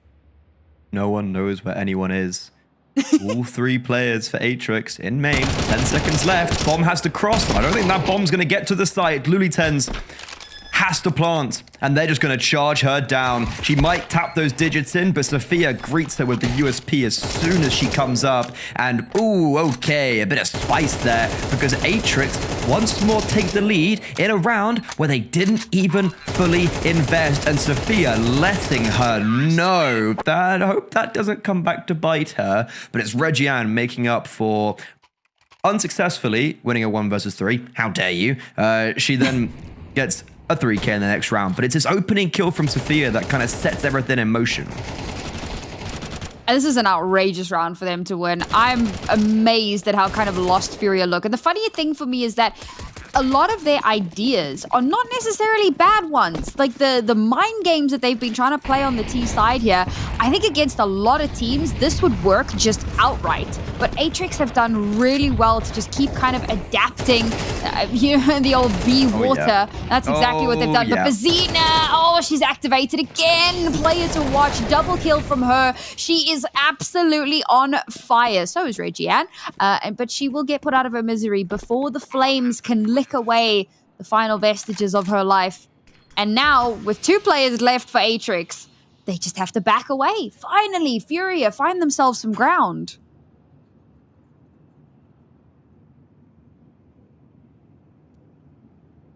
It's a really nice set play where Furia just put loads of pressure through door and hut, try drag all of the attention from the players on the bomb site and in main away from outside. And realistically, Furia just haven't played a round of that pace. So they just never expect Bazina to be rocketing her way in.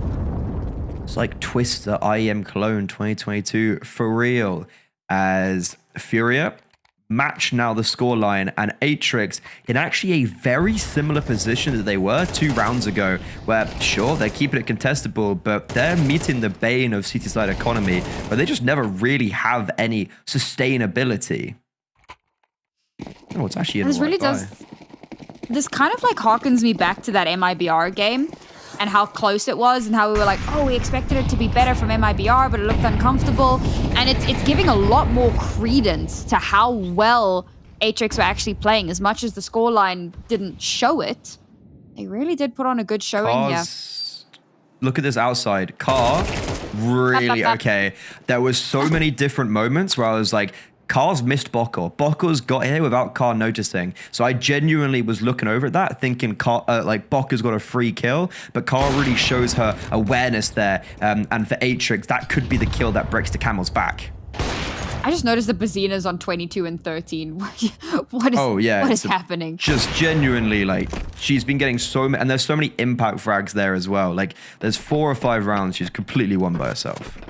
She has been phenomenal. She's a large part of why Furia are still in this, but in this they are, and we carry on. Luliten's now going to get a fantastic shot onto Sophia. What was that about coming back to bite her?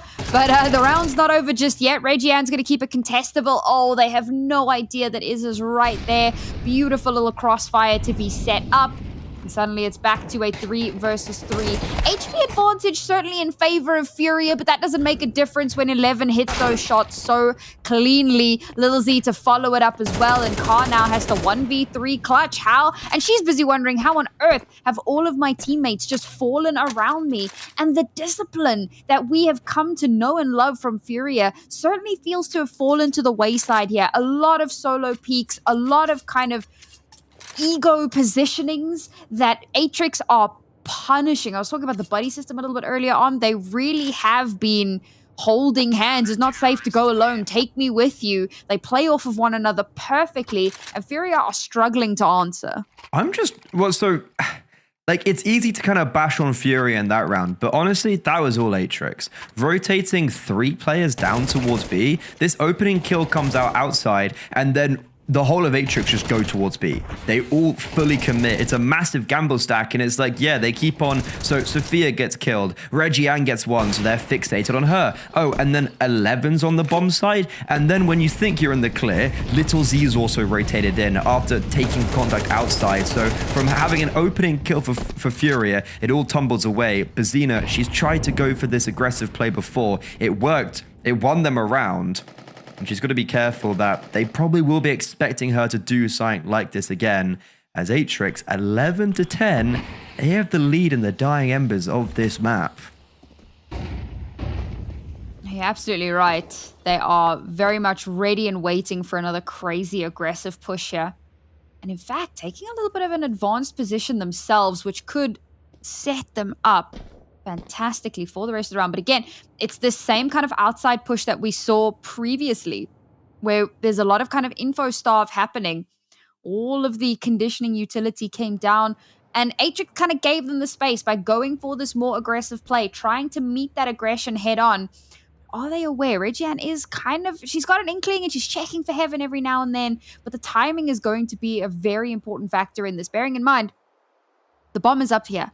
And if this gets caught out, they could be in some serious trouble. A little bit of util now got to start to come through. That should give away the game ever so slightly. Beautiful smoke put down there. And that could potentially slow things down a little bit for Furia. Oh, and as they make their way through the smokes, I don't know if there wasn't a flash or if the flash did nothing, but they walked straight into Atrix's crosshairs. Now they're kind of separated all across the map. Gabs has to come up nuclear. She's managed to get the first two, but she'll get traded out, and she's left Lulitens now in a 1 versus 1. Nice. The HE! Oh my god, brother! That's so unfortunate, but Sophia, that was not the first time that she's gotten that final kill in the round, and she's brought her team up to map point on their map pick. Both times, by the way, actually against Lulitens. So, bit of a rivalry there, maybe? I was thinking, I was like, are we missing out on something? Like, is there something we haven't been told? But it's another round very similar to the previous, where Atrix, they're just in the right position at the right time.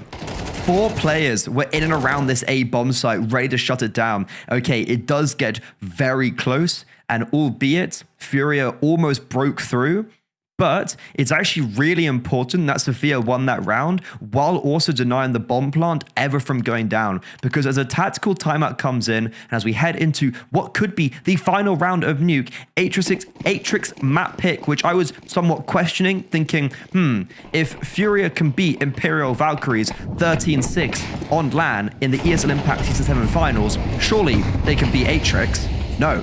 12-10, and Furia, because of no bomb plant, because of a very ropey loss bonus, they've got 2 Galils and 3 pistols.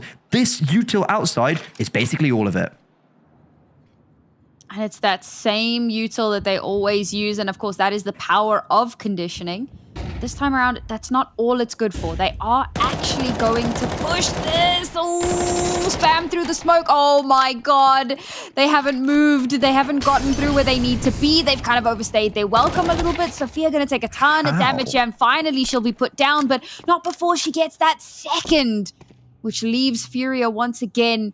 I mean, if they weren't already at a disadvantage, they certainly are now, and it has become very clear that they have moved down secret and are heading their way down towards this B site. Bokor now, a little bit of hopping, a little bit of up and down, a little bit of jumpy, but she'll get forced off of that position. She'll be able to communicate that over. All right, guys, I've been forced out. But does she know that they're not pushing? That they've opted to move away? Well, Lil Z is certainly aware of the possibility, so she's going to hold this outside. She'll get the first.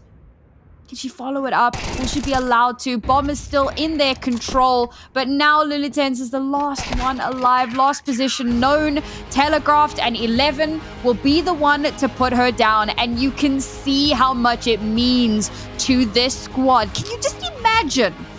Furia have come through as the champions of the world of women's Counter-Strike, and Atrix have just taken a map off of them, didn't even have to go into overtime, and they looked incredible doing it. Yeah, I think the main issue I have with that map, or positive for Atrix, or issue with Furia, is that Atrix looked like the better team. Like, I don't come away from this thinking, oh, Atrix got lucky, it's because they got loads of individual clutches. Sure, Little Z did get a 1v2 that we just saw. That was actually really instrumental to the T side getting the rounds that they did.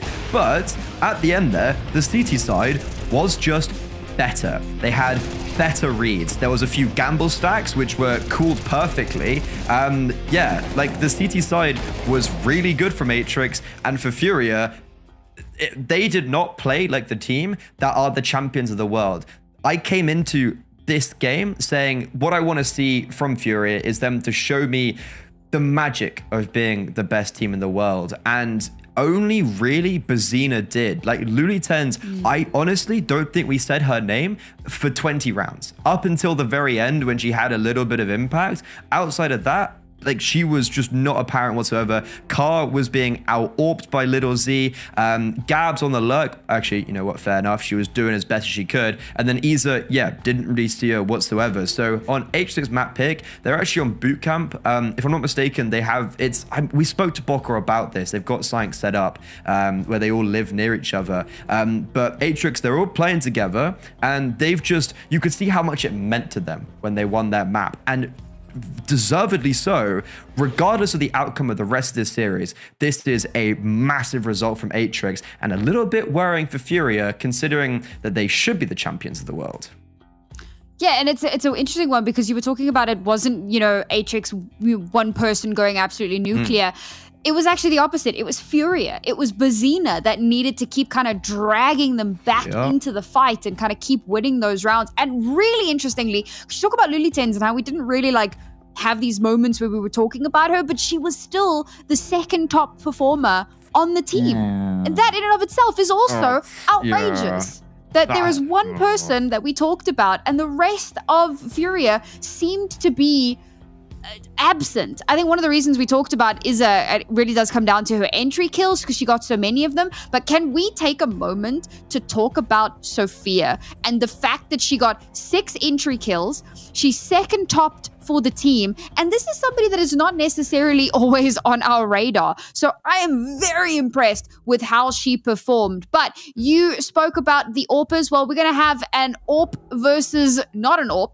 Little Z versus Bazina will be our little head-to-head here.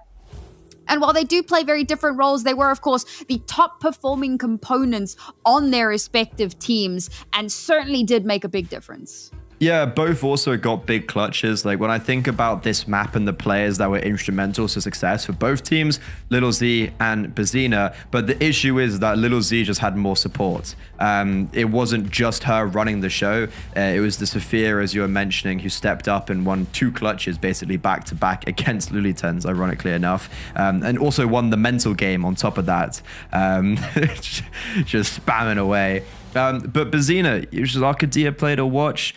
So many rounds for Fury she won single-handedly, which is great to see that she still got that form from Dallas, the ESL Impact Season 7 finals MVP. Understandably so. She was lights out across the whole tournament and had so many instrumental rounds that I think Bazina did do better than Little Z. Obviously, she got 3 more kills, but when I kind of put it into like a full picture, there were so many rounds that she just won by herself. Whereas Little Z, the reason why they did so well with her is because there was more of that support around her. And I'm just expecting her to go crazy in this AWP head-to-head if Car also doesn't come alive on Train.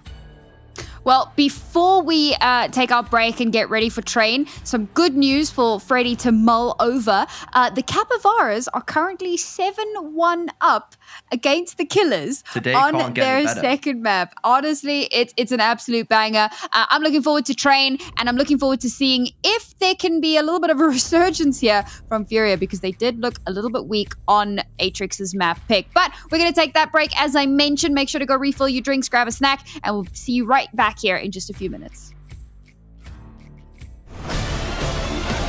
Tomorrow we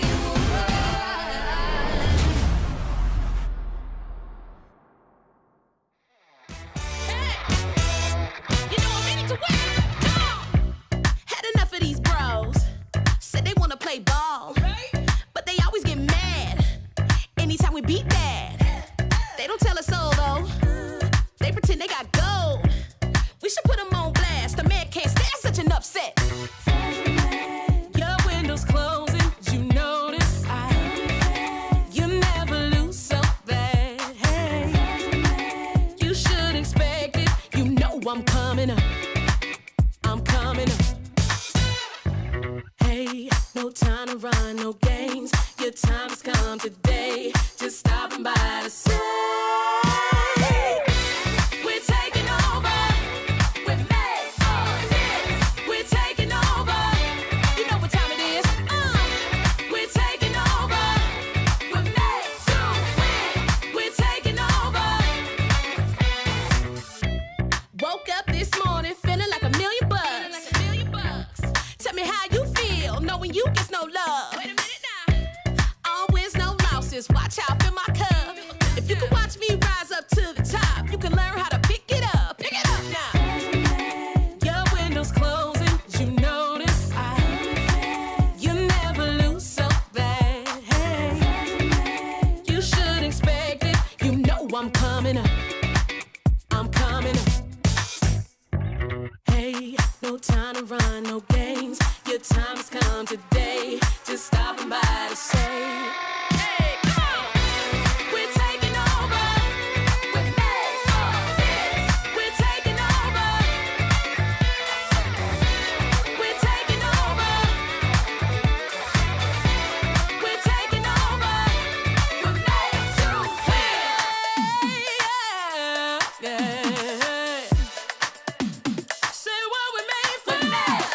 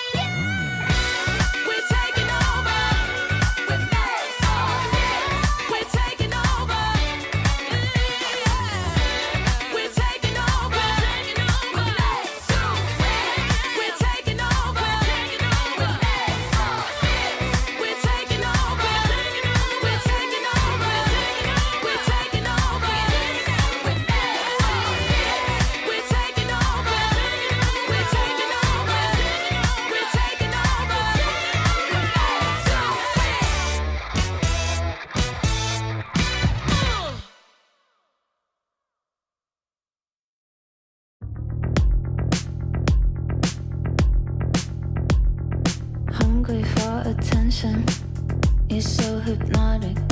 Take me for a ride. I'm feeling nauseous. Oh, I'm delicate, just like the pick-me flower that you're crushing. Feelings that I've got, you say they're valid. Take me to the party, buy me drinks, I guess I'm lucky. Pull me apart, like when I'm broken. I don't wanna wait for you to make me cry. Turning black and blue from the world you fought. Feel like I'm dying, dying. Deep down inside, I'm crying, crying. But I'm holding it, cause you say I'm a cry, cry, baby. But I'm holding it, cause you say I'm a cry, cry, baby. Feel like I'm dying, dying. Deep down inside, I'm crying, crying. But I'm holding it, cause you say I'm a cry, cry, baby. But I'm holding it, cause you say I'm a cry, cry, baby.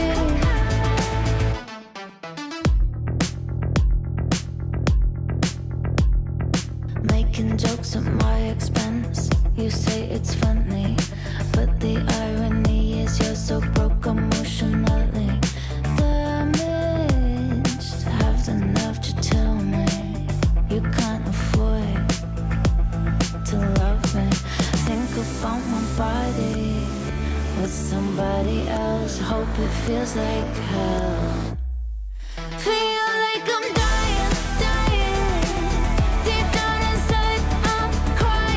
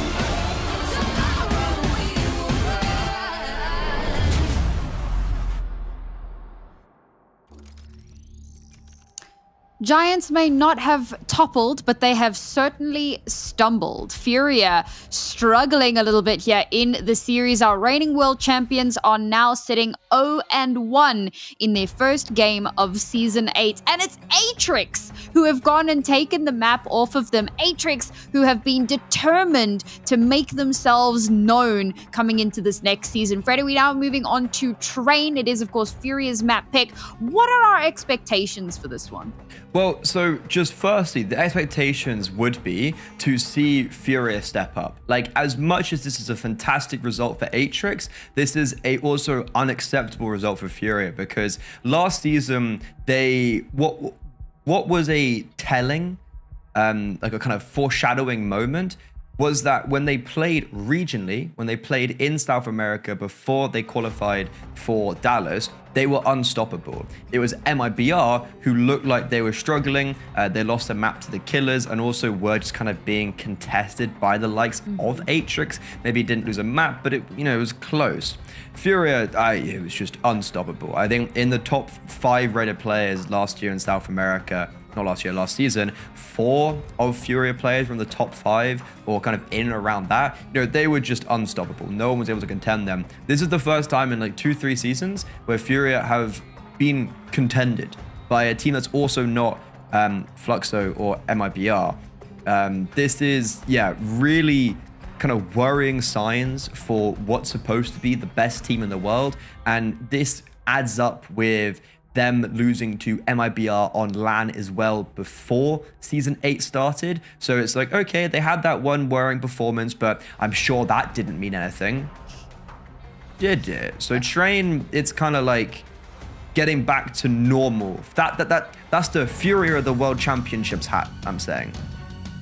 Well, we shall certainly find out, as now we will be kicking off that second map. And bearing in mind, so for those of you that maybe haven't followed the plus minuses that go on in women's Counter-Strike, Atrix, the core 4 of this roster last season was Oplano. They came 3rd in the region, and the only teams that they lost to were MIBR and Furia. They've already lost to MIBR in a close affair. It was a 13-6 and a 13-11. I went to double check that, but now it's looking like they have a chance to win out against Furia. Little Z opening things up here. It's the 2 AWPers against each other, but not on AWPs at the moment, just pistols.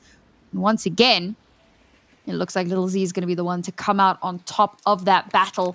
That's going to hinder Furia ever so slightly. They'd barely garnered any ground before that shot came through. So for now, they're still just going to angle a little bit. No decisions being made just yet. I do like this aggression from Little Z. Oh, man. The info fish from this could be fantastic.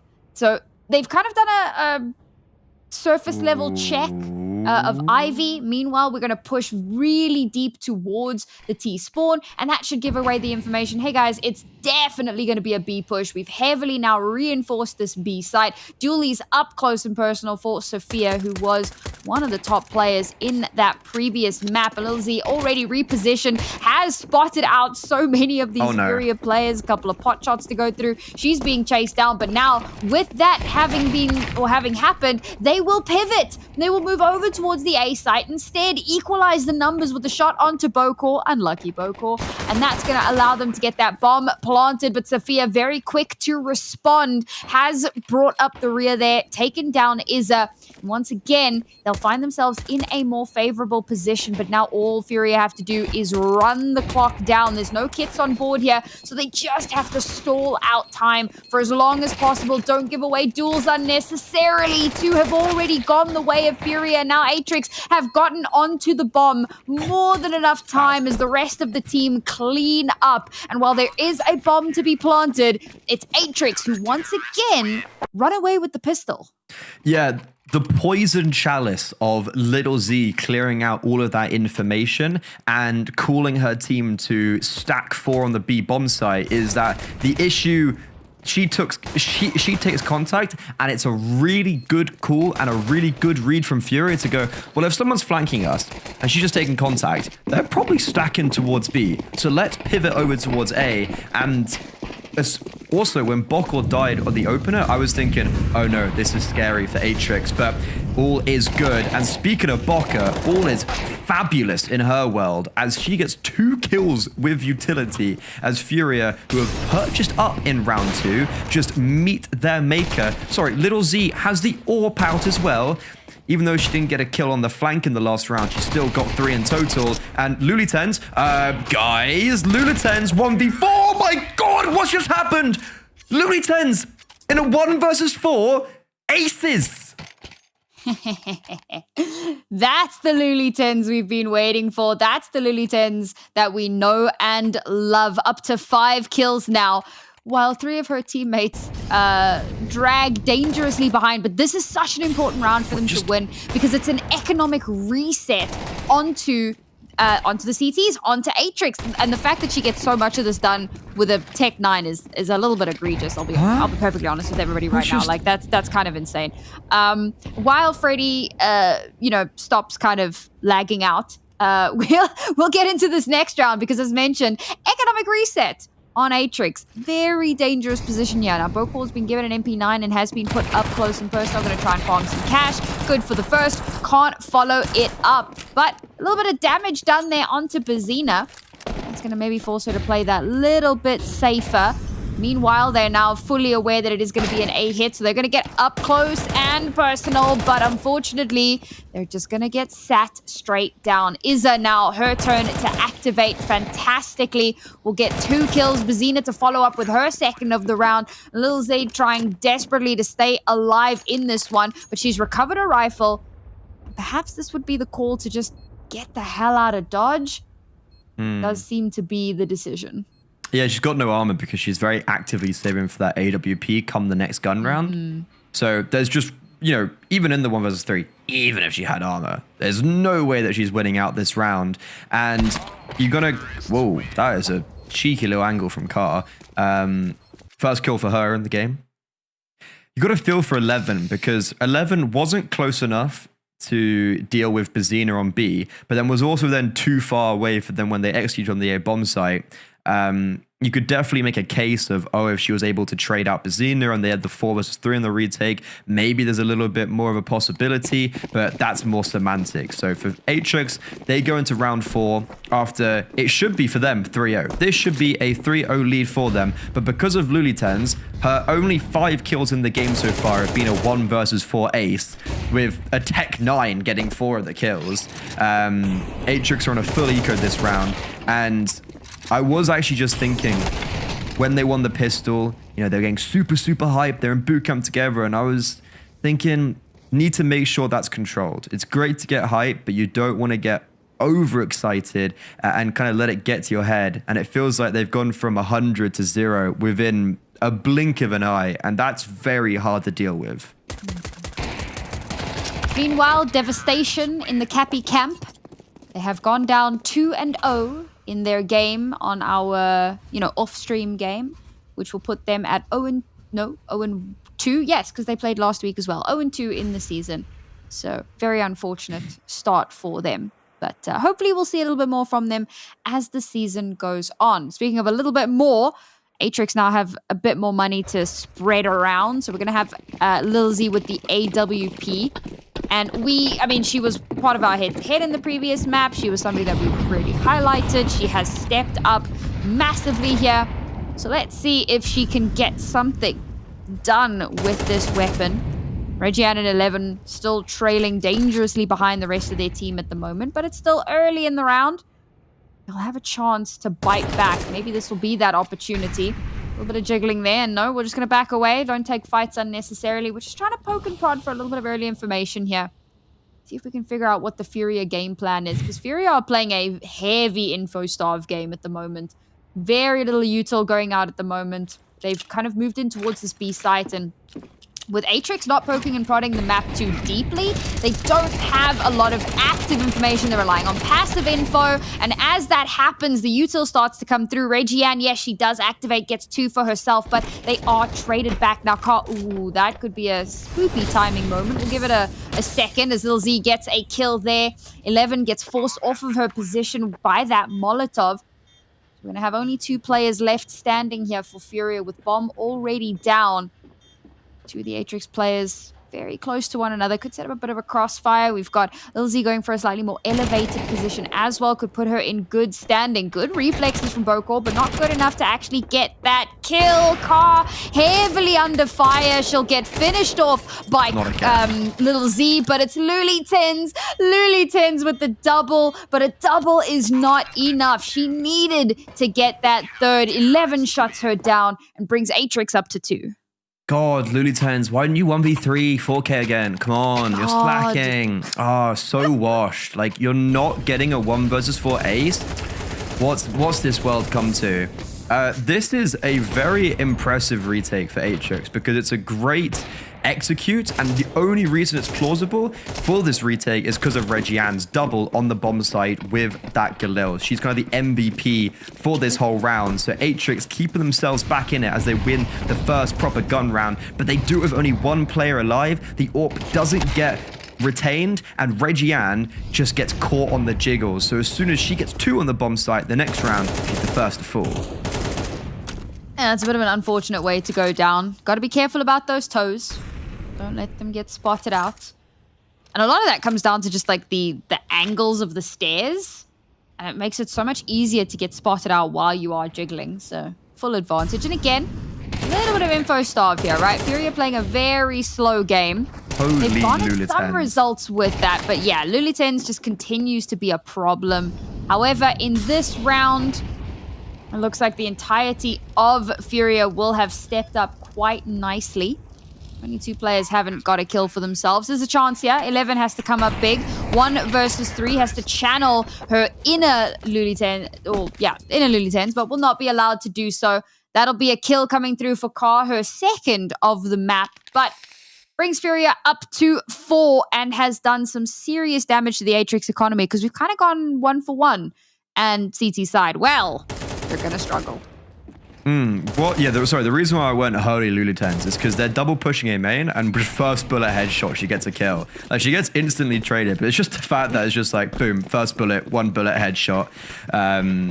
There's really nothing you can do against her. And Bazina's also coming online, a very important 2K from her. So the star's starting to join up and dot up a little bit more from Furia. And this whole map, this whole first half is exclusively because of Lulitens. Like, if she doesn't get those kills in that round, if she doesn't get that clutch, this is a completely different storyline. This is most likely Atrix, I'd say 5-1.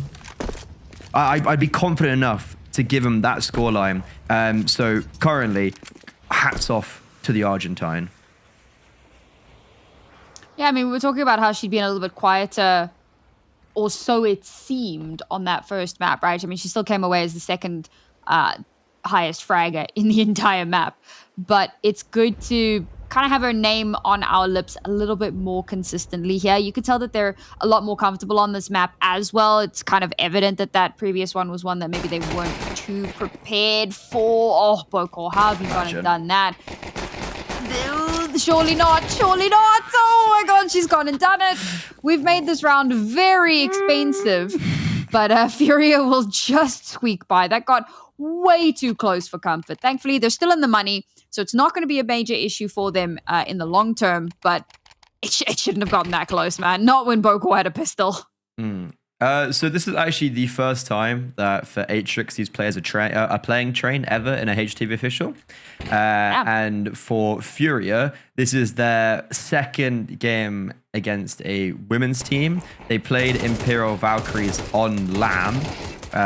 Imperial picked into it. Furia got a 10-2 CT half and then lost 13-11 as they only got 1 round on the T side. Pretty rough. And it's amusing that they look more comfortable on Train because, yeah, this is only the second time they played it against women's team, but also how Nuke was a pretty good map for them. You know, they've beaten Imperial Valkyries. It was a decider of that very series. They won like 13-5. So reason would have dictated that they would have felt more comfortable on Nuke. And it feels like to me, Train, they're just trying to test out the reps maybe against a team like Atrix, but they are looking very good at it, I will say. I don't think they were expecting to lose that first map either. You're not really expecting this to have to be your safety net. Realistically, I think they would have wanted this to just be the closeout map. And if something goes awry, well, then you have a third map. So perhaps not the start to the series that they were anticipating. But nonetheless, they are looking quite strong here. I do like how they play this, though. I mean, South America is known for very aggressive CS, and Furia is absolutely one of the teams that we attribute that characteristic to.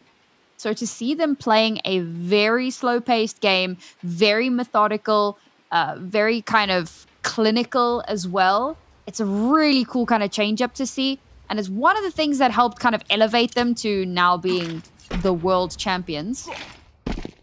We'll see if that can continue to stand them in good stead.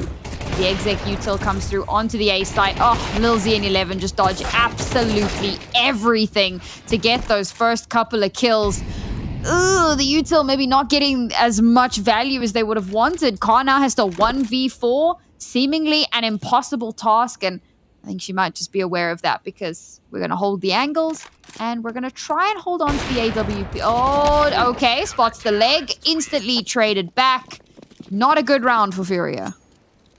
Yeah, not a great round, not a great execute. And for Atrix, everyone just gets their one kill. I was a little bit cautious when Little Z actually misses the first shot and then coming out of A main, but he's able to at least take down Lulitens, which is a very big scout to be taking. And yeah, as you were mentioning with utility, as they throw camera smoke, they throw smoke towards connector, and then I think 2 flashbangs, but then those flashes popped like way earlier than the players actually peaked. So, not a great round from Furia on train. And because of that, and no bomb plant, it actually really puts their money in a very difficult position, as they're just going to try and contact over towards B, where Bokka's holding at range. And if Reggiana doesn't get cleared, I'm sure she's going to be looking for another multi-kill over on this site. First for Bokor, but this should be a little bit of cleanup. Furia keeping it hotly contested, but okay. How is Lulitens getting, like, how does she always get these multi-kills? Magnetic bullets. I don't know, man. Lulitens. Like, they're running out con, and she gets a kill with a P250 no armor. Or P250 armor, rather.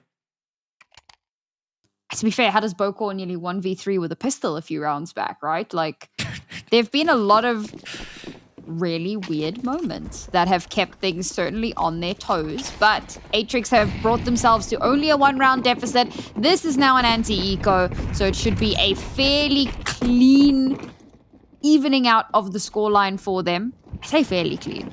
We've managed to keep a lot of these rounds surprisingly expensive. Ooh, that's yeah, that's a rut row from Reggiana. Probably could have done more to deny that.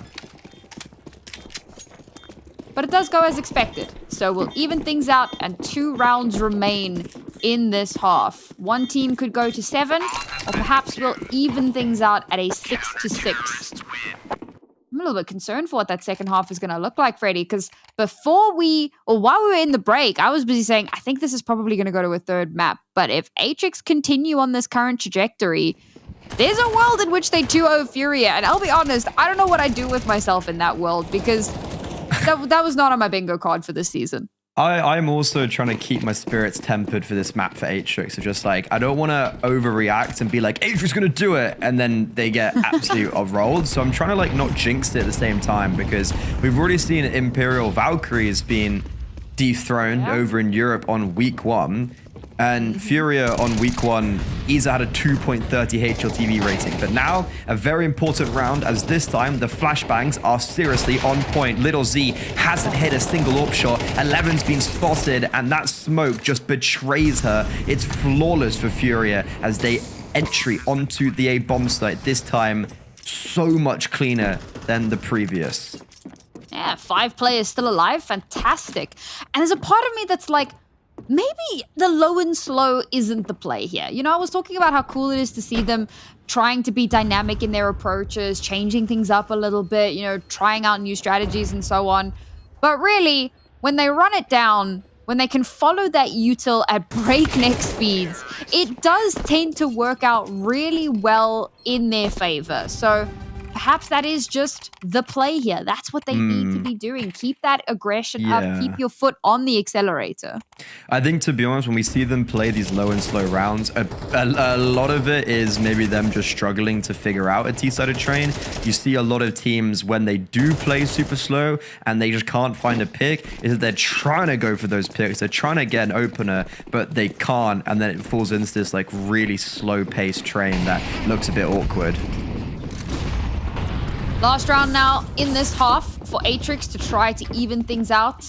And they're going to take a very aggressive approach to try to make that happen. And they will suffer for their folly. I say that. 11 able to trade it back. Bokor has managed to catch one as well. The bomb's been lost. Oh, dear Lord. Everything is fallen apart for Furia. The last two players so devastatingly separated from one another. But are their positions known? See, that might be the one saving grace here for our final two Furia players. Lily 10s with the trigger discipline of a saint. I don't know how trigger disciplined saints are, but there you go. Slips past. Notoriously so, actually. I suppose they don't pull many Kind of, triggers. yeah. They notoriously are very good on the trigger discipline. Well, there you go. I guess it works. Not in the way that I thought it would, but there you have it. Has Mother Teresa ever used a gun? Probably not. Probably, but who's to say? Okay, Lily spotted one. There we go. Oh, they're so good. But only good for the 2. Brings it to 2v2. Instantly traded out. Car now, position very much known. Swings on the AWP, trying to isolate these duels. Will get the next one. Can she get the last? She's got the bomb. She's got 25 seconds. 1 versus 1. Oh, but not expecting Reggie-Ann from the left. So close to a clutch, but will be denied. 6-6 at the half.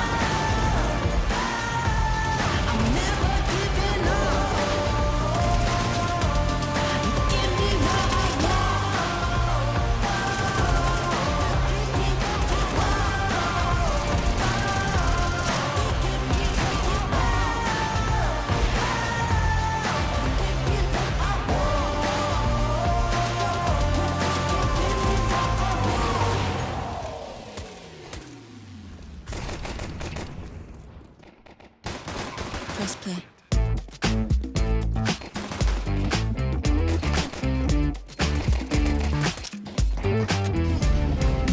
You know I feel the same way. Something crawling under the surface. Snap your fingers, we'll go there. We can find your inner furnace. Race into the mantra, don't stop.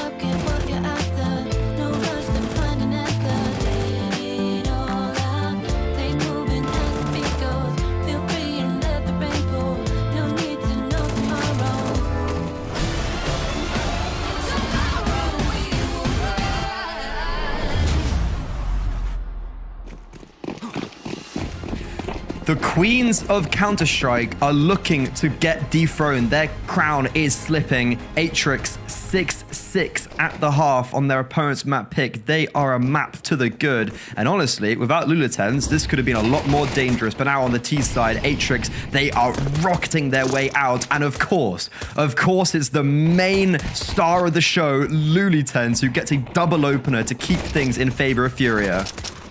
Oh, very quickly traded back because 11, the counter, the kryptonite to Lulitens. Oh, it's just not shows fair. up massively. Oh, it's bro. They're both 3 kills in this round. They're both just doing the most to try and keep things on an even kilter.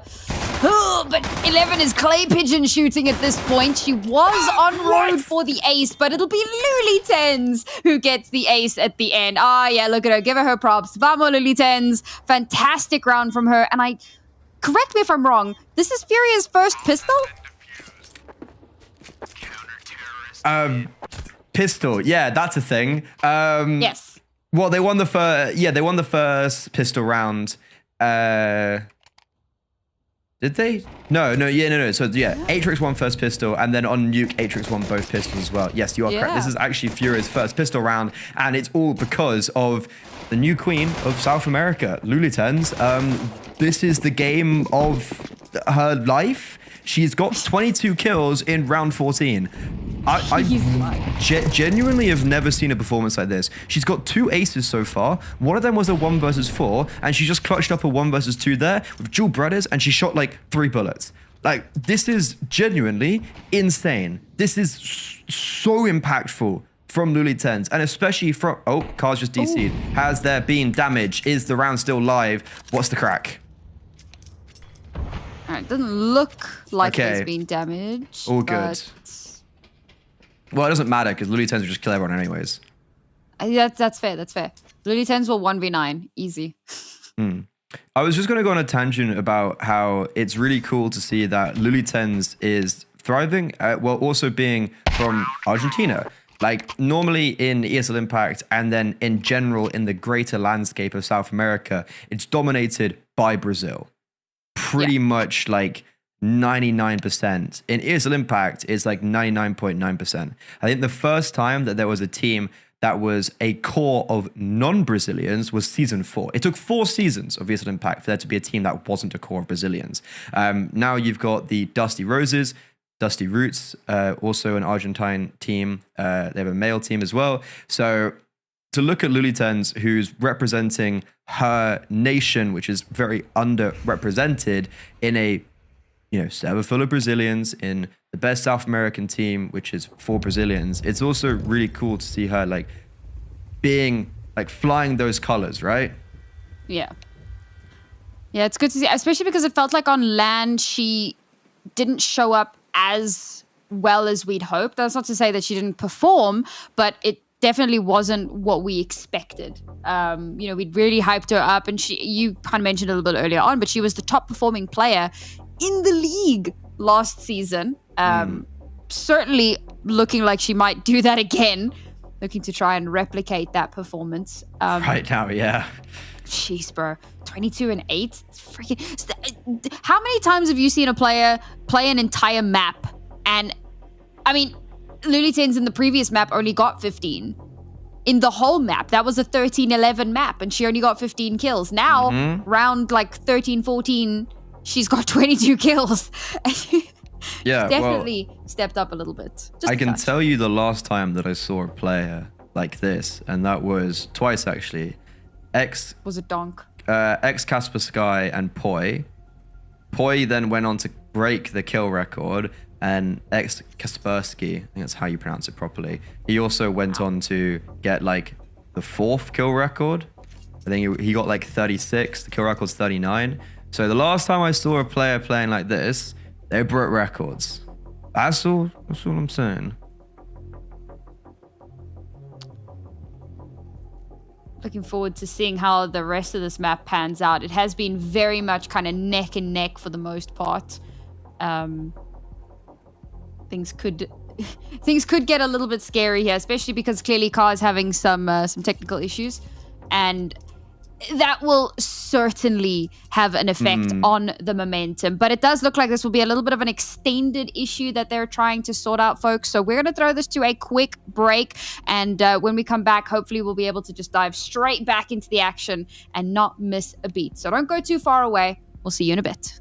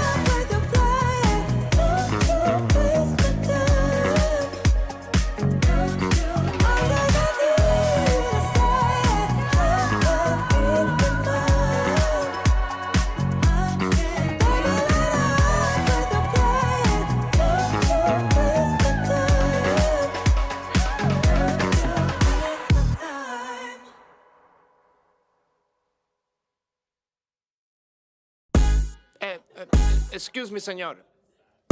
One moment, please. Yeah, disculpa. I know my English not good looking, but have you seen salt? Cause there's no flavor in this place. Dile a quien fue que cocinó sin el sazón que no se aguante. Ponle un poquito de cebolla y limón a ese picante. Ese mangú no me lo como. Le hace falta sal y huele a mojo. Hay brujería en esa vaina, me hizo daño. Pues tu mamá se come un plátano muy extraño. Ya estoy cansado de estar picando por la plaza, amor. Quiero comerme un desayuno ahí en tu casa, amor. Dos huevitos con chorizo te cocino. No soy cochino, te lo cambio por tocino. Dile a quien fue que cocinó sin el sazón que no se aguante. Ponle un poquito de cebolla y limón a ese picante. Es que te extraño como la cocina de abuela o la empanada de tu vieja. La nena dulce como la miel de abeja. Yo me muero pa' comer si tú me dejas. Diablo, nena, que tú sí estás fuera liga. Mango bajito, lo que son tus amigas. Por eso que yo no me encaramo en almor. Gracias por el plato, pero es que le falta algo. Dile a quien fue que cocinó sin el sazón que no se aguante. Ponle un poquito de cebolla y limón a ese picante. Dile a quien fue que cocinó sin el sazón que no se aguante. Dile no se aguante, dame. Ponle un poquito de cebolla y limón a ese picante.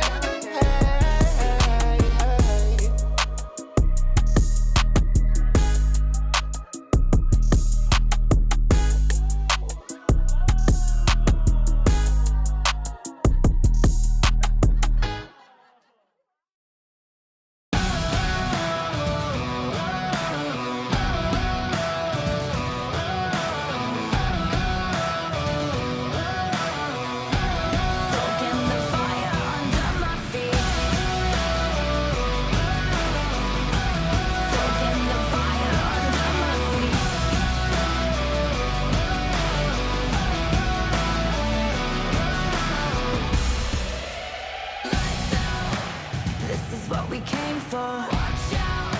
What we got you can't handle. Cause we don't ever stand still.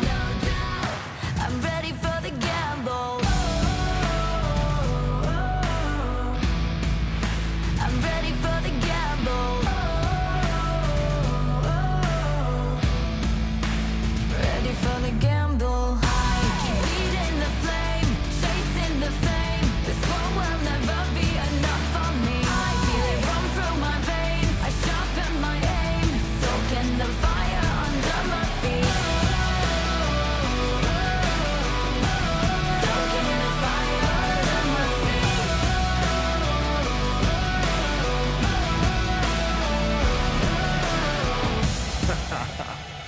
Yo, I switch, I swerve, wonder how I have the nerve. Leaving the heat on the track, too hot and I'm lighting the match now. Blasting off, I rocket, grab the mic just to drop it. My Fahrenheit is shocking, amazed, dazed by the sense of grade. Come now, don't be phased, follow the trail I blaze. First place, no second to waste.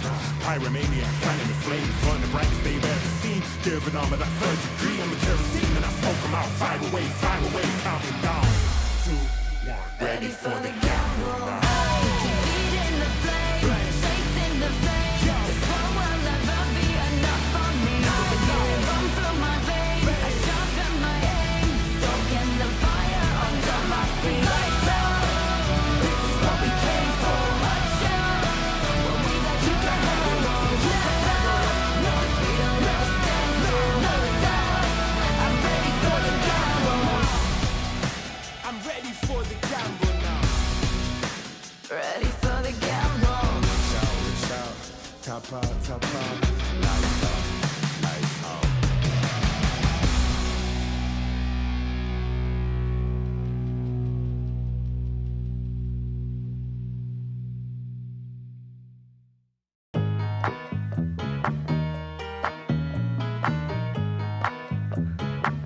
Yo con lo mío quiero gozar. Dale pa' acá, dale pa' allá. Se prendió la fiesta, se prendió la fiesta. Yo quiero esta noche gozar. Yo quiero gozar. Gózatelo una vez más, solo una vez más. Yo quiero con lo mío bailar. Echa pa' acá, echa pa' allá, bebé. Este ritmo está como es. Muévelo, ¿quién fue? No te despistes que es lo que vine con mi pana, con mi catamara, mi dominicana, colombiana y venezolana. ¿Dónde están las mexicanas? Muévelo, muévelo, no veo a mi boricua. Sacúdelo, oh, oh, oh, oh. El ambiente está fresco, el ritmo lo siento. Aquí se prendió el party, vente a mover el esqueleto. Yo quiero gozar, gozar, quiero gozar, gozar. Vívetela, vívela, vívete, vívela. Pues solo quiero disfrutar, la vida disfruta. Vente para mí, deja la pena, déjala, déjala, deja la pena, déjala, déjala, deja la pena. Y vente pa' acá, vente pa' acá, pa' acá. Echa pa' allá, pa' acá, allá, pa' allá, acá. Yo, really, de lunes a viernes pa' librar los fines. Pásame un shot que cobré, estoy chile. La paso bien gastando los miles. Con mi combo no te metas. La familia no se toca, se respeta. Con mi combo no te metas. La familia no se toca, se respeta. Aquí estamos todos happy. La rutina siempre contra mí. Me relajo, cero estrés aquí. Vente a la fiesta, vente al party. Vente al party. Los carros en la calle suenan pi, pi, pi. La pasamos bonito y el juego siempre puesto en la TV. Yo quiero gozar, gozar. Quiero gozar, gozar. Vívetela, vívela, vívete, vívela. Hoy solo quiero disfrutar, la vida disfruta. Vente para mí, deja la pena, déjala, déjala, deja la pena, déjala, déjala, deja la pena. Y vente pa' acá, vente pa' acá, pa' acá. Echa pa' allá, pa' acá, pa' allá, pa' allá, acá.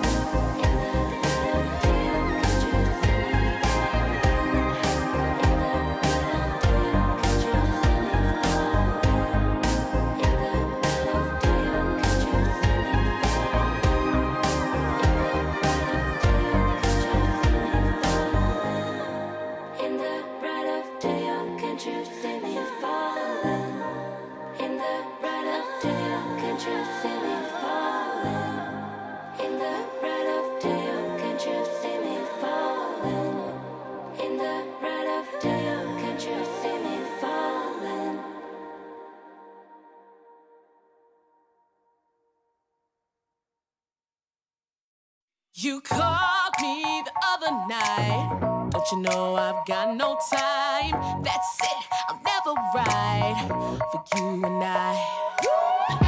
Don't you call me babe? Thought you had a chance dropping DMs on my page. You can stay outside, you can park it on the pavement. Waiting, I don't need a man that's cheap and basic. I'm ranking.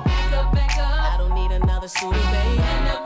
Put your pouting on a Twitter page, yeah. And I advise you to take a deep breath, cause you gon' hold it till the colors in your cheeks left. Whoa, child, I don't mind. You can follow if you like. Just know I got no time. Now for you and I, now for you and I. Call me if you like. Don't expect me to reply. Don't expect no ride or die. Now for you and I, now for you and I.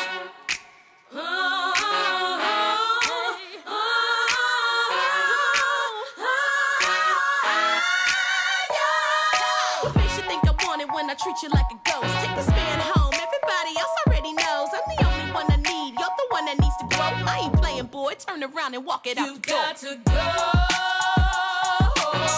For the love of God, for the love of God.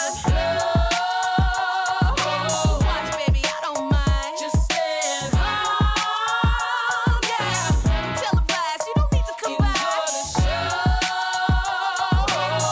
From a distance, though. Whoa, child, I don't mind. Follow if you like. Just know I got no time. Now for you and I, now for you and I.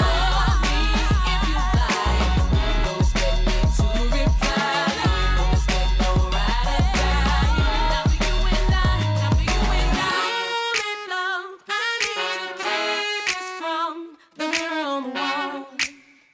I'll never let her fall, no. Yeah. The only time I need to keep it mine. I'm never playing games. I'm trying it every day, yeah. The only love I need to keep is from the mirror on the wall. I'll never let her fall, no. I'll never let her fall, no. The only time I need to keep is mine. I'm never playing games. I'm never playing games. I'm trying it every day, yeah. Oh, yeah. Whoa, child, I don't mind. Something they lose, baby. No chance to lose, baby.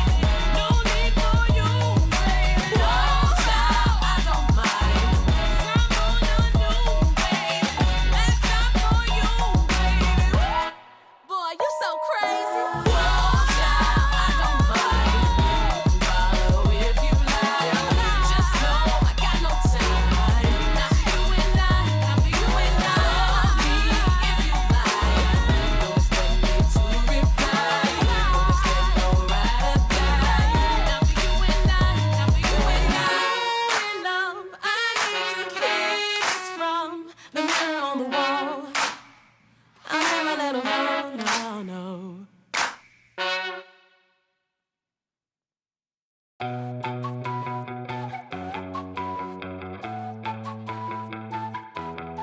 I ain't holding my breath, but something's gotta give. Settle for nothing less.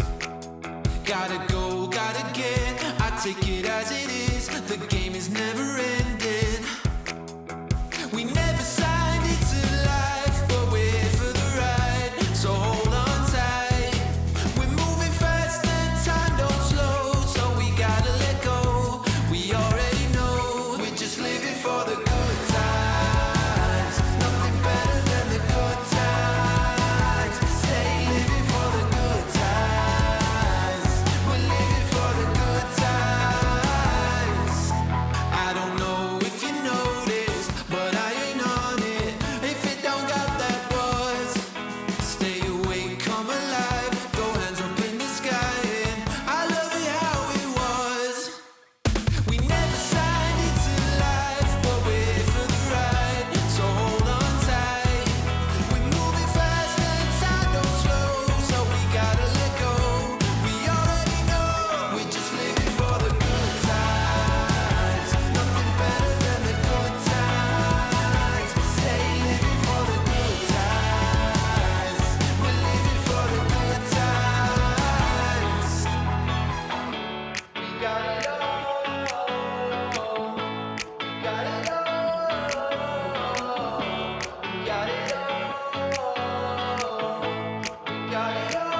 We just live it for the good times. Nothing better than the good times. Stay living for the good times.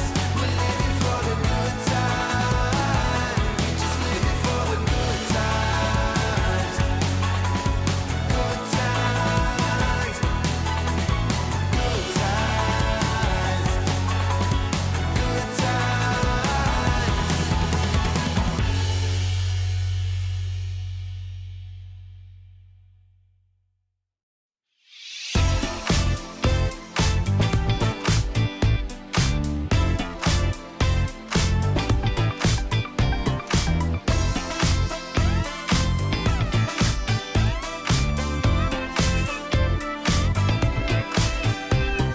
Hey, hey, you look so tired, I'm worried. You know it's true.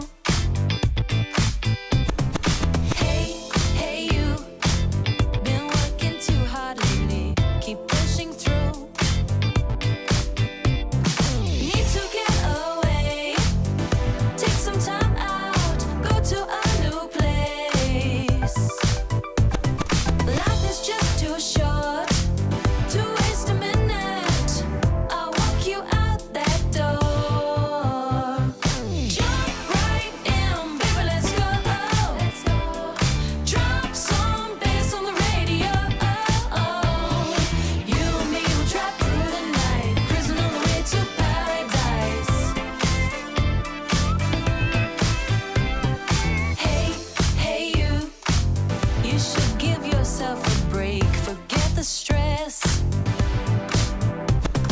Hey, hey, you, they're chasing dreams, let's slow the pace, take a breath. Time to make a change before you burn out, can't wait another day. Life is flying by, seize every moment. Come on, turn that key, let's drive. Jump right in, baby, let's go. Drop some bass on the radio. You and me will drive through the night, cruising on the way to paradise. Jump right in, baby, let's go. Drop some bass on the radio. You and me will drive through the night, cruising on the way to paradise. Jump right in, baby, let's go.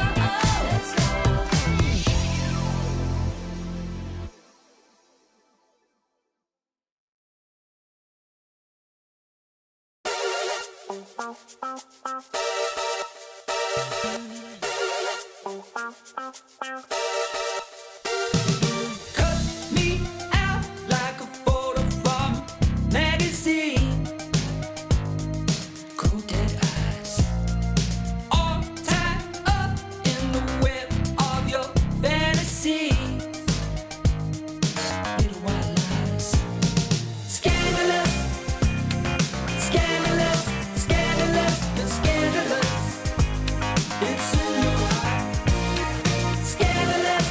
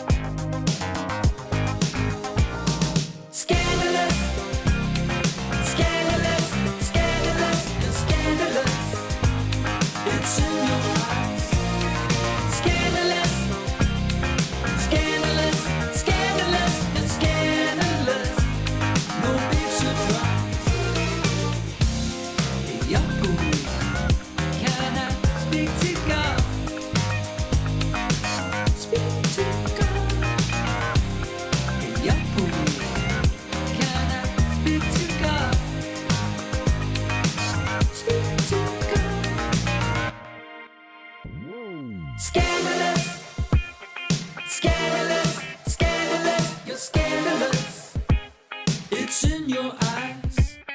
Scandalous, scandalous, scandalous, it's scandalous. No big surprise.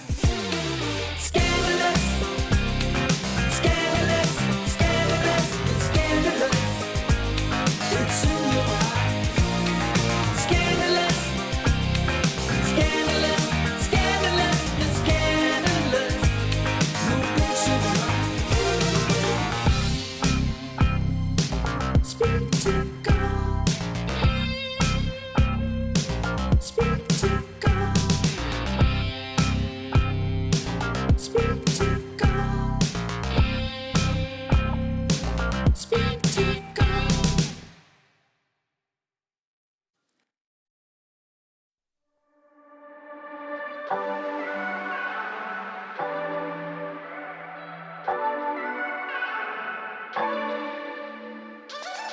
Do it so effortless. Don't try to mess with it. They try to reference it. Wanna say they invented this. I know you can't resist. Trying to be like this. Don't even take the risk. Walk away, walk away, walk away. 'Cause I got everyone wishing they had what they're missing, but no, never know. Guess I got it simple. I'm not like the people you know. People you know. I make it look easy. I bet I make it look easy. Don't try to fake it to be me. Just 'cause I make it look easy.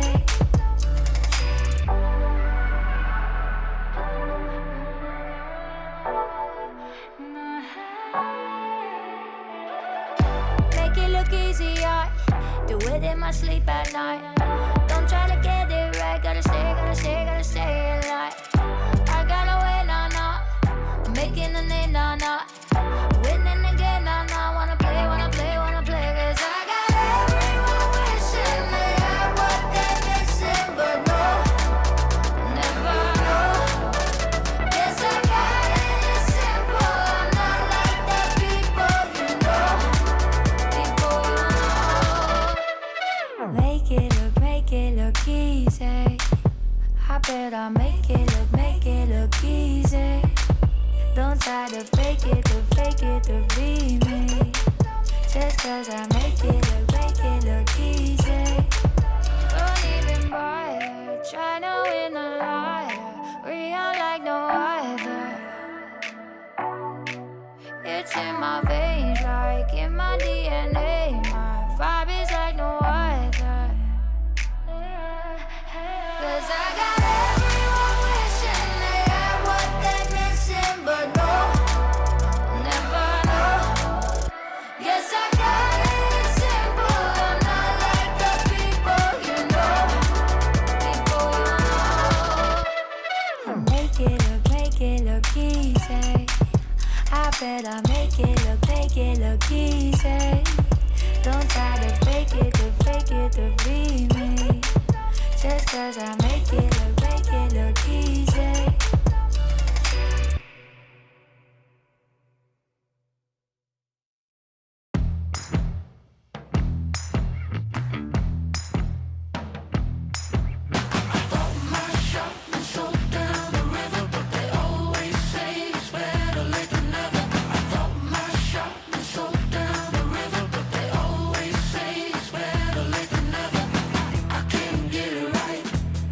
So I try again.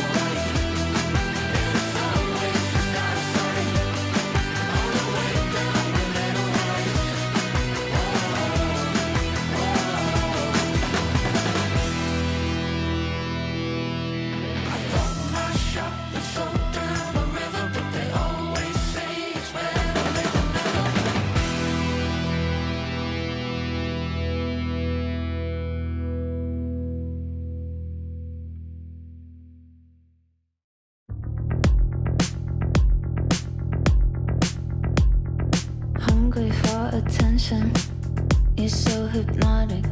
Take me for a ride, I'm feeling nauseous. Oh, I'm delicate, just like the pick-me flower that you're crushing. Feelings that I've got, you say they're valid. Take me to the party, buy me drinks, I guess I'm lucky. Pull me apart, like when I'm broken. I don't wanna wait for you to make me cry.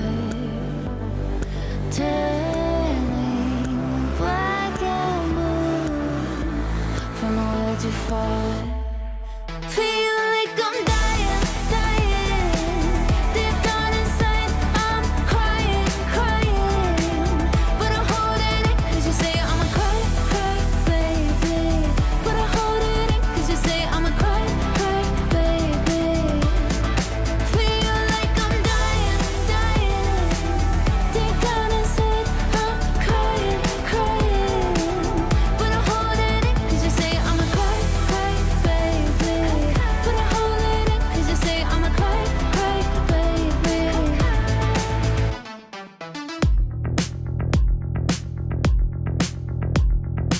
Making jokes at my expense, you say it's funny, but the irony is you're so broke emotionally damaged. Have the nerve to tell me you can't afford to love me.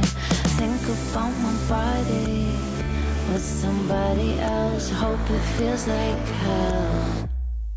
Feel like I'm dying, dying. Deep down inside, I'm crying, crying. But I'm holding it, cause you say I'm a cry, cry, baby. But I'm holding it, cause you say I'm a cry, cry, baby. Feel like I'm dying, dying. Deep down inside, I'm crying, crying. But I'm holding it, cause you say I'm a cry, cry, baby.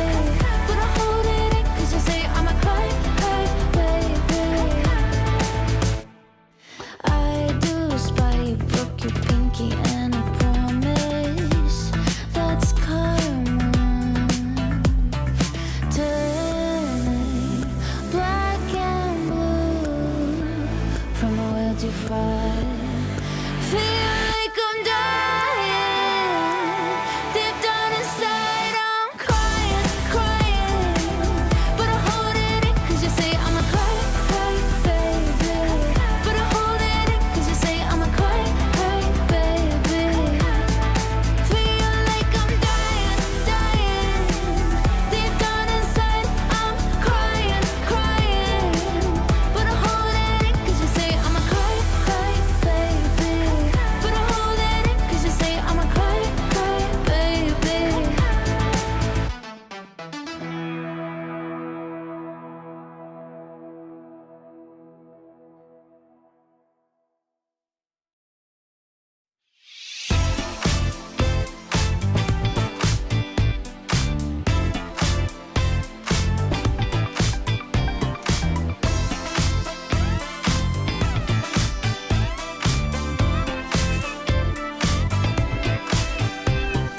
Hey, hey you look so tired, I'm worried, you know it's true. Hey, hey you, been working too hard lately, keep pushing through. Need to get away, take some time out, go to a new place. Life is just too short to waste a minute. I'll walk you out that door. Jump right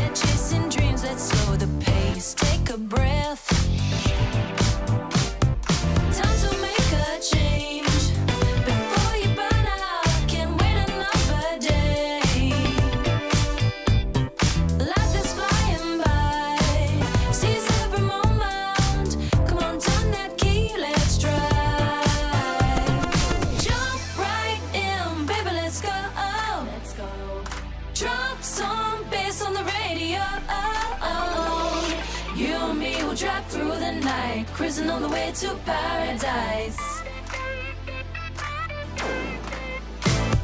Jump right in, baby, let's go. Let's go. Drop some bass on the radio. You and me will drive through the night, cruising on the way to paradise. Jump right in, baby, let's go. Let's go.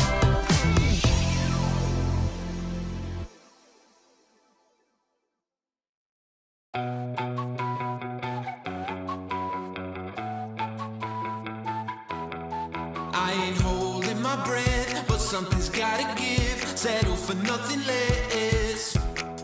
Gotta go, gotta get. I take it as it is. The game is never ending.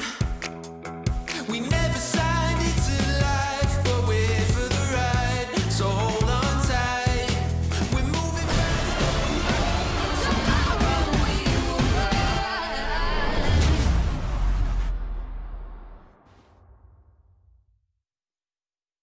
Alrighty, everyone. Apologies for that delay. We did have a bit of an issue with Car, who had some, issues. And then we had some issues on the other side. And then the new CS update dropped. And unfortunately, it does look like Car has not been able to get herself back into the server in time. So unfortunately, Furia may need to play this out 4v5. And this was already looking ridiculously close when it was 5v5. So this could spell disaster for the world champions. Yeah, just trying to actually catch myself up, and I'll do the same for you guys. Luliten's 22-8, the GOAT.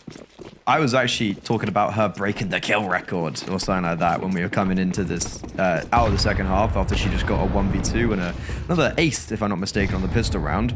Bomb down for Atrix, that's why they have such a big investment. But the buy is probably spurred a little bit further by the fact they're going to be playing a constant player advantage now. And even though there's been such a long pause, I can imagine they're going to just be going full confidence wherever they may go. Yeah, they can afford to get a little bit silly if they want to. Despite the fact that they come into this with a little bit of an inferior setup. 11's got an AK. Why not Little Z? I feel like at this point in the game, if you're going to give somebody an AK, it should probably be Little Z. But whatever. As you said, perpetual player advantage for them. No great concerns. Furia, on the other hand, I mean, they've got a smattering of decent weaponry. Maybe they can pull out a miracle here in a round where they have slight advantages. Only one kill. 11 gets taken out. That was the AK. But there you go. Little Z will be the one to pick it up. All is right with the world. Now Luliten's trying desperately to continue being monstrous, and she will do just that. Luliten's, how are you this good? The Molotov comes through to deny space there. Gabs gets taken now. Luliten's for another. Isa with the last. And somehow, 4v5, they take it up to 8. It's not even 4v5, it's a 1v5. Truly. This ain't no 4v5. This is 5 with cannon fodder. Yeah, Luliten's counts as like 8 right now. Every round she's getting an ace or a triple kill or a clutch. Like Atrix obviously could have probably done a lot better with utility, but all they need to do is just trade out wherever they go. And you can see how Fury are kind of playing that 4v5. If they're just playing the numbers game, they're like, okay, we're just going to have to commit wherever we may be. Like, just got to, everyone, we see players in A main, everyone go A. Like, they could rotate, but you have to make those gambles. And look, if Luliten doesn't get 3 there, it's a completely different story. So massive props to her. As Fury take a tactical pause, I would assume it's something to do with trying to get Car back in, because if I'm not mistaken, Car's actually at Gabs' house right now. She drove to Gabs' house. That was part of the wait. And we had confirmed that she was in the cameras. So something out of out of the known is going on. So hopefully Car will be back in soon. And if not, they seem to be doing fine without her. Yeah, well, to be fair though, Atrix came into that round with 4 Tech 9s and 1 AK. this may become a little bit scarier when there's actually like weapons involved. However, but looks like Luli it's gonna be tens. another. Sure. Luli 10's casually sitting on 25 and 8 at the moment. I'd forgotten we were talking about that just before the pause happened. Like, absolutely unreal statistics from her. But it is another upgraded pistol round for Atrix. So somehow, despite all, evidence to the contrary, there's a world in which Furia actually get themselves up to a 9th round here. Yeah, this is Of actually course, everything really has to be chill. perfect. Well, this is actually really good currently for Furia, not gonna lie. And especially if Atrix play these like slow rounds. Because, not gonna lie, Furia are just trying to bide as much time for Card to come back. Am I right? So the fact they're able to win that gun round, put Atrix on an eco where they've got no armor. Like the max is a deagle with no armor. So this should be a pretty clean round. Oh, that's You were not saying? good. Oh, okay, where's Luli 10s? Luli, hello. Can you please kill everyone? Long have we waited. Luli 10s, please become activated. We need you. The hero that we need. Gabs is holding the line, but ooh, 11 and Regiane hand in hand. All right, Luli 10s, we've seen you 1v4 in the past. Oh, God! Oh, okay. Like, okay, it's a Glock, so Get out, what bro. it is what it is. But it's just like the fact that she just boom. It's unreal. 2 rifles have been recovered, so this is going to make Luli 10's job that much it's a more save. difficult. She's saving. Oh, yeah, sorry. I wasn't No looking kit at the map. I was either. so busy looking at other stuff.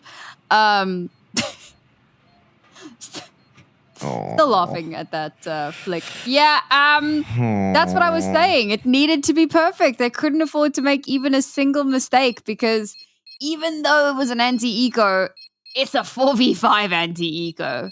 They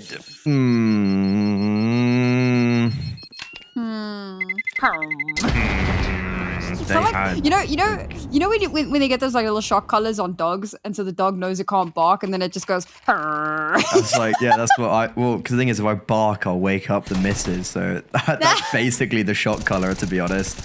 There you go. Yeah. Yeah, no, this is one of those rounds where it's like, okay, we can talk about the 4v5s, we can throw that into the equation, but nonetheless, they have still lost to unarmored pit. Like, these individuals have whiffed against Tech 9s and Deagles without any armor, without any utility. So it's like, we can make the excuses, but that's still a round where it's like, those are the rounds you win in the 4v5. Is this a round you win in the 4v5? Stay tuned to find out. Luli 10s. She's still alive, so But she's not in the right position. Yeah, but it's Luli 10. She'll pivot. She'll just Okay, teleport. Ooh, Bazina heavily under fire, backed up by Gabs, keeping it contested. Luli 10s. 1v2. No kit. Zaya's starting to know. And Bokka's on 18 HP. And they're not planting. Okay, well, Luli 10s is great and all, but it's even easier when you just walk back turned into her. Okay, time now definitely not on her side. Another smoke to come through here. She's made some noise. No. Oh, so close, bro. But Lil Z, I mean, she's the flip side of the Luli 10's coin. She might not be doing quite as well numerically, but she has been the linchpin for Atrix in a lot of these situations. So Luli 10's versus Lil Z. And unfortunately for Furia, it's Lil Z who comes out on top of it. 8-8 now. And unfortunately, it's looking like Furia may just be handed their first loss of the season.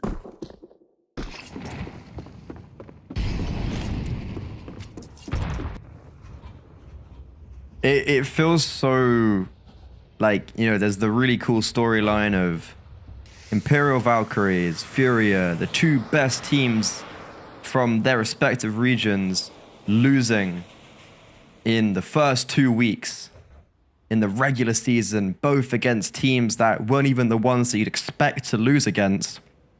And for the Imperial Valkyries one, totally legit. There's no if, buts, and maybes about that.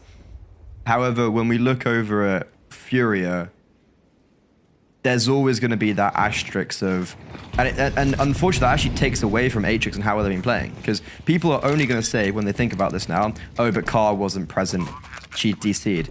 Yeah, but Atrix won map 1 when Car was there. They played really well in the first half when Car was there. And it unfortunately takes away, I think, Atrix's achievement.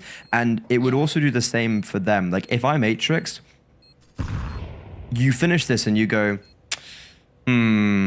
that's like a true competitor would be like, that's not the way I would have wanted to win. That doesn't make me feel as accomplished. Yeah. I mean, you hate to have to go into so many of these conversations with people talking about how you beat the world champs. Oh, but there's a caveat, there's an asterisk, you know, it's not, it wasn't, you know, like a legitimate quote unquote win, which is terrible. Which is also true, unfortunately, when you look at the second half of like, yes. If it fizzles out, it's like, yeah, you know. I think the main issue is the fact that it was so close.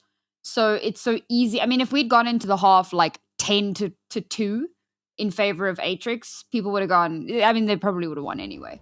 But because we went into it 6-6, the scoreline was like, what was it, 8-6 when we went into the timeout?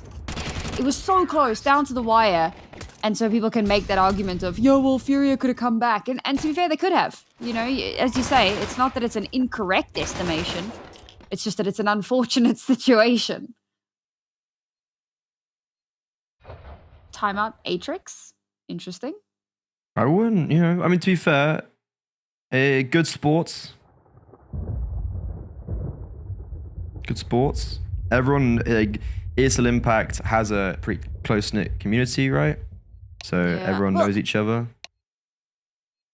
Ooh, it could be happening, chat. Okay. I don't want to get too ahead of myself. Let's not jinx anything. I'm hearing typing. Ooh, a tech pause. Okay. Tech pause. So for anyone who doesn't know, Car's at Gab's house and is having anti-cheat issues. Yeah. So, well, it started with power issues, then CS had an update, so then it was anti-cheat issues. Oh, she can't get a break. There she is. Car has joined the server. Car has returned. So the prodigal now, Orpa returns. Game on. What's her econ going to be like? Does she just get max money because she's missed like 5 rounds, or how does it work actually? Bro, I don't know. I've like never if you join seen this situation happen. If you join, like if you leave Faces or MM or Rinsen to come back, it just gives you the money that you would have accumulated from the lost bonuses. So I don't know. I mean, I've never been in this position in a competitive game before, and it looks like we're just gonna go live, and she's got $800. So she just buys Kevlar and gets dropped a P250 in a smoke. And an A1S. Gabs has got no A1S. Gabs is playing on a Deagle.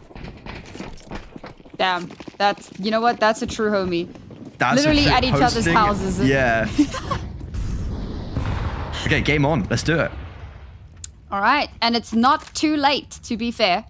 Things are a little bit stressful, to say the least, but there's a way back into this. There is a world of possibility. But again, as much as I said that Furia had to be perfect in the last couple of rounds playing 4v5, that has not changed. They are at a deficit. They're 1-0 down for anyone who, for whatever reason, have just joined us. Furia are currently 1-0 down. This is their map pick. They must win here if they want to take us to map 3. So everything from here on out cannot be even a slight mistake. Gab's getting aggressive. Oh. That's really difficult because look, what it only does is it eliminates her, but Carl throws all the utility, and that's like basically all the util for the CT side. Oh dear. Yes, not too sure what the thought process there was. Obviously gather some info, but had done it with a Deagle completely alone. There we go, Bazina, good for the first, but she's going to get traded out. There's no one there to cover her back, but Luliten's caught out, unfortunately. This is a good push from Atrix, covering all of those available angles. And Car's going to save, because she's got no money. What a strange game. And truly fortunate for Gabs, like, Atrix just starved Fury of information anywhere on the map. And they got very antsy while understanding they have no utility and none of that info. So Gad just tries to take some control somewhere and walks in, dies to an AWP, gets none of that info. And then rotations get skewered as Atrix know they can just set up all this util. Furia have no util to block with their own, so they have to over-rotate. That leaves then a gap on the A-bomb site, and it gets exploited. And on top of that, Lulitens doesn't get a kill. And when Lulitens doesn't get a double kill at a minimum, round so far is look like it's going to be lost. Oh, there's a stat for the Nuke Meister. Actually, yeah. How many multi-kills does it take? How many Lulitens multi-kills does it take to screw in a Furia light bulb? Or how many... Is there anything to look at on train of have Furia won a round without Lulitens even getting a kill? Like, multi-kill's a bit of a stretch, but like, have they won a round without her getting a kill? Sorry to throw Nuke under the bus. You've got 3 rounds. Chop, chop, boy. Get on that. Get on. Mush, mush. With the bow tie. Put that bow tie to work. You know what? I can actually imagine him like straightening his bow tie. Like, I got this. And he's just like, pushes the glasses up, like, game on. He didn't even wear glasses, bro. You're gonna get glasses just so that he can do that. It's the image, though, you know? Yeah. Yeah, I'll lend him my glasses. He lives just down the road. And by just down the road, I mean like an hour. Down the road. Yeah. By South African standards, down the road. By UK standards, that's just about another country. But, you know. 17 villages away. That's how we measure distances. How many villages? Oh, outstanding. Well, Atrix are going to go up to 11 now. Lulitens is still alive. Hold up. Pause. She got Deagle, she got armor. Oh, she dodged util. She's up close and personal, but they're running out. Oh, goodness me. I don't think she even had a chance to aim at that point. Last one alive is Bazina. She was our player to watch coming into today. And on the first map, she certainly delivered. Let's see if she can replicate Lulitens' performances. Or maybe she'll just hold on to the AK, to be fair. Probably not a bad call. Yeah, especially money-wise. Do they have max? Yeah, I think they have max loss bonus. But armor and AK means that you can get all the bells and whistles, maybe drop an A1S over. Whoa, this is actually crazy to think that Atrix might beat Furia 2-0. Like, this just throws the whole season into disarray, because for anyone who maybe hasn't followed over the years, South America's just been a battle for first and second. And that was really exciting in South America when only one team in Season 5 went through to the finals. Like, that was the one time where it felt like there was actually something in the regular season that there was like that contention between the first and second team. But normally it's been like the battle for third place, the battle for fourth place, right? Yeah. Atrix beating Furia here, not only is it the reigning champions, but it creates this storyline of like, who's actually going to go through to the playoffs, the finals now? Well, the Nuke Meister has come in clutch in 8 rounds. Wait, has he already done it? Of course he has. He's nuked. In the 8 rounds that Furia have won, only one of them was a round where Lulitens didn't get a single kill.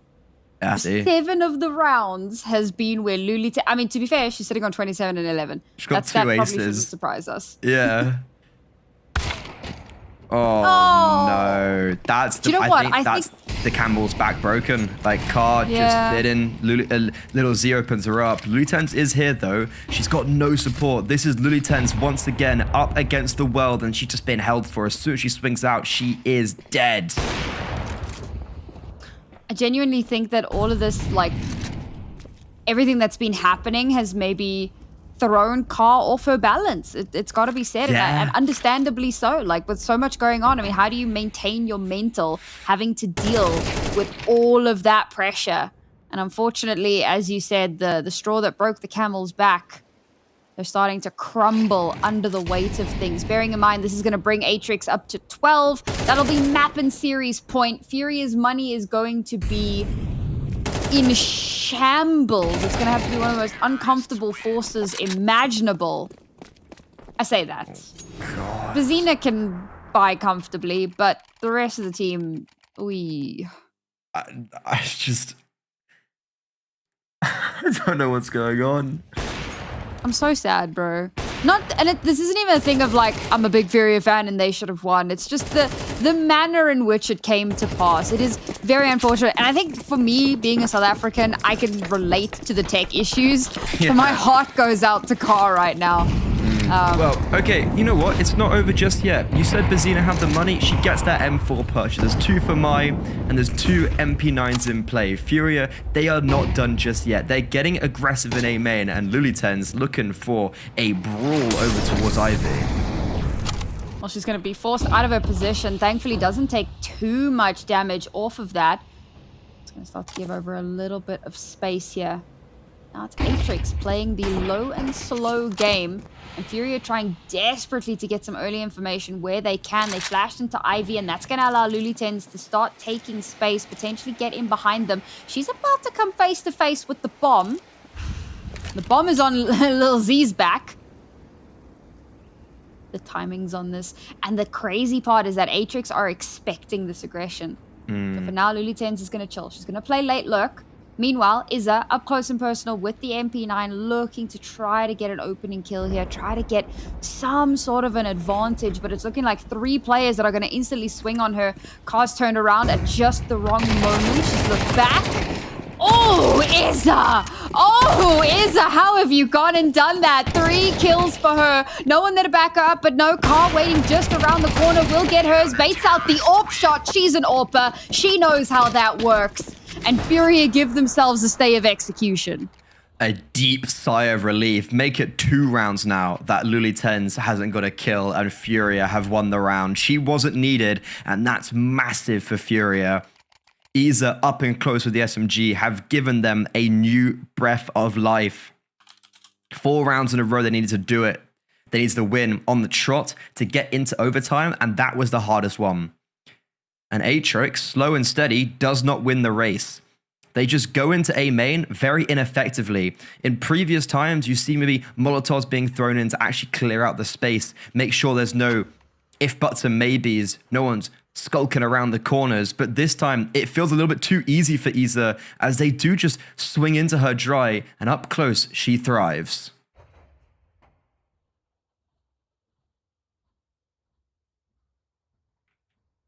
Where do we go from here?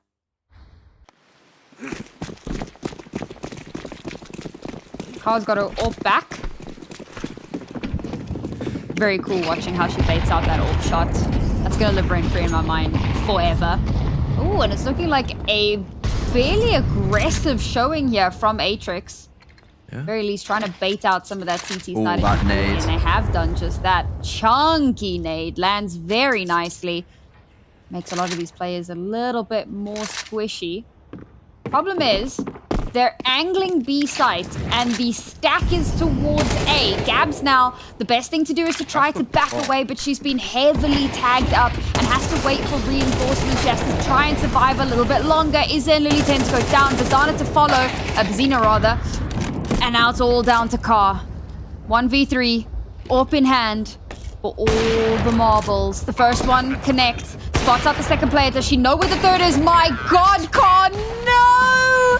As she hops up to try to get the information, the shot connects perfectly from Little Z, and Atrix have done it. They've broken their curse. No longer the 3rd place team that they've been for so long. They have bested the top women's team in the world. Sure, there will be caveats and asterisks, but at the end of the day, they walk away with the 2-0 victory.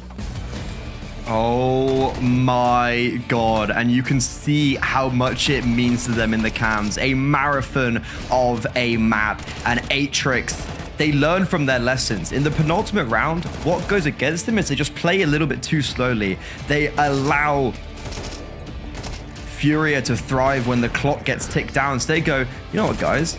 We're hitting our shots more consistently. The only player on the other team that's stepping up really is Lulitens. So where does Lulitens play? Over towards A, over towards Ivy. So let's just hit B bomb site as soon as we can. And it works out massively. I was a little bit worried because 11, who had the bomb, went really far up. And I was thinking, yeah, you don't want to be dropping that one. And look at the scoreboard. Look at the disparity between the kills on Furia. Isa had 17, and a big part of that was, the MP9 3K she got in the penultimate round. Luliten's, when we came back from that prolonged tech pause, first round, massive impact. But apart from that, did struggle when it mattered the most. And for Atrix, Little Z, like, she just had...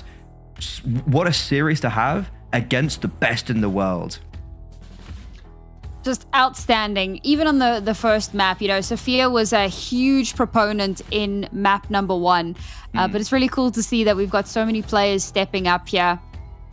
And there's going to be a lot of conversations about this particular game. And I want it to be known, Atrix clearly did want this to be as fair and a fair as it possibly could be, right? They took that tactical timeout to help Car get back into the server. They really were... They didn't want to win on a technicality. This is a team that wanted to win on their own merit, and at the end of it, they did. But let's go ahead and take a look at our Kadia player to watch. And this was a bit of a difficult one because I think in our hearts we wanted to say Luliten's after that performance, but we generally focus on the winning team. So that will be going to Lil Z. 20 kills across both maps for a total of 41. 15 of those being entries, and she's the AWPer. Phenomenal performance from her.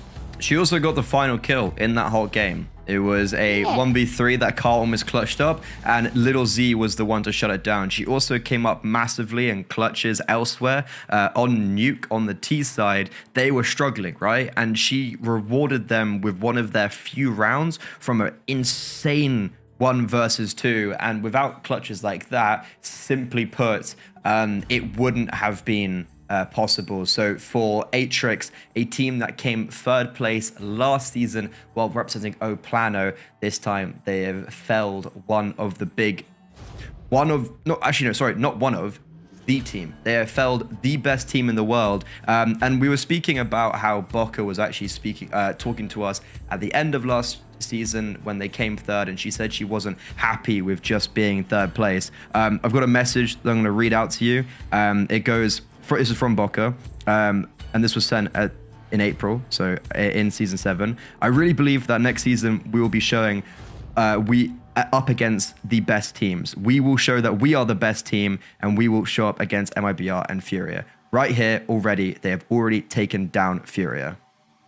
And as we can see, that has had an effect on the scoreboard. Furia now sitting at 1-1 instead of the 2-0 that we expected it to be. The Killers, in fact, are currently topping the scoreboard. How long will that last? Yeah. Well, you guys will just have to keep tuning in and find out. But for now, folks, that's going to be us wrapping things up at South America. Obviously, we're a little bit overtime. So we're going to be handing things off to the beautiful, the stunning, the lovely Apple and Affinity, who is also beautiful, lovely, and stunning, just in case anybody was confused. And they will be taking you through the North American game. Don't go too far away, folks. It's going to be a short break, and then it's North America coming at you.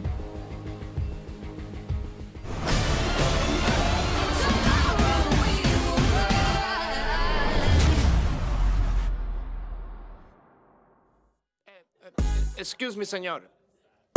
One moment, please.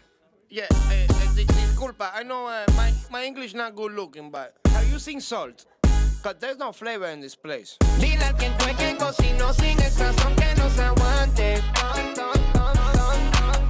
Ponga un poquito de cebolla y limón a ese picante. Ese mangú no me lo como. Le hace falta sal y huele a mojo. Hay brujería en esa vaina, me hizo daño. Pues tu mamá se come un plátano muy extraño. Ya estoy cansado de estar picando por la plaza, amor. Quiero comerme un desayuno ahí en tu casa, amor. 2 huevitos con chorizo te cocino. No soy cochino, te lo cambio por tocino. Dile al quien fue que cocinó sin el sazón que no se aguante. Ponga un poquito de cebolla y limón a ese picante. Es que te extraño como la cocina de abuela o la empanada de tu vieja. La nena dulce como la miel de abeja. Yo me muero pa' comer si tú me dejas. Diablo, nena, que tú sí estás fuera liga. Mango bajito, lo que son tu amigas. Por eso que yo no me encaramo en almor. Gracias por el plato, pero es que le falta algo.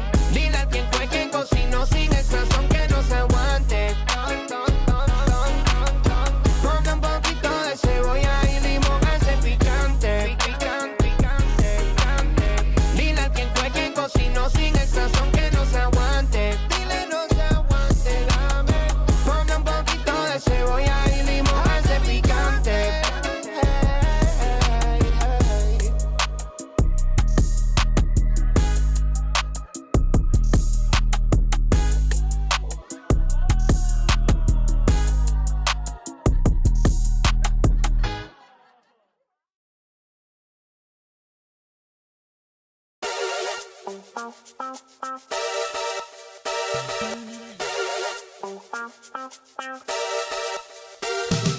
Cut me out like a photo from a magazine.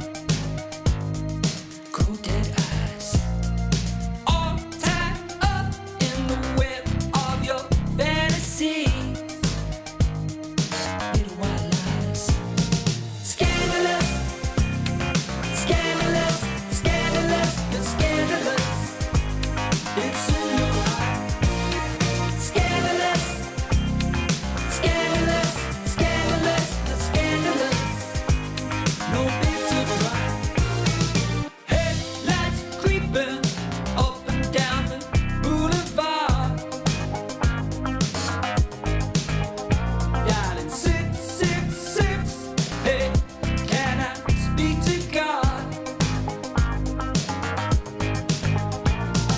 Helicopter spinning in the cold night sky. Underneath the stars, it's an eye for an eye. All tied up in the web of your fantasy.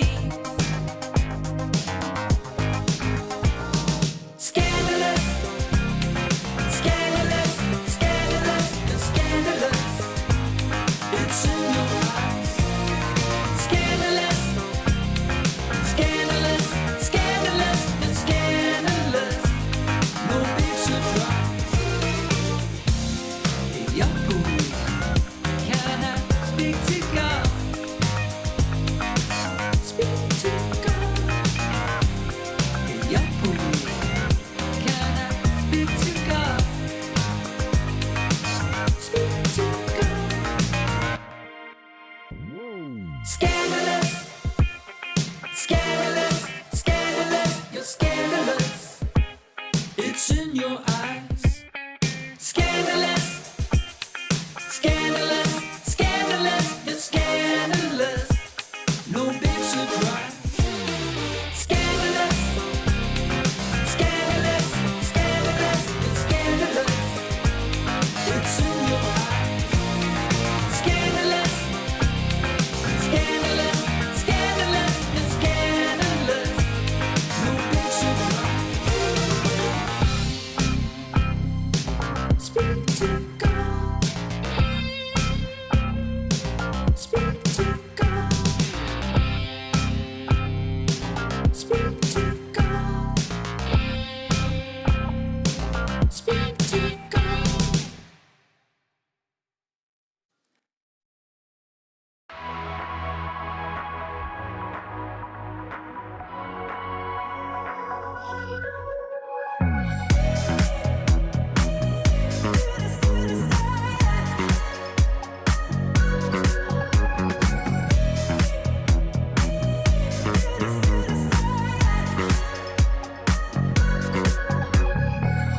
Don't you know I feel you all around me?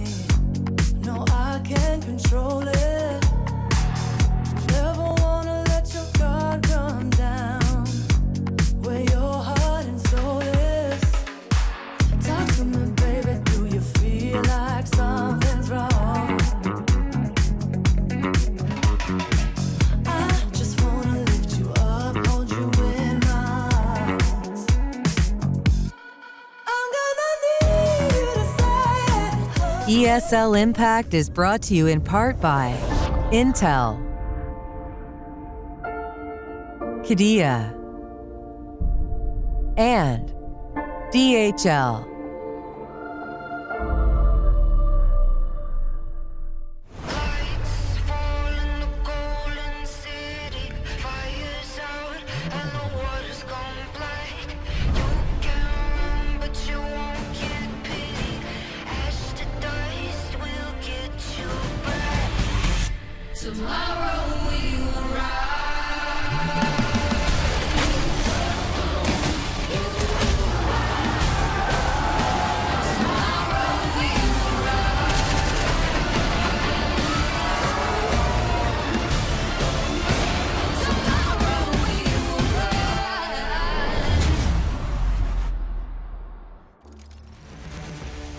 Hello and welcome back, wonderful people. We are here for the first day of week number 2 of ESL Impact Season 8 North American Edition. Woo. I am Apples, and it is a blast to be back You on the are microphone with... I'm Apples, sorry, I'm Affinity, and you are Apples.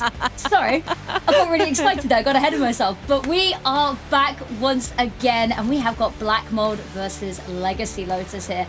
And this is looking to be an incredible matchup.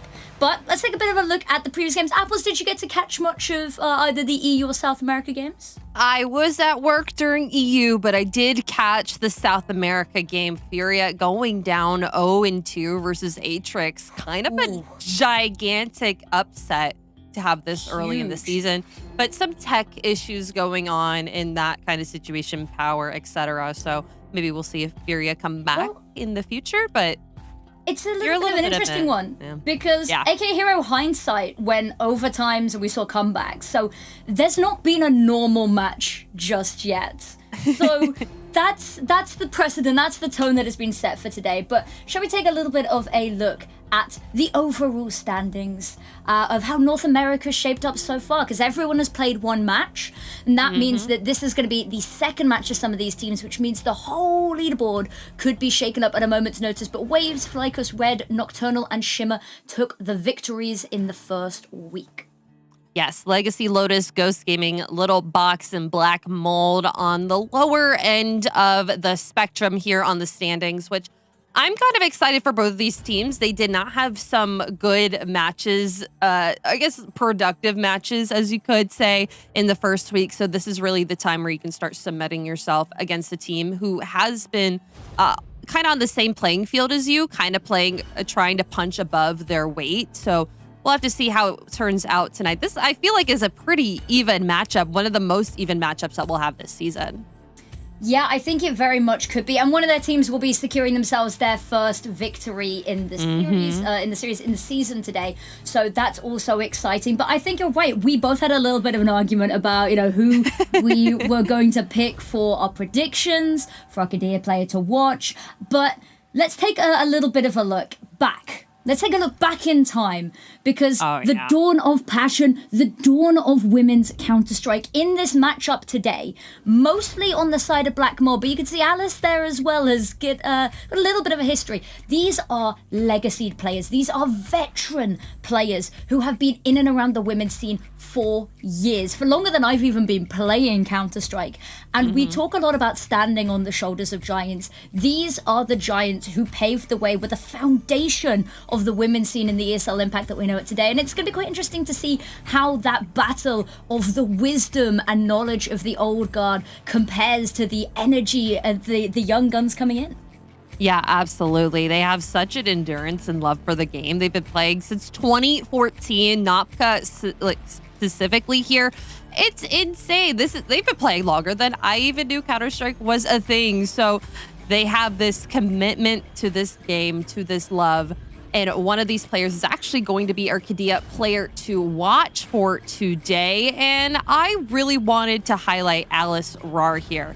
So she has been playing CS for so long. And on the server, she has such a high cast percentage. It's about 86.8 in the recent stats.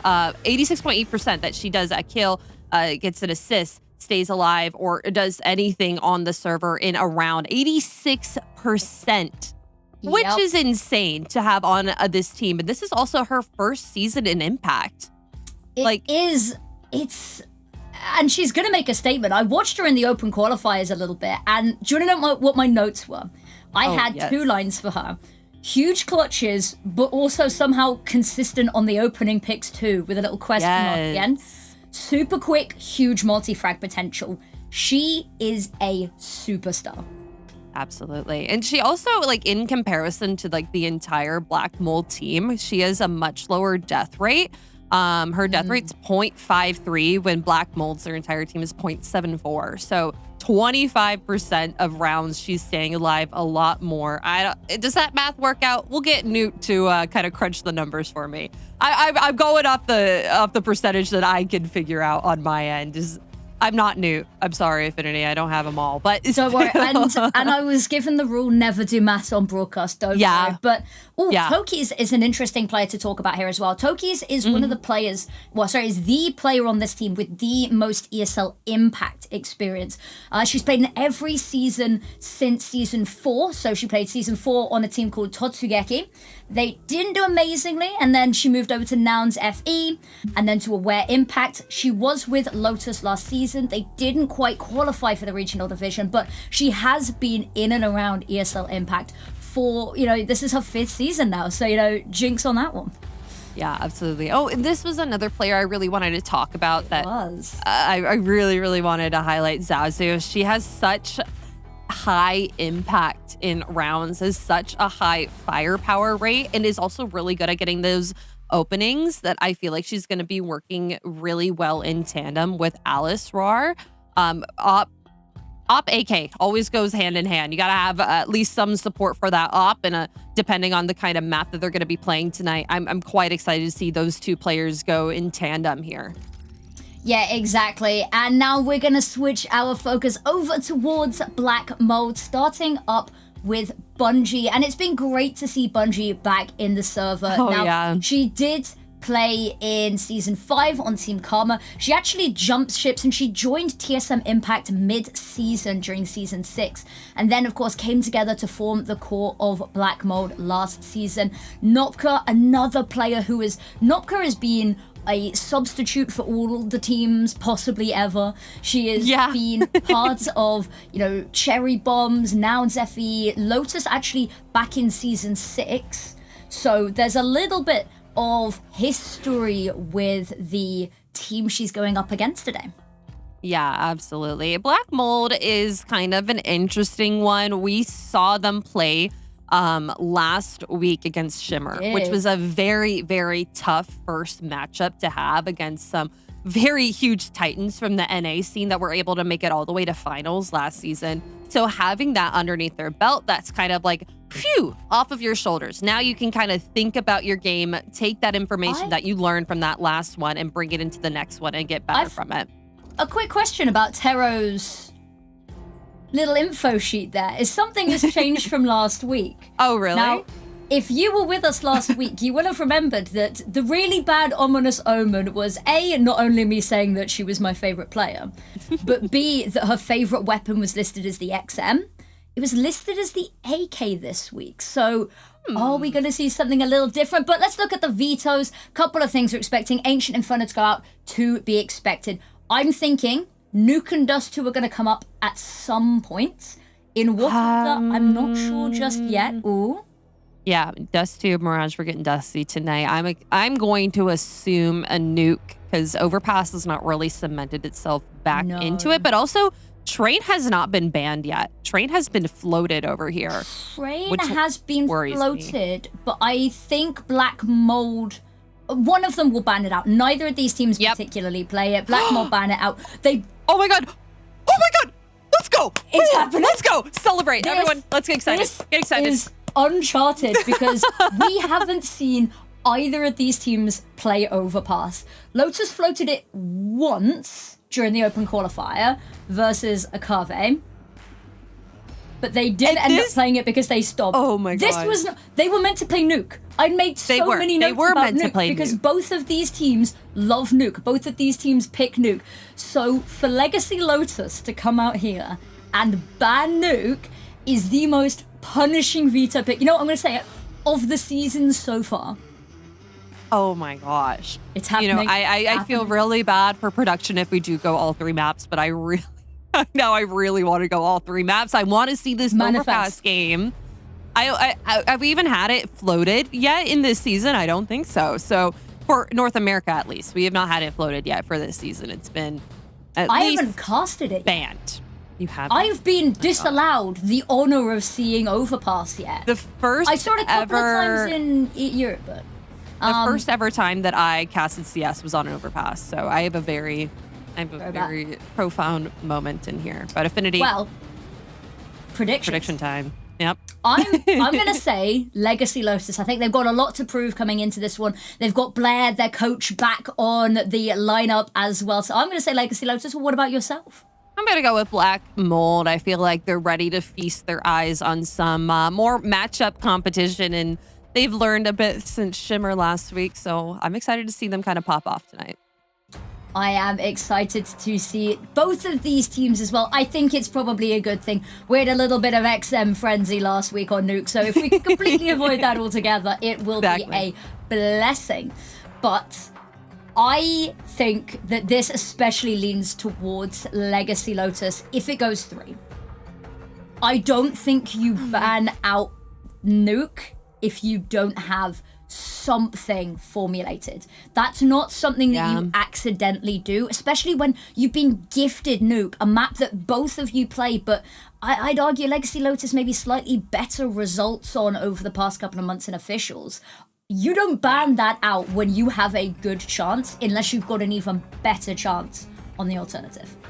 So, a little bit of insider information. I used to be on the team that Chalky's played on, Aware Impact, last year. And Overpass was a big map that was practiced and scrimmed and timings and everything found out. So, I feel like that would be a pretty strong map for Legacy if we do end up going through. You regret your prediction yet? No, because I've seen Kelsey play on Overpass multiple times in the entire world, and I feel like a lot of this will come down to who has the most experience on that map, because it's been in the pool for so long, and there's like so many players on Black Mold that have those laurels, those long time standings there, like Napka, who have been there since forever. So it's going to be a toss-up. It's definitely going to be a third map, which I'm excited. You always want that third map to be half and half, you know? Yep. And I think it's going to be an AWP's paradise. Now, we could talk all day about Bungie's AWP versus... We talked about Alice Ra's Arcadia play to watch and how immense she is, not only with opening picks, but with clutches and multi-kills all at the same time. Bungie, maybe not the same star quality that, you know, she's not hitting the flicks and the multi-kills necessarily at the same level we'd sing the praise of Alice Raw or maybe Forks. But she's so consistent. And it's one of those is that, you know, you'll always remember, you know, a Guardian flick, but can you remember all of the times that just Shiro was consistent, for instance? So I think it's going to be quite an interesting battle of the AWPs. We talked about the old guard versus the young guns. I think it's going to be very much a matter of the energy and passion versus the dependable, just solid rock that is Bungie's AWPing and the experience that has come with it. So I am so excited for this matchup. Legacy players all around. We've got players whose first ESL Impact season, even though they've been playing, you know, you can date their matches back to, you know, DreamHack 2019. It's such a unique blend that we're going to get within this series. We're just waiting on one more player to get into the server, by the way. That's where you get the Apples and Affinity podcast. Of course, Apples. I've just decided to claim that that's my name for today. AA is back. The AA is back. Well, you did bring up Fox being that flashy opera, but even last week we saw her missing a couple of shots that were like pretty important and could have like turned the tides of some maps, some rounds in their favor, even though they did win it 2-0. It was very convincingly in their favor. It would have been just a little bit more top notch of a Shimmer win if they were able to get those shots. So it's like the 50-50, probably more like 80-20 of the time that Fox is not on her game, but Bungie on her game 95 out of 5. I'm doing math on broadcast again. I'm doing it again. We talked about this.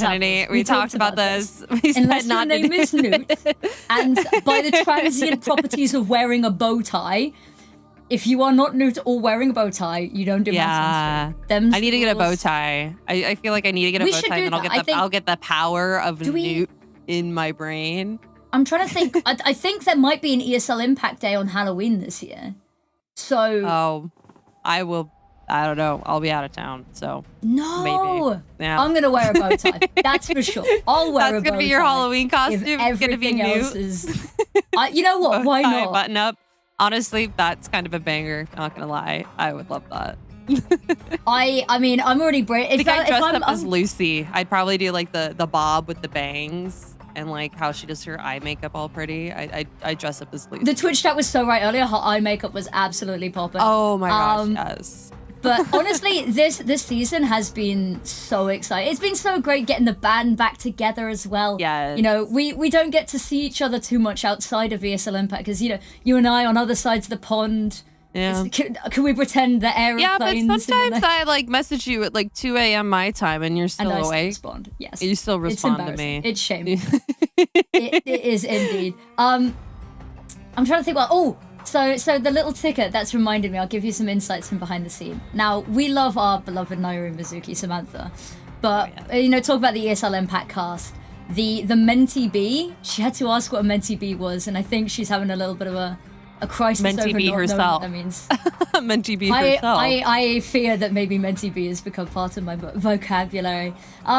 Should we take a look at just the overall NA whilst we wait for the final players to join? Because I think it's quite an interesting season coming into this. Shimmer looking very good off the off season. FlyQuest and Ghost Gaming, we've already had that matchup, which is one of, you know, the big three matchups, I'd argue, is FlyQuest, Shimmer, and Ghost Gaming. When any one of those three faces another one, those are sort of the titans of the region. But seeing the caliber of talent that's come on through has meant that a lot more of these matches are quite scary. So I tally up all of the talent prediction that we do on stream. And last season, B-Dog was a little bit upset because he was like, North America's so much easier to predict than Europe. I think this season is I mean, Europe's also very difficult to predict, but there's a lot of these new teams that are looking so strong.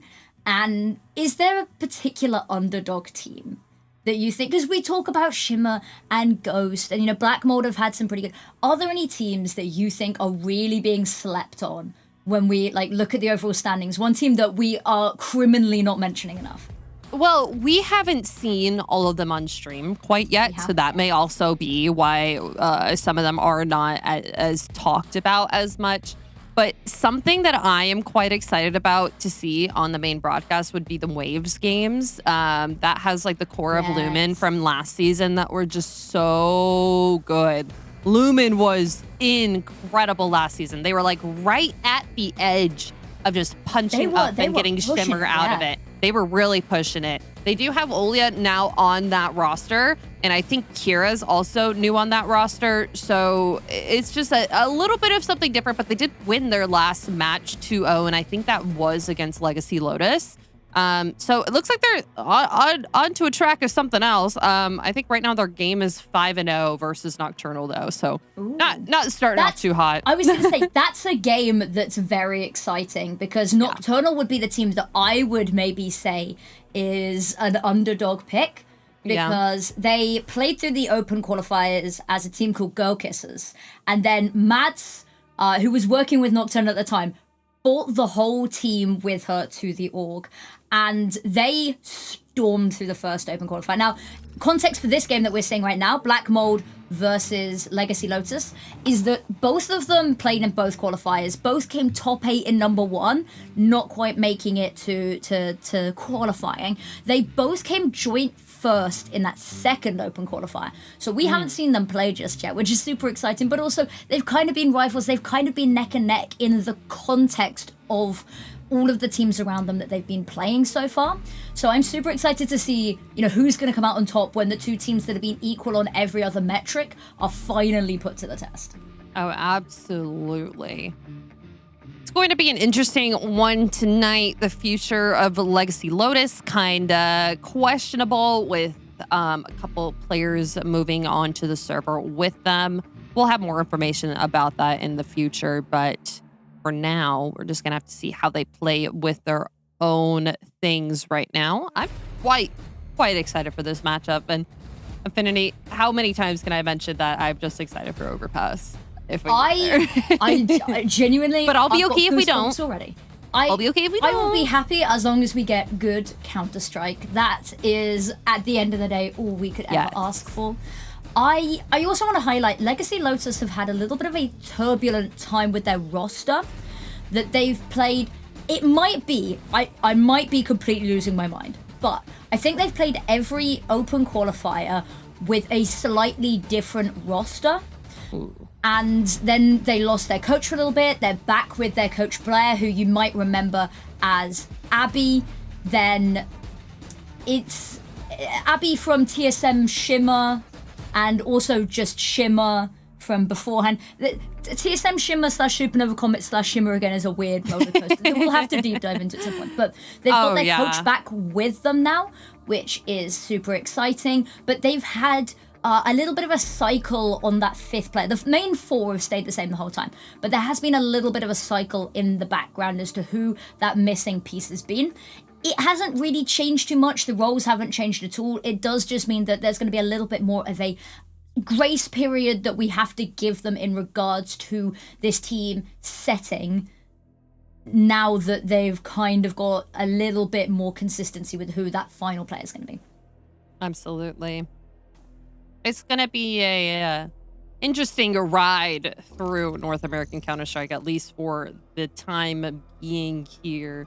And that's just kind of how it is, trying to get those VRS points. Some of these teams playing in other events and in ESL Impact. It's just lots of stuff going around in North America.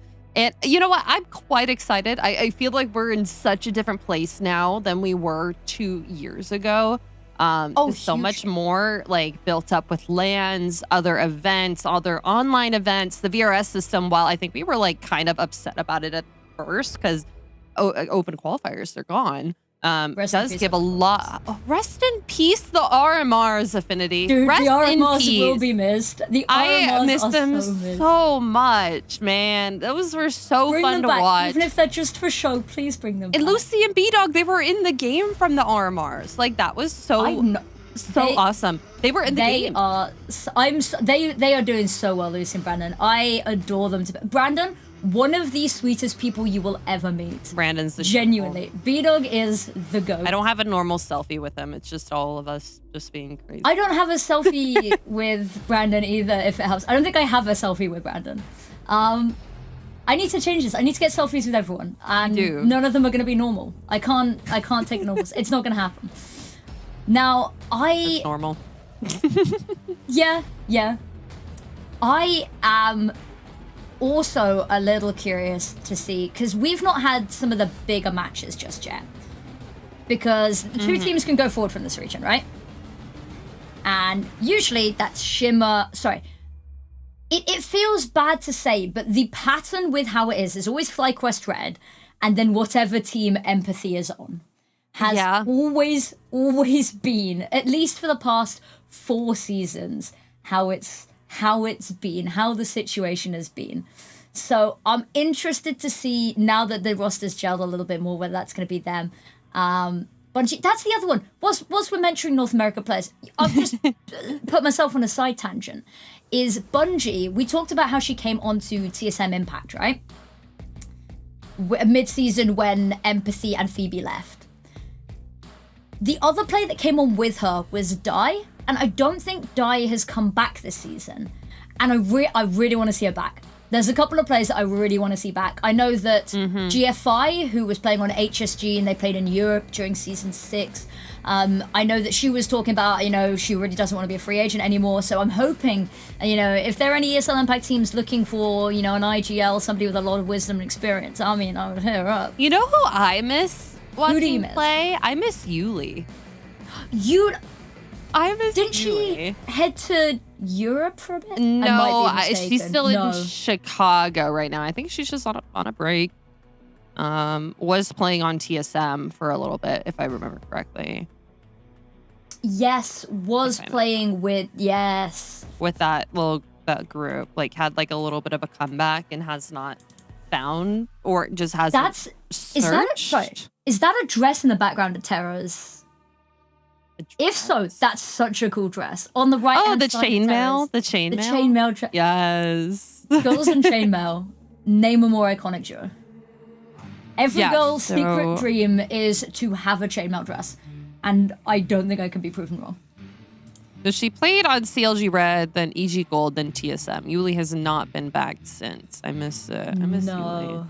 There's a couple of players as well in the open qualifier that we didn't quite see make it to the big stages. There are some new players. I'm quite interested to see. Oh No Melon had a team for a while who is a friend of a friend, and they played in both qualifiers. They made it pretty close.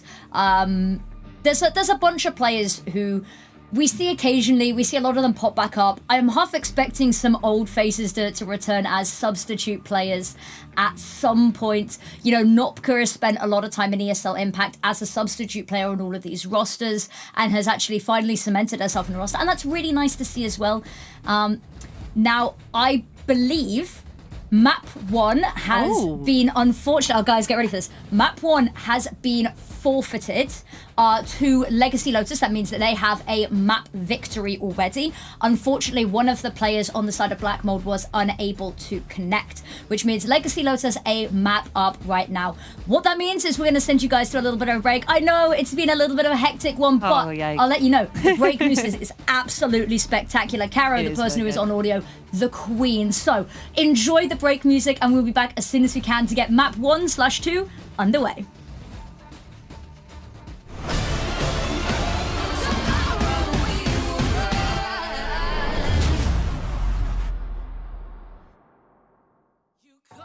Me the other night, don't you know I've got no time? That's it, I'll never ride for you and I. Don't you call me babe? Thought you had a chance dropping DMs on my page. You can stay outside, you can park it on the pavement. Waiting, I don't need a man that's cheap and basic. I'm ranking. Back up. I don't need another suitor, babe. Man up. Put your pouting on the Twitter page, yeah. And I advise you to take a deep breath, cause you gon' hold it till the colors in your cheeks left.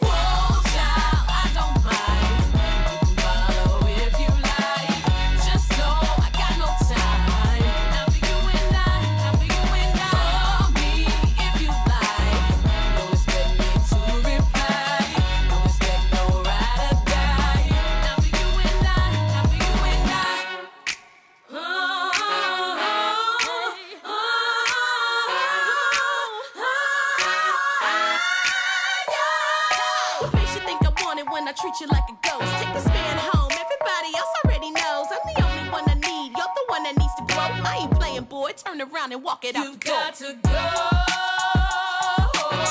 For the love of God, for the love of God. Watch, baby, I don't mind. Just stand home, yeah.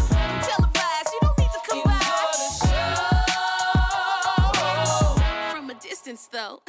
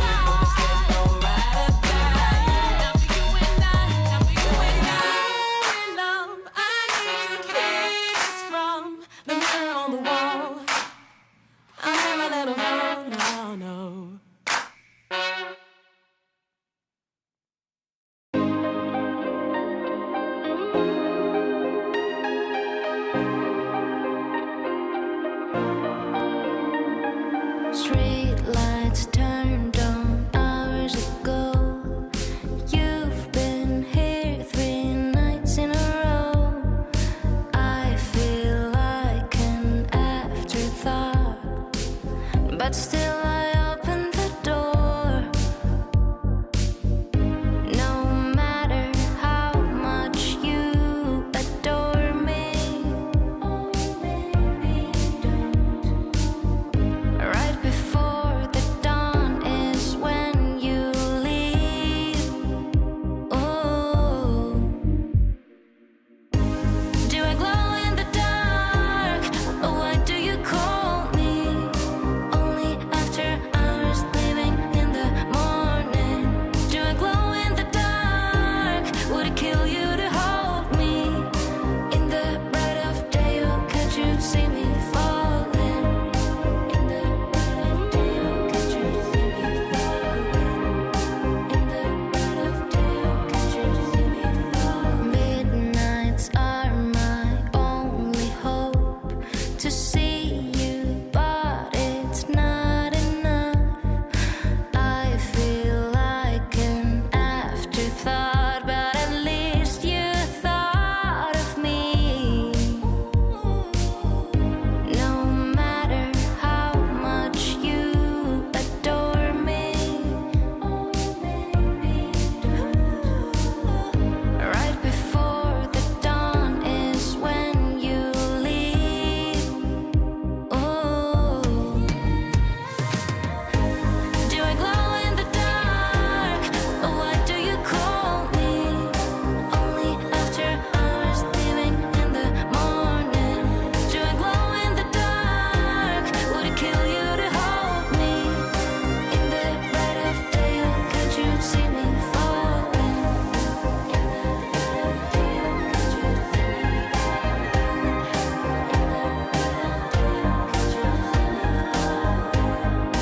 In the bright of day, oh, can't you see me falling?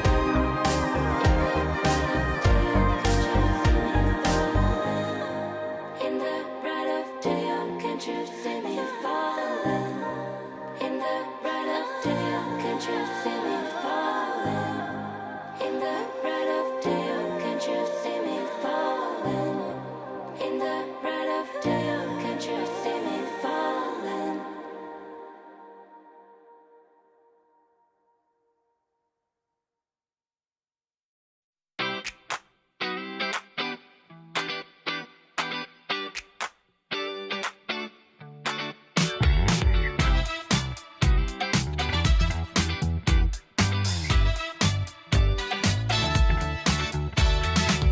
It's 6 o'clock in the morning. That's much too early to wake up. No, nobody gave me a warning. I wanna sleep, but I know I can't. So I got the feels, let's make a deal. Moments are moving faster. I got the feels, you take the wheel, got me a real disaster. I got the feels, I mean for real. Call up, pretend I'm master. Somebody bring the fun back. Can anybody do that? 'Cause I wanna be happy and I wanna get down like an all-day party. Do. And another thing, baby, I wanna go out. I said it. Hey, I'm too young to grow up. On Fridays I don't wanna show up. The shots keep calling. I'm too young to grow up, and you can make me. Somebody save me. I'm too young to grow up. Stayed out too late, we were clubbing. I lost my phone, so no one can call me. I know I'm forgetting something. Unqualified to be here adulting. I got the feels, let's make a deal. Moments are moving faster. I got the feels, you take the wheel, got me a real disaster. I got the feels, I mean for real. Call up, pretend I'm master. Somebody bring the fun back. Can anybody do that? 'Cause I wanna be happy and I wanna get down like an all-day party. Do. And another thing, baby, I wanna go out.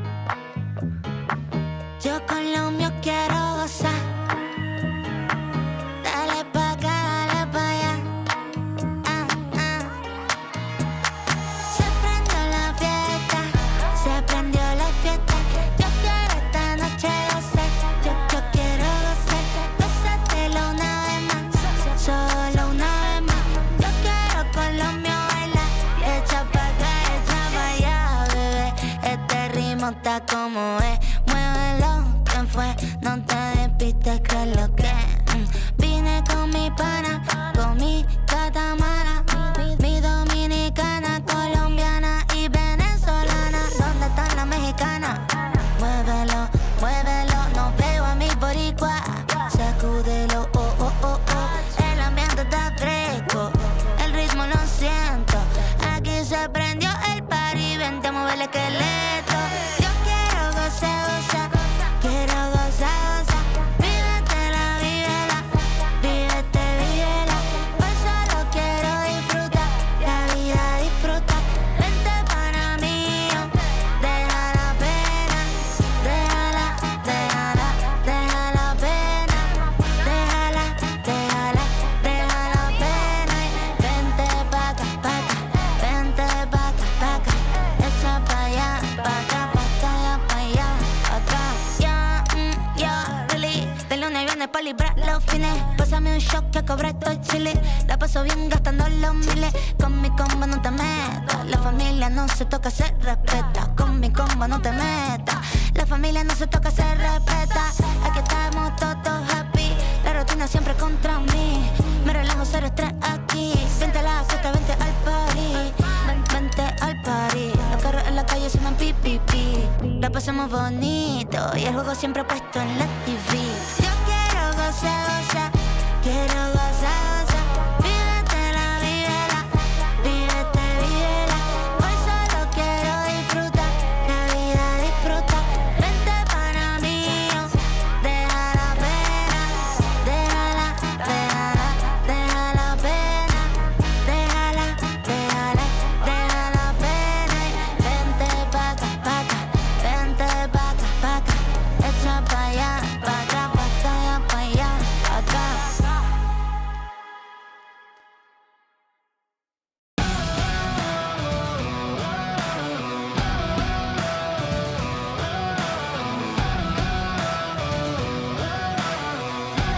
Soaking the fire under my feet.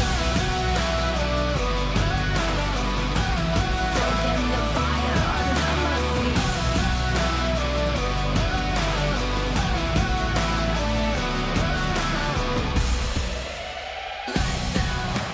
This is what we came for. Watch out. What we got you can't handle. Step out. 'Cause we don't ever stand still. No doubt. I'm ready for the gamble. I'm ready for the gamble. Ready for the gamble. I keep feeding the flame, chasing the fame. This war will never be enough for me. I feel it run through my veins. I sharpen my aim, soaking the fire under my feet. Soaking the fire under my feet.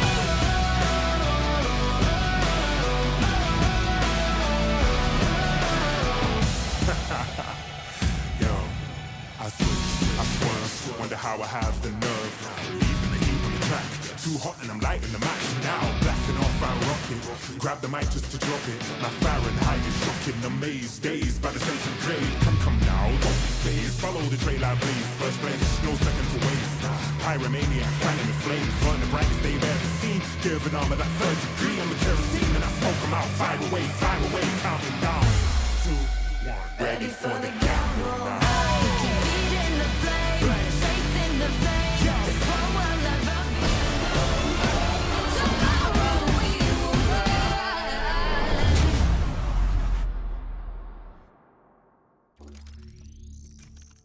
Hey guys, I am unfortunately the bearer. Oh, I might not be the bearer of bad news actually. I was here to tell you that the match was going to be forfeited, but I have even better news. I am the herald of good news that we have been able to get Mirage underway. It has been a day plagued with tech issues, but is it time for Mirage? Is it? I think it might be Apple. I have as much information as the viewers do right now, but it's going to be technically map number 1 of Mirage. It seems like everyone could potentially be here. We'll see once we get into the server. And this is completely different from what we were thinking 20 seconds ago. We were ready to call it a night. We were indeed, but that is fine. In fact, it's better than fine. We've got a match on our hands, ladies and gentlemen, and we're going to be kicking it off in the pistol round here. And actually, a little bit of a change from usual here on how we see Lotus like to play their pistols. The drop on down, it's super pacey, and look at the space they've already taken. Ooh, gonna have to fight Petro over in CT. Nice shot for Takis, and the bomb is about to get planted. Now, the CTs are very close, but Cyclone is gonna be able to pick them off one by one with some nice, heavy headshots. Now all up to Napka and Bungie. Both coming in from CT. Kind of wary of entering into this situation. Lots of damage done by Alice in the early round, and Bungie falls down to the Cyclone. 3 kills for them. Is indeed. Now, that's a little bit different to what we usually see them run. They like to go for a little bit of a B crunch. So something A completely switches it up. And Black Molder team, we don't know how much prep they do coming into this. That even if they had been ready, they would not have been ready for this. Now, I'm quite excited. This is going to be a very mid-heavy game for the most part for the side of Legacy Lotus. They like that early control. They like sending a lot of people down into underpass so they can really crunch down onto mid here. And we're seeing it already. Toki's in underpass, 2 players, 3 players, sorry. Top mid, smoke goes out for connector, and it's going to buy them so much space to work and jump up into window.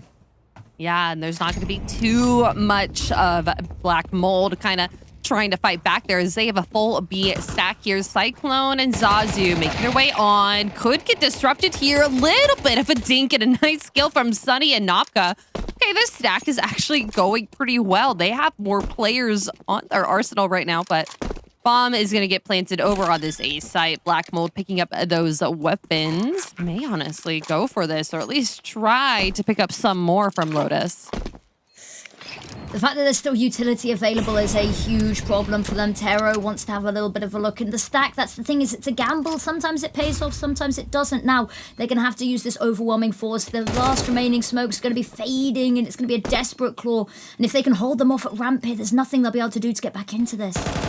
Ooh, everyone is going at miles of pace. I love how fast this game is playing out and how fast that retake ended. Just with the click of a couple of guns here from Legacy Lotus. They are in this to win it. This is also their map pick. So kind of lucky for them that Dust 2, the first pick, was a forfeit win for them. They just need to win this one map, and the series is theirs. That it is a huge advantage to be coming into this with. And of course, stealing the victory on your opponent's map pick, no less. It could not have been worse. Now, into the first proper gun round we go. The mark of a good warrior is not that they don't fall, it's that they get hit and they get back up. And that's what we saw last round, is they lose those opening jewels, they lose to that stack, and they can still fight back into this. Nopka, though, heavily punished, and these flashes are just so blind. So blind. Yes, Nopka able to get 2 out just from that. The flashbangs were everywhere, and unfortunately didn't look like Taki's completely cleared out that site. Now Blondie's able to at least cancel the plant for the time being, but it's now all to Tero to finish out this 1v2. Lots of damage onto both of these players already. She's at 100 health, but 100 health is taken away by 1 bullet from the AK.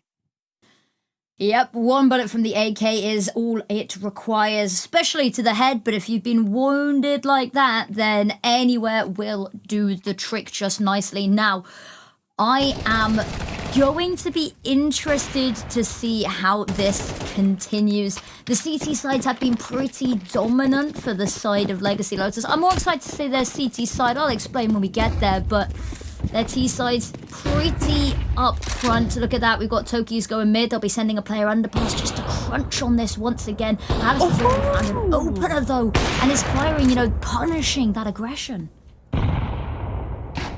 That's a great spot to put it in. Zazu almost going to be able to follow it up with a kill of her own. Tero, if she goes for this AK, she's going to get punished, and with low health, the bullets are just not going straight for Estrella. Have to fall back. There's another player in apartments that she has to be worried about, and they're already pushing for that space. Napka's already pushed all the way towards TV room. So that is not a place that they could go at this point. Just going to have to try and crunch over on this A site right now. Yeah, they took all of that mid control and they had to relinquish all of it. So now they've got not a whole lot to work with. Yeah, they've got a tiny window of opportunity and they've got an angle if they can pop out of ramp here, but they've got a whole lot of problems to deal with yet in connector. So a couple of smokes thrown over that way might help one out, but they have to be worried to dodge these first opening shots from Bungie. Okay, Kelsey able to find one of her own, quickly traded by Talkies. Now Bungie in a very good spot here to at least do some damage or at least a kill. That's something nice. Oh, gonna disrupt the planter there. Estrella not gonna be coming off of that plant. Now all down to Alice, and she's about to get sandwiched by a player over in ramp. Did leg Napka, but cannot find where Bungie is lurking around the corner. Black Mole to find their first. Generational fumble there. That one missed shot sends the whole site toppling, and that's a problem. Is that you have players available to defend, but the fact that we'll see it in the replay here inevitably. There we go. The fact that Bungie gets the first and the second, there's nobody there to stop, and they don't come off the plant. There's so much trust, and it all falls through. Every single piece of that puzzle was just balanced on a matchstick. Money's still okay-ish for them, but it's going to have to try start a site exec. Most of the T's kind of waiting over towards this A site. Zazu with a little bit of early damage onto herself. And the CTs, okay, a nice trade there from Zazu. Bungie is close behind. It's going to be able to disrupt just a little bit of this, but they're slowly getting onto this site. They have to eliminate some of the players that we're looking. Okay, Taro's down. A little bit more space, but Sunny P, once as soon as they get a little bit of inch of space, it just goes down. Oh, the box saves her. I just gotta wait. A little bit of breathing room here. Lucky to be alive there. And the push is amazing. The thing is, that bomb hasn't even gone down here, but they need to be careful not to feed into. And the HE, the second one, there's gonna be nothing to defend it. I feel like we're going at 5,000 miles a second right now. This has been insanely quick. We're already on the sixth round, Affinity. Like, it is insane how quick this game is going right now. Is that just me? No, it's not just you. It's not even just blink and you miss it. Blink and you've missed whole rounds, whole sections of rounds. And that's led the economy to be swinging back and forth. And I think part of the issue is that both of these teams are going at 1,000,000 miles an hour and they're not quite able to keep up as consistently. I think somebody needs to slow the pace down a little bit. And I have a really bad feeling, given that there is a flashbang being lined up by Alice, that this is not the round they're going to slow this down. No, absolutely not. M4s are just a lot better than the Glocks, at least for one. Cyclone's able to get a kill here and pick up an M4. That does give them a little bit of space here, but just like that, Kelsey's already getting more aggressive. Okay, the Glocks. Okay, the Glocks. Not bad. There's a world there that if you kill the player on stairs, that actually that could have spiraled to be a little bit worse. But 2 kills is fine. It got really scary for a second, but no bomb plant, not the most successful. But given what they went in with, no complaints here. Now we go into round number 6. Scoreboard already tied up. And I was a little bit worried. We'd heard there'd been a couple of tech issues on the side of Kelsey. Such a strong player who goes for those opening picks the majority of the time. She is their entry player. And talking of entries, what an HE onto Estrella. Not something you want to have 10 seconds into the round. And Kelsey just trying to edge on the side of the smoke, trying to get a little bit of visibility into this kind of perfectly placed con smoke. Lots of the legacy players just kind of waiting for that. When another one comes through, Kelsey has a little bit of visibility, but a flashbang is actually going to disrupt that just for now. B-site's about to get taken as they're walking up Cat. The op is here, though, and oh my gosh, it almost lined up for her. Zazu on the other side of the site, able to find one, but B-site is just locked down. All down to Zazu to just get a couple of extra kills. There we go. Black Mold take the lead right back from under Legacy. Yeah, and it's good to see them getting the rounds on the board. You know, you lose the opening 3. This is a team that is very heavily CT-sided on this map. So I think it needed to be a little bit of a comeback early on, not to let this slip away from them, because they're going on to a side where Lotus have only lost 2 CT rounds this whole ESL Impact debacle, right? Since opening qualifiers, right? Open qualifiers. They have played quite a few matches on this map. They've only lost 2 CT rounds, both of which are on the A side. A little bit more that we can delve into that later. But you need to make sure that you give the least amount of possible opportunity for that least amount possible opportunity for Lotus to have a CT side. And the way you do that is by racking up a sheer number of rounds on your own CT side. And they're doing just this. The economy, back and forth, even on the T side, it's not going to be great. Cyclone. Ooh, do you want to peek that? No, I think a good decision to back away. There's no flash to get them through this. And with so many deep smokes, they've just got to sit and wait the first half of this round out. Just respecting the smoke so much here with no utility. Can't really jump quite straight through it. Some armor onto some of these players, but look their way over towards this A site. Palace is smoked. Cyclone has to wait just a little bit longer there, but another Molly is just going to slow it down. This is the slowest round we've had in so long. I think much overdue, and we're about to get a much needed dose of action. There's no flashbang to get them around the corner. They are just going to have to wait and hoping they're given an opening pick. Toki's has found one elsewhere, and that's going to be the distraction, the flashbang of sorts to try burst them in. Oh, shots fired. Really needs the activation from the heavens, and Cyclone's found one. They still need to weasel out Tero, and Tero's still going. A little bit of a spam through it, and Molly just to keep her back for now. Cyclone with already one nice shot found this round, looking for a couple, but everyone is looking at you.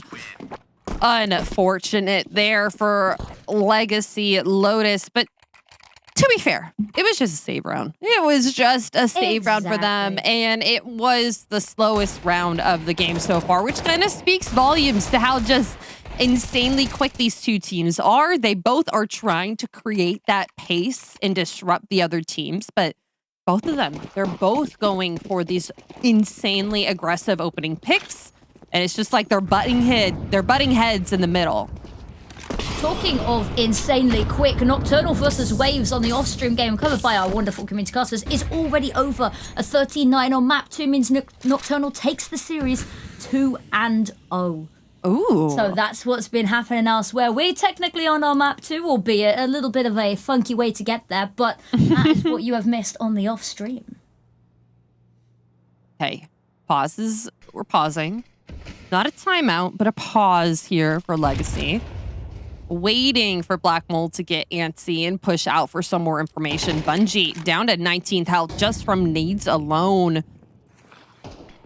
No one's really seen anyone quite yet, but here we go. The entry into mid starts. A little bit of a lurk smoke here for Valley. Trying to find something. Zazu finding a nice shot in there, but Bungie is still hiding there. She sees the top of her head. Oh, the spam doesn't come through, but this nade definitely will if Psycho didn't finish it off over on this A site. And just like that, the dominoes fall for Black Mold. The patience has worked out, but Nafka still has some chance. Okay, never mind. Yeah, it's every time you say, but I think it's quite interesting. I talked a little bit about how mid-heavy this Legacy Lotus team is. And there is almost always 3 players in mid, which means that every other team either has to expend so much resources fighting them for mid, or you peel back, you play the sites, and you let them take that space, and then you starve them of everything else on the map, right? You know that if 3 of them are mid, they've committed those resources to mid, that they have to be weaker elsewhere. Ooh, weaker elsewhere, possibly weak over in apartments. That's an opener to talk about. Listen, I'm all out of whack. It's the second map somehow. The Toki's about? I'll talk about it. HE. Oh, Kelsey, lucky to be alive there. Cyclone's got 1. The immediate back away to join her team. And she's this Palace player, so if she's rotating away to join her team, I think they might be looking to head elsewhere. And there it is, the call to schmoove over towards B.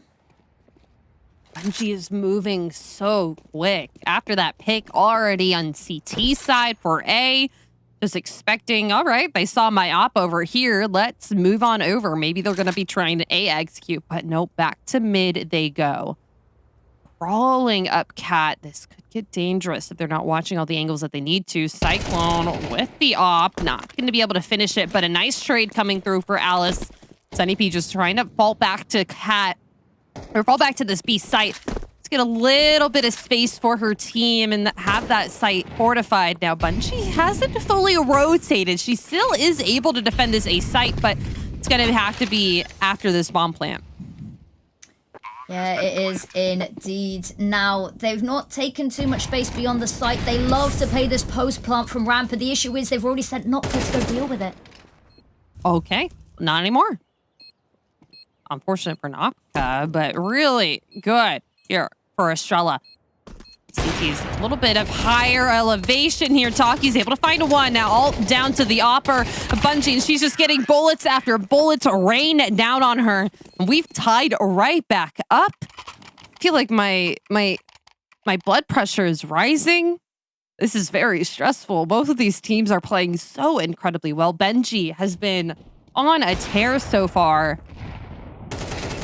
Yeah, the opening picks have been great. And I think on a day where we don't know the full situation with how, Kelsey's PC is holding up. I believe she's playing on her dad's PC now. Yeah. We don't know the full extent to how that is holding up. It's been a little bit of a slower game, so I'm assuming maybe not as fluid and as many FPS as you hope. Ooh, hold every point I was saying. I am loving the aggression here. Cyclone's just had to back completely off. She's not sure how much utility she'd expend to this. Kelsey still wants to follow up with this and knows that there can't be anybody Palace. They've not had any contact there. They've not been fed into a blender with the Palace power pulling back, which means they have to be B. They can warn Bungie, but there's not much she can do by her lonesome. They've sent something hurling in the back lines, but look, they've already pushed so far forward. They haven't cleared her out. Again, they've left the on site that's going to disrupt all of their plans. And now Taro left in a 1v3, able to find the first one. A nade just to do a bit more damage. Bomb is going to finally be able to get planted. A molly out onto site.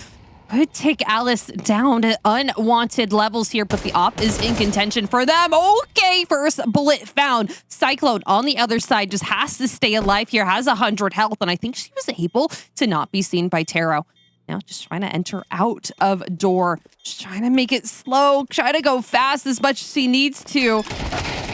Gonna fake the defuse. Cyclone has been on it for Legacy, and this was a player that I don't think we talked about at all really in the opening part of the show. No, so Cyclone, who many of you may know as Infave, she goes by many an alias, is a player who is always been good, but isn't usually that really, really huge standout. She's often their Palace player, which means that she doesn't always get the same level of chance to activate. But when she does, she is so crucial. And this time, she's been stepping up in a huge way. She's that little bit of a luck presence, that presence elsewhere. So when they all go mid, there's at least somebody that doesn't die trying. But I say that, she's taken down as well. Estrella caught between two sources. At least Alice is able to get the trade. Still 1v3. Bomb on her back. They know where she's at. Has to lurk away and figure out a different place to play this round. Last one of the half. Yeah. Gotta just go for it. There is no point trying to save. Has to be so paranoid about behind that, because that one eco round where they where they chased them all the way through spawn has left that bit of a paranoia. If it's happened once, it can happen again. She's able to get Nopka out. Could be hard, but still she has an op. It's going to be hard for these close things. She has a Tech 9 as well. She's going to be expecting Nopka. She will be. Oh, but the scope is not going to be it. We are tied up 6-6. We'll be right back after this quick break.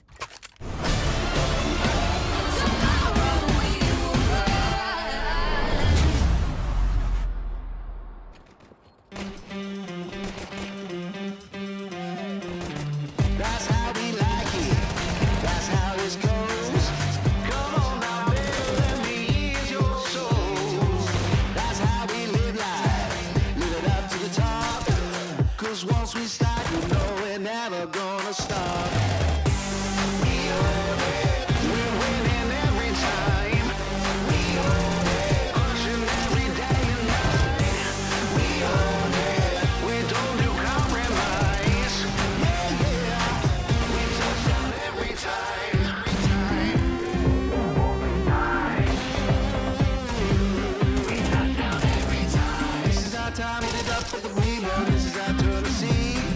Would you find anybody in the league standing in front of me?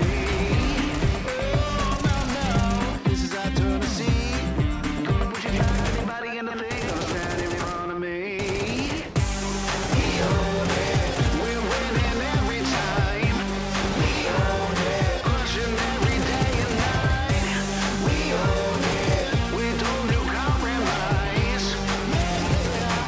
We touch down every time.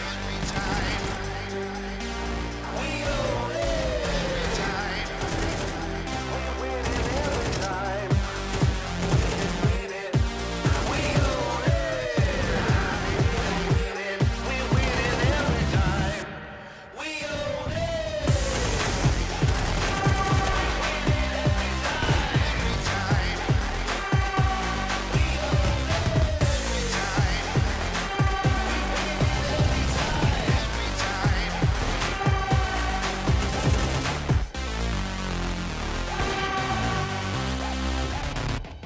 It's 2 a.m. in the morning, and your anxiety's calling. You lay in your bed, but it feels like you're falling.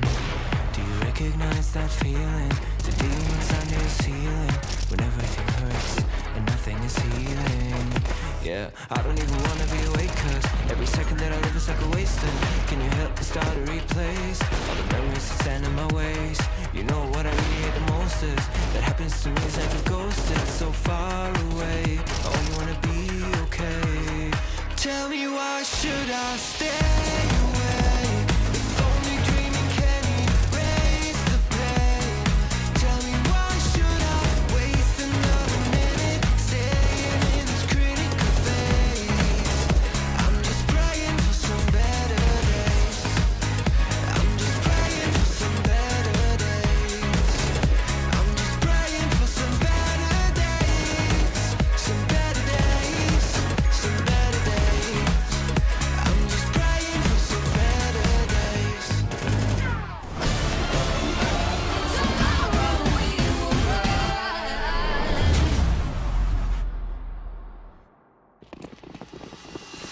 Oh, hey, didn't see that. Welcome back, everybody. 6-6 half couldn't be more even if we had tried. And now we go on to a CT side. The Legacy Lotus, they've only dropped 2 CT rounds in the 3 series, the 3 officials we have seen them play leading up to this. And are they going to let that continue? Well, maybe, maybe not, because as you can see, it's off to a cracking start for them. At least for Alice here. Bomb gets planted. Now the time is ticking. The smokes are going to fade pretty soon. CTs are going to have to start going in here. Now Bungie looks like they want to start fighting this CT. The things are not connecting, but they are for Alice. Okay, on for an ace here. Sunny just trying to hide over near ramp, but she has a kit in play. She doesn't have to. Okay, there we go. That's the way to start it off here for Alice. A nice ace to finish off this pistol round. And okay. That's an entrance in. This is why she was the Kadia player to watch here tonight. I was going to say, she is a player that I said she gets the openings, she gets the closing kills, she gets multi-kills. I think she just generally gets all the kills. She gets all of the kills, all 5 of them this round. And, you know, is setting herself up beautifully to continue her killing spree this half. We said they're pretty undefeated on their CT side, and that's a banger way to stop, because look at that. She has helped afford herself an AWP in round 2. That is so strong. Yep. Depends on how Black Mold want to kind of answer back from that. It's like Pistols just fully in apartments. They have Sunny kind of lurking over in mid just to watch from any aggression, but I don't think anyone's really been sniffed out quite yet. Just jump spotting for now. Yeah, Estrella, I think, spotted a little bit of a head. A Molly out is going to take down these players very heavily. She's able to find 2 of her own, and Op starts to get out there. Quickly traded. 1 kill found for Legacy so far, and that's how, or 1 kill found for Black Mold so far, and that's how the end of the round is going to go. Yeah, so something that we talked a lot about is that they are very T-side focus, mid-focused on T-side. They're very mid-focused on CT side as well. You've got Estrella who will watch B-Apps just jump spotting from Cold Zero. And then the secondary B player doesn't really stick around on B, doesn't really like it. So we'll go and push Catwalk, we'll go and sit in Ladder Room. And then you've already got 2 other players. You've essentially got 3 players looking at mid at all given times. And you can see it again there, the run on forward. They know there's a little bit of disturbance. There's some smokes in the way, which is going to be in the force. cool. Exactly, there's a disturbance in the force, and Cyclone wants to be the one to blow them all away. And here we go, Toki's activating the first, jumps out. Doesn't quite find second, but it's a lot of damage, and Alice is going to find the finalizing blow. There's Cyclone with yet another. They've been trapped in mid, and just Tero left, taken down. Wow. And that is that. It's like they've stepped into their form. They are warmed up after that forfeit win. First map's a warm-up to their map. It was a warm-up. And I mean, they've probably been DMing for 3 hours. So they are all on it. They've been able to discuss their strats before they went into those tech timeouts. They can't obviously talk during those. So having all this warmed up in play for them, it's looking so good. Now, Black Mold, they kind of forced into this. Napka is forced into it along with Kelsey and Tero, but they have saves on a couple of the other players. Looking for something fast and punchy over towards this B site. Estrella actually going to get caught out here. Does not have time to throw any utility onto these T players. Cyclone kind of the front of the pain, at least for now. Going to have to fall back and wait for her CTs to join her here. Yep.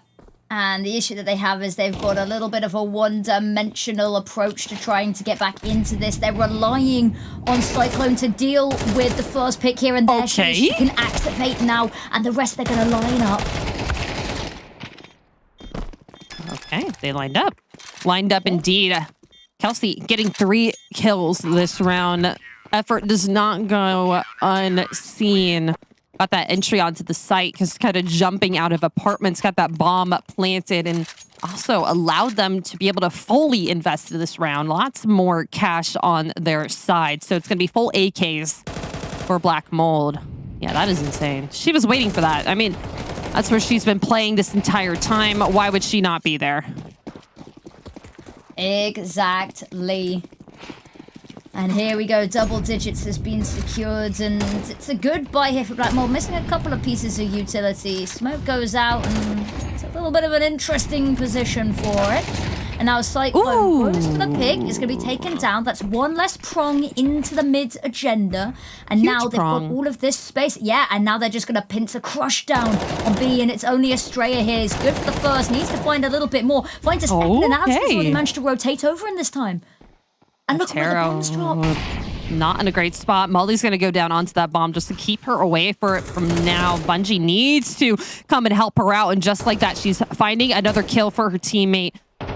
These players a little bit low, but Zazu's actually going to eliminate that need for Black Mold, that want that they really needed another player here to help them out. But Tara, this is her time to shine. Able to find one. The op is looking at her. Able to eliminate Estrella from this occasion. And throw smoke down, just a little bit of a lurk, and Alice has to prove herself here too. Oh my gosh, the switch to the Deagle is actually going to be the end to that round, and incredibly well done from Alice here. Incredibly well done indeed. She is just lights out. She can do it with the AWP, she can do it with a pistol.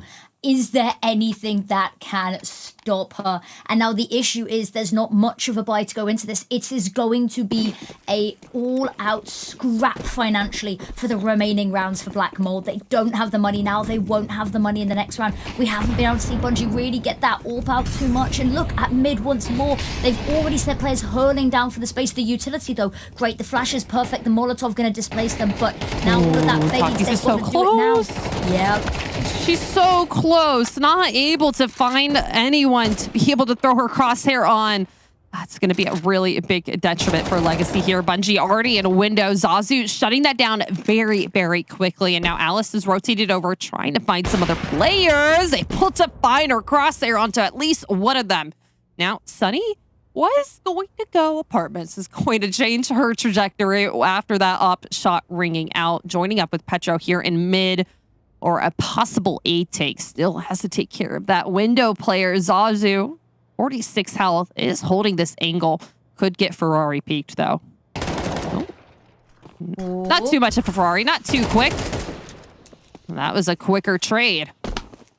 Well, we talked about the clutch prowess of Alice. Can she now put it into effect? Sunny, no utility to get it done with. Peeks around the corner and there she goes.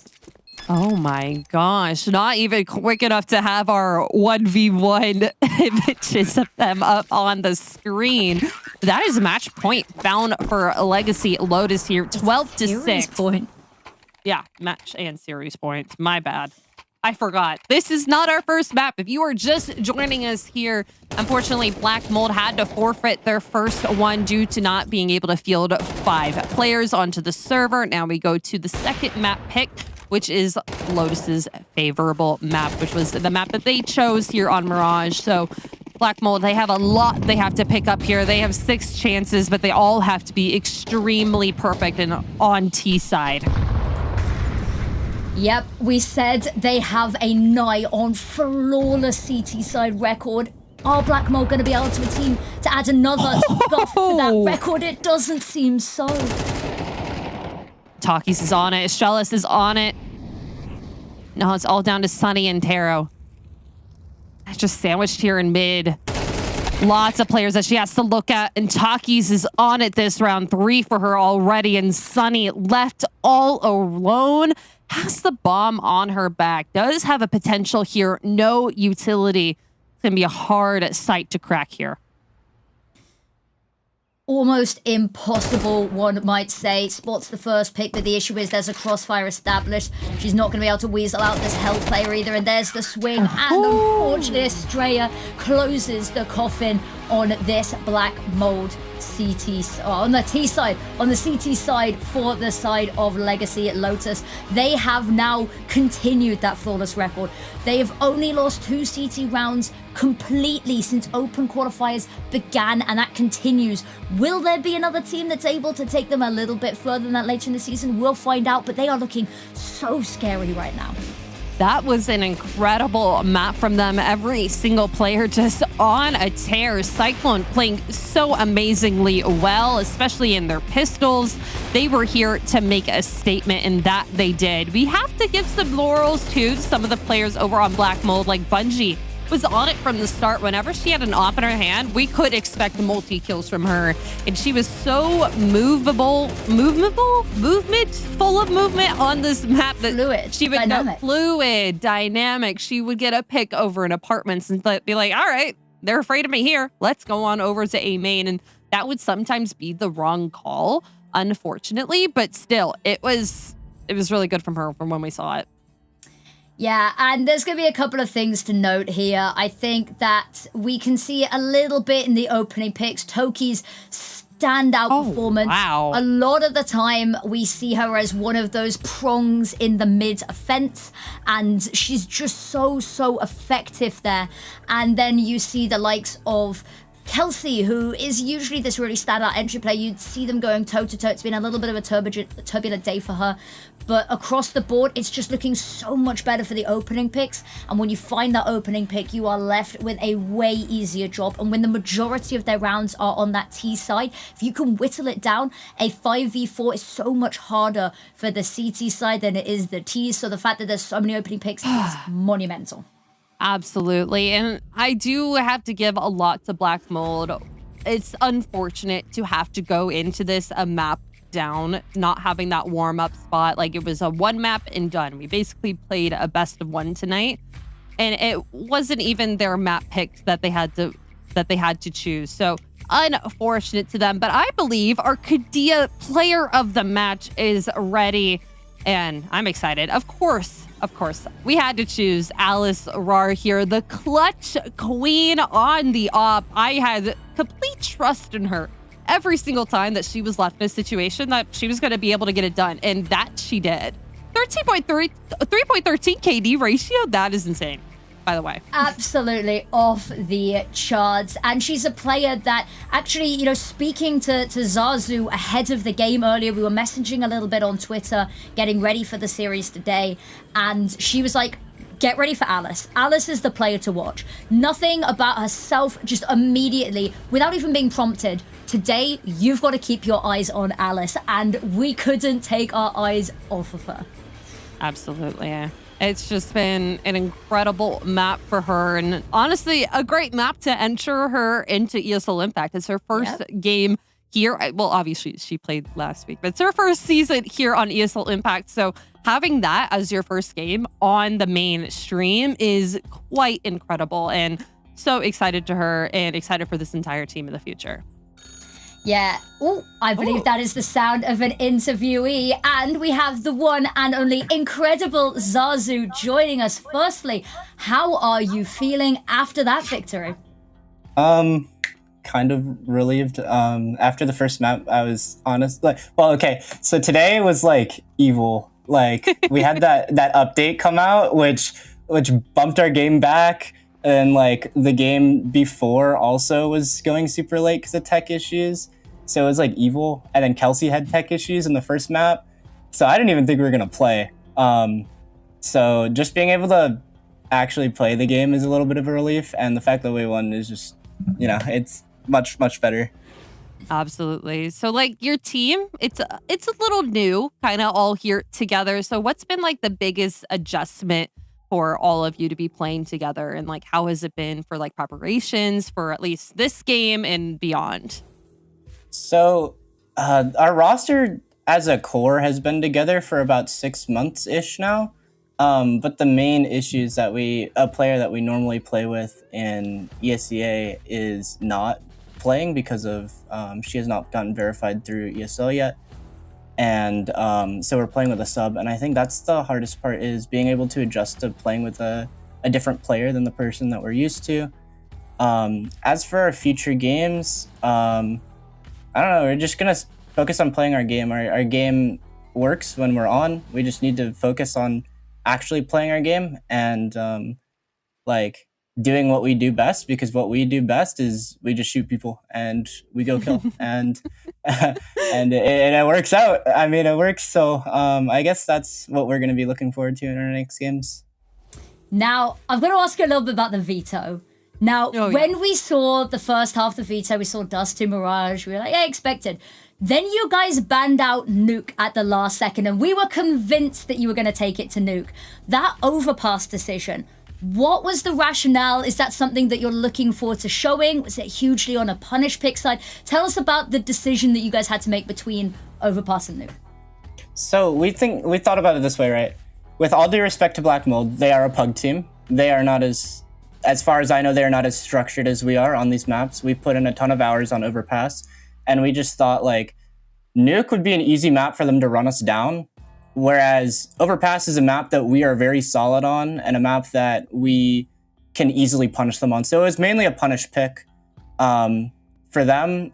We also, to be honest, the veto was kind of not at all what we expected. We didn't really know what our veto is going to be going into the game, because we don't really have many officials to look at from Black Mold. So we just kind of went with the flow and did whatever felt best for us, whatever we thought would punish them more. So that's mainly our thinking going into it. But also, I love Overpass, so you know that also factors into it.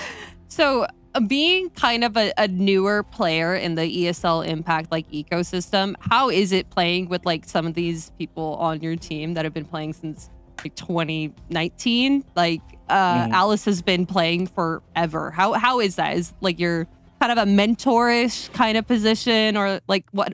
Tell us about that. I think like for our team, we're all very individually skilled. Like we don't really. It's not really like a.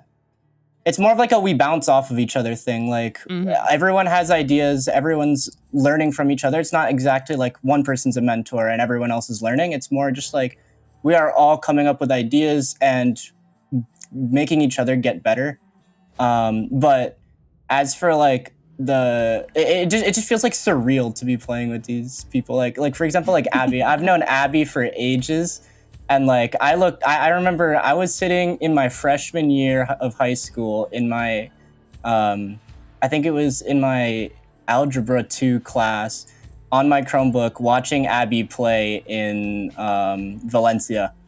And it's like incredible for me to like have her as a teammate. I know she's not playing in Impact, but just in general, like it's just insane to be able to play with these people. Watching her play before she broke her arm, right? This is after. Unfortunately, it was after. But I saw her on the sidelines. Now, you've highlighted some of the amazing players that you've got to play with. Now, you and I were chatting a little bit earlier, and without even me mentioning, you brought up Alice Ra to us. Can you tell us a little bit about what you think makes her so special as a player, and how actually the bringing her onto the roster came about, like how you discovered her, and just what it's like to work with a player that you've sung so much praise about already? Yeah. So as for how she came about on our roster, I don't know if you remember from season 6, but we had a coach named Chance. And Chance is like bestie westies with Alice.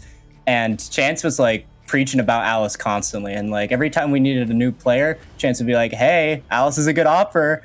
And so at like one point, I think it's when we lost Gadfly in February or March, I was just like, hey, Alice, you want to come play? And she's like, hell yeah. So that's how she came about on our team. And like, as for like how amazing like what makes her like such like an incredible player is just like, she has so much experience playing in LANs. And she just like has so much experience playing the game. She plays the game so often, and she's just so mechanically talented. Like she really is like, just like, I would say one of the most incredibly like talented mechanical players in all of NA Impact. Like she's amazing. It's absolutely insane to be like in the server with her and watch what she does, because she just cooks people. It's insane. Yeah, I mean, she was the player that I watched you guys during the open qualifiers. She really, really stood out. Now, my final question to you is that, of course, season 7, you weren't participating. Coming into season 8, did you feel that you had a lot to prove? What was the mentality of the team when you qualified? You know, going into those open qualifiers when you qualified, is there a lot to prove, or are you just playing your own game? Oh, there's absolutely a lot to prove. Especially, I'm not going to get into the nitty gritty of it, but the way that we ended up not playing season 7 really irked us. And so coming into the season, it's like, we need to show up and we need to show that we belong here, because like we are like the players that make up this league, and like the people that like, you know, are like, we are like the next generation of Counter-Strike, and to not be able to play last season was really sad for us. So we're just like constantly mindset like, we need to win, we need to win, we need to win. Like this is like our chance to prove that we deserve to be here. Well, that is so incredible and so encouraging that you were able to take this series tonight. Thank you so much for joining us here on the interview. And congratulations. We'll see you next week. Yes, see you. That is amazing to see. And when you have players that come in so fired up and ready, and they have been attacking every single series with the same vigor, with the same mentality of, we're here and we are here to make our mark, is incredible to see. And it makes them dangerous, because I think they're maybe a little bit of a sleeper pick. They have fire in them. They have a fire in them that I cannot wait to see. I want to see them get a little bit crazier going through these weeks. But let's take a look at the standings and how we are all faring out, at least after this first day. Nocturnal all the way at that top with that nice 2-0 victory. Waves down on the 4th part here. Legacy Lotus, I think that they should have a 1 in that win column. It's all good. Yep. It shouldn't change the overall standings too much. Yeah. They will be still on par with Waves there. But of course, tomorrow, more games, and that could entirely shake up the leaderboard altogether. But it's been amazing to see how everything sort of started to establish itself early. A couple of upsets. Black Mold, a team that we really expected nearer the top, taking a little bit of a hit at the start, but they have got some of their more difficult matches out of the way now. But there is one more thing to do, Apples, before we have to let the wonderful people go about their days. And do you want to kick us off? I would love to kick us off on the top 5 plays of the day. Number 5, we have McCary with an ace on Nuke, and these mechanics are incredible from her. Just around the corner, able to find that. Oh yeah, McCary is a player we have been so excited to see and has shown up in spades. But number 4, a returning face to the ESL Impact team, Pollux's 4K on Inferno. This series earlier was straight up fire, clip after clip after clip. Number 3, we have Lulitan's over on Train. This was the map that unfortunately Furia did lose to, but you still got an ace. That's something. That's something. Yeah, and Easy to task. take down Furia is no simple feat. But from one pistol ace to another, we've got none other than Alice Raw's pistol ace on Mirage that we got to see with you, wonderful people, just now. And what a way to kick off their flawless CT side. Absolutely. Number 1, we have Lulitan's once again. It's a nice 4K on Train, a 1v4 clutch. And I think I saw a stat from Newt somewhere that I think there were only 2 rounds in that Train game where she didn't get at least 1 kill.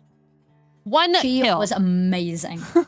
What a series. But honestly, the pistols there really dominating the top 5 this week. So there it goes to show. Whenever people say, oh, it's an eco ace, it's a pistol ace, it is, you can still make the top 5. It's still an ace. Still an ace. I think that just about wraps us up for the day. Thank you so much, everybody, for joining us. Unfortunately, we could only bring you one map, but it was an incredible map. I hope you will agree. Thank you to all of the wonderful people in production, all of the League Ops, all of the wonderful Twitch moderators, and of course, all of the wonderful Twitch chatters who have joined us, who have put in their predictions, who have supported their teams. Thank you so much for bringing us such an incredible series, and we will see you all tomorrow for a brand new, fresh set of games. Catch you then.